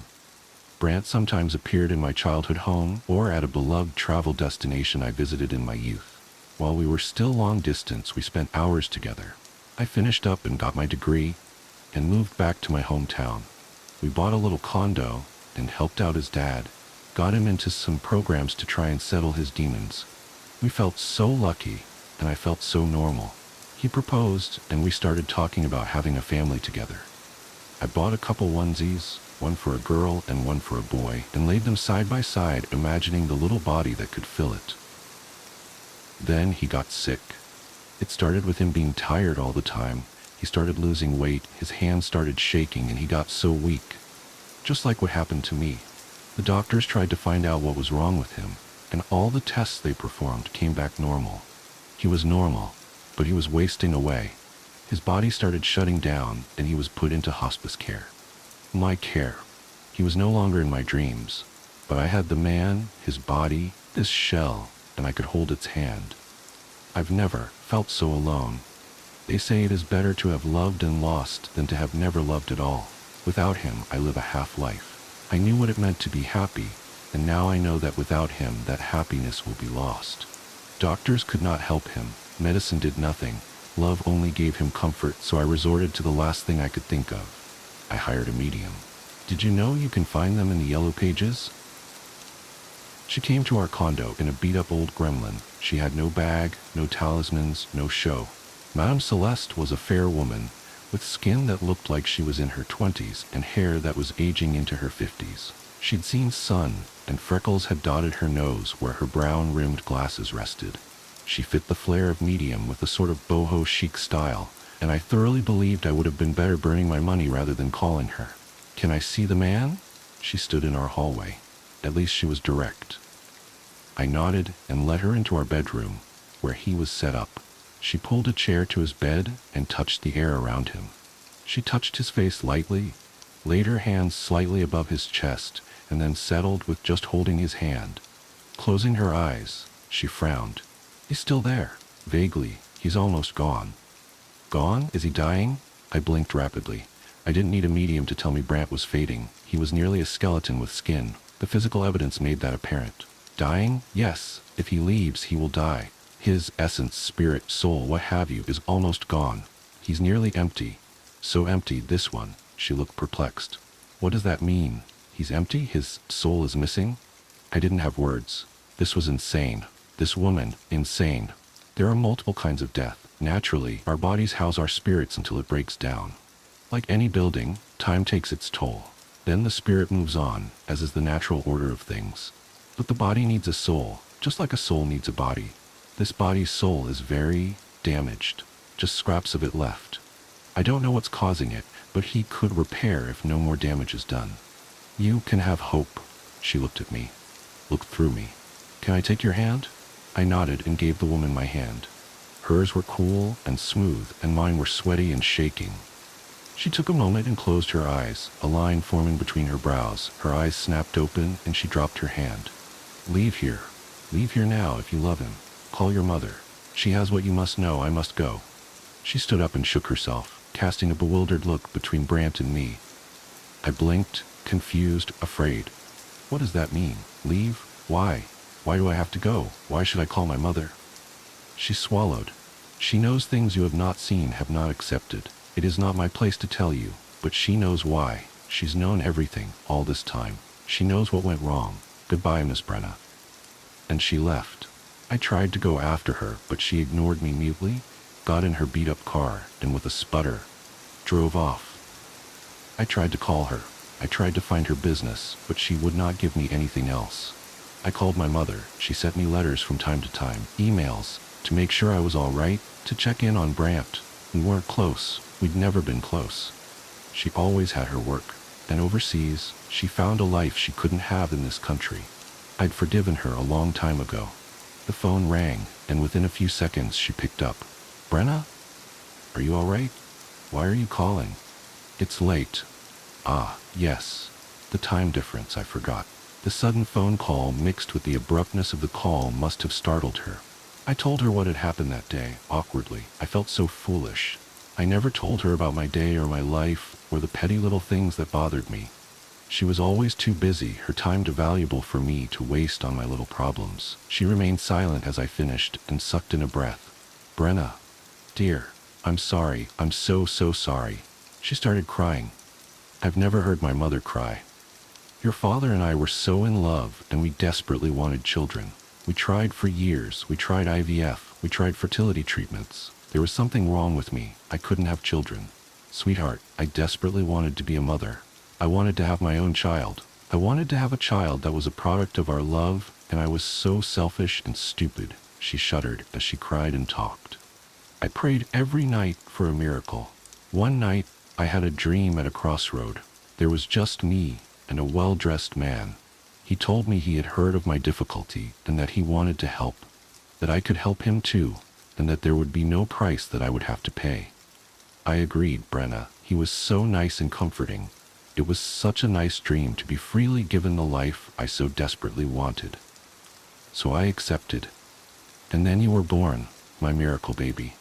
You were perfect, with a crown of dark curls, and you couldn't stop smiling. Your father was even more enamored with you than I was, and begged me to stay home to raise you. So he stayed home and took care of you for your every need and want, and we were so happy. You remember?" I nodded, holding back tears. "My father was my whole world back then. He tried so hard to be a good father."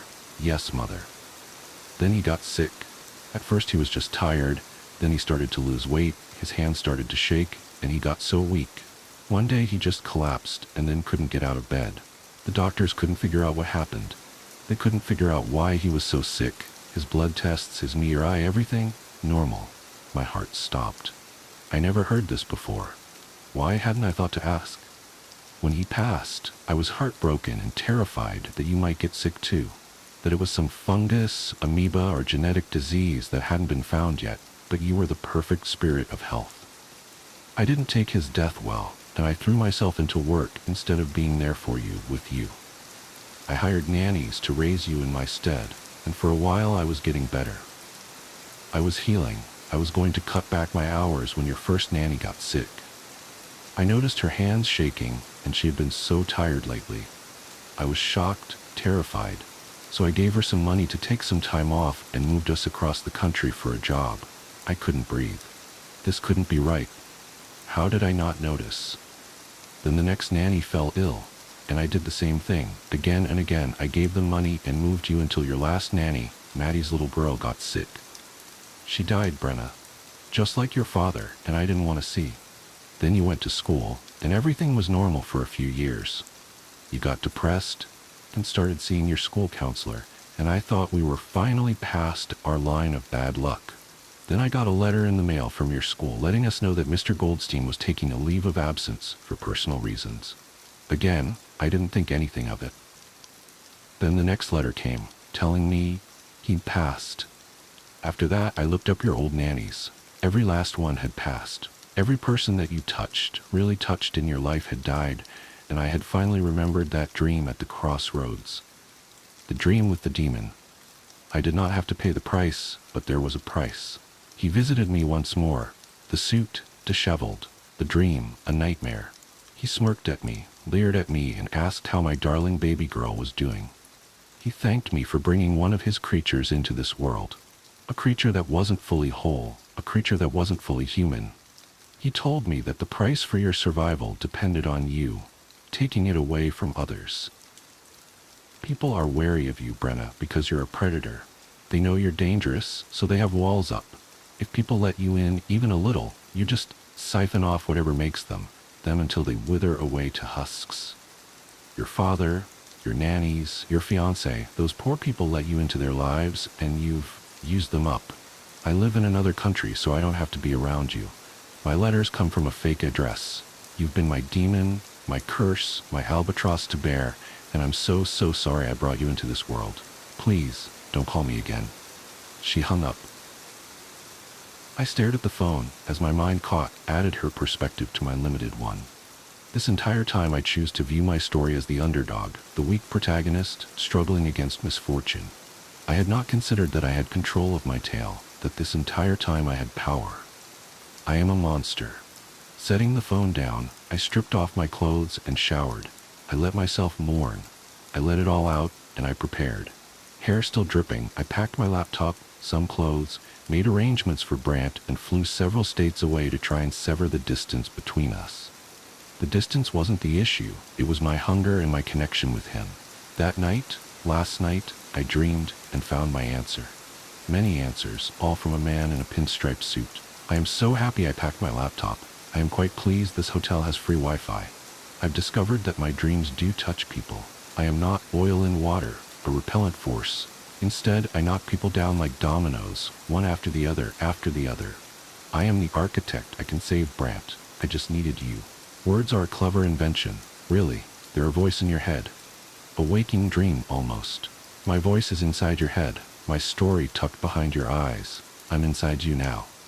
As we get older, we think that getting tired is the normal course of aging.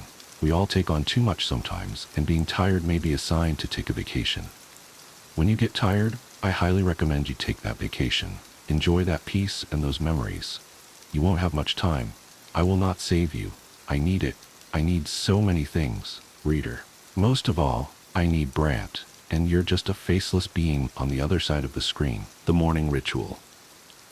I should start by saying that I never believed in the supernatural. Growing up in a family of scientists, my father a physicist and my mother a neurologist, I was taught to seek rational explanations for everything. That's probably why it took me so long to accept what was happening to David. By the time I finally understood, it was almost too late. My husband David and I met at a coffee shop 8 years ago. He was the kind of person who found comfort in order and routine, while I embraced chaos and spontaneity. Maybe that's what drew us together, the classic opposites attract scenario. He balanced my impulsiveness with his stability, and I helped him loosen up, at least a little. From the day we moved in together, David maintained the same morning routine with almost military precision. Every morning, without fail, he would wake up at 5 a.m., make coffee, read the news on his tablet, and leave for work by 6:30. I used to tease him about it, calling him my clockwork man. If I had known how prophetic that nickname would become, I might have paid more attention to the warning signs. The first incident happened 3 months ago. I had an important presentation at work that morning, so I set my alarm for 5 a.m., thinking I'd join David for his morning coffee and get an early start on preparation. When I walked into our kitchen, something felt wrong. The air was different somehow, heavier, like the atmosphere before a storm. David was standing in front of our coffee maker, completely motionless. Not the normal kind of still where you can see subtle movements, breathing, shifting weight, tiny muscle adjustments. This was different. He was frozen, like a photograph, staring at the wall with an intensity that made my skin crawl. "David!" I called out, my voice sounding too loud in the pre-dawn silence. He didn't respond, didn't blink, didn't breathe. "David, honey?" I tried again, moving closer. The kitchen tiles were ice cold against my bare feet, each step echoing unnaturally in the quiet room. When I touched his shoulder, he came to life so suddenly that I jumped back. He turned to face me with his usual warm smile, but something was wrong with it. The smile didn't reach his eyes, and his movements were too precise, too calculated, like someone had programmed them into a robot. "Good morning, sweetheart," he said, his voice cheerful but somehow hollow. "Would you like some coffee?" I wanted to ask him about what had just happened, but the words stuck in my throat. Instead, I nodded and watched as he went through the motions of preparing our coffee. Every movement was exact, practiced, perfect. Too perfect. Over the next few weeks, I started paying more attention to his morning routine. What I noticed terrified me. Every morning, he took exactly 3 steps from our bed to the dresser, 4 steps to the bathroom. He spent precisely 27 seconds brushing his teeth. I timed it. 2 minutes and 15 seconds in the shower, never a second more or less. The coffee preparation was even more disturbing. He would open the cabinet, take out the coffee beans, Colombian, always Colombian, and measure exactly 6 tablespoons into the grinder. The grinder ran for exactly 12 seconds. He would pour the water to the exact same level every time. I once measured it, 875 milliliters, never varying by more than a few drops. If anything disrupted his pattern, a misplaced item, an empty container, he would freeze in place until the obstacle was removed. One morning, our cat knocked over his coffee mug just as he was reaching for it. His hand remained suspended in midair, grasping at nothing, while his eyes stared straight ahead. I quickly righted the mug, and he continued as if nothing had happened. I started experimenting, making small changes to see how he would react. I moved his coffee mug to a different cabinet. He opened the usual cabinet, and when the mug wasn't there, his hand just kept opening and closing on empty air. For 7 excruciating minutes, I watched him repeat this motion, like a skipping record. When I finally put the mug back, he continued his routine without missing a beat. The really frightening part was that he seemed completely unaware of these episodes. When I tried to talk to him about them later in the day, he would look at me with genuine confusion. "What do you mean I froze?" he would ask. "I just made coffee like I always do." But things were escalating. I started waking up in the middle of the night to find him practicing his routine in the dark. He would stand in front of our bedroom mirror at 3 a.m., mechanically rehearsing each movement with terrifying precision. His eyes were always open, but they were empty, like looking into the eyes of a doll. I installed a small security camera in our bedroom, hoping to document these nocturnal rehearsals. What I captured was far worse than I expected. In the footage, David would get up at exactly 3 a.m. every night. He would walk to the mirror, 3 steps, always 3 steps, and stand before it.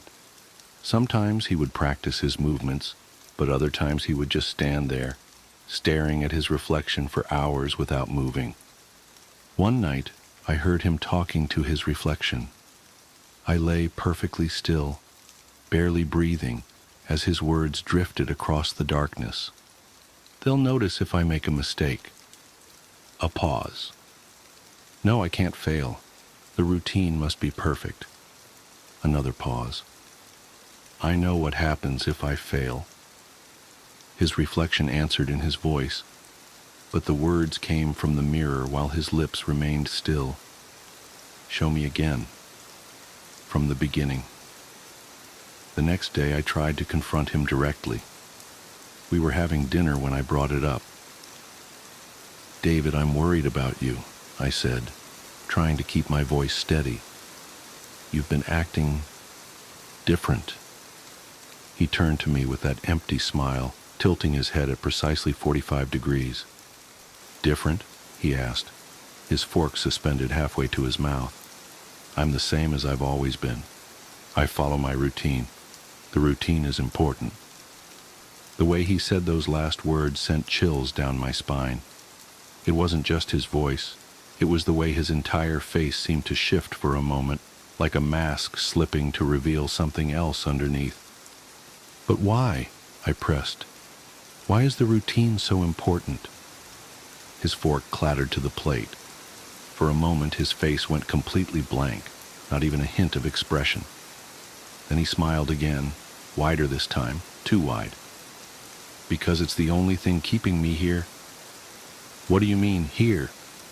He leaned forward, his movements jerky and unnatural. "On this side of the mirror." I excused myself and went to bed early that night, but I didn't sleep.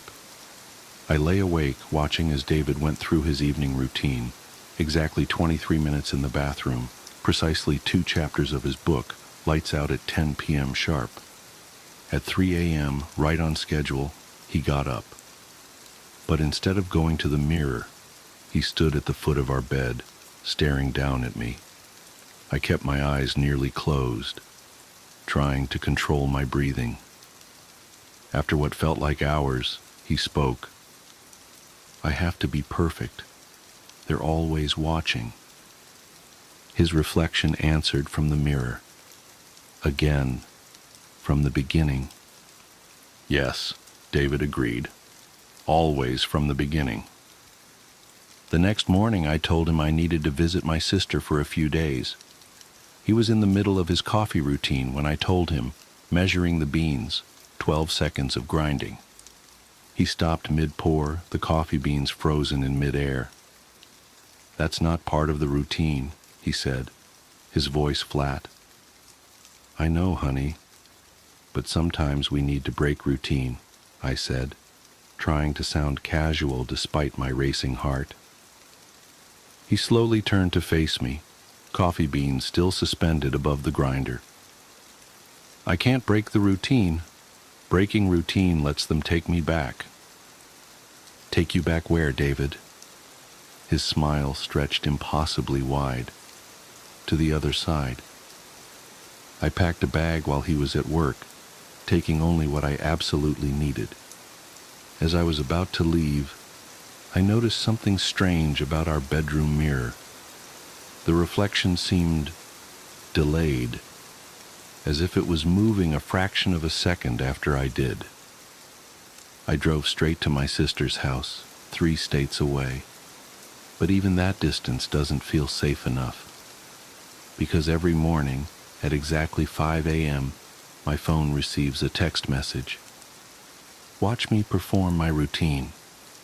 And every morning there's a picture attached, a different angle of our empty bedroom, with the bed made to perfection, exactly the way David likes it.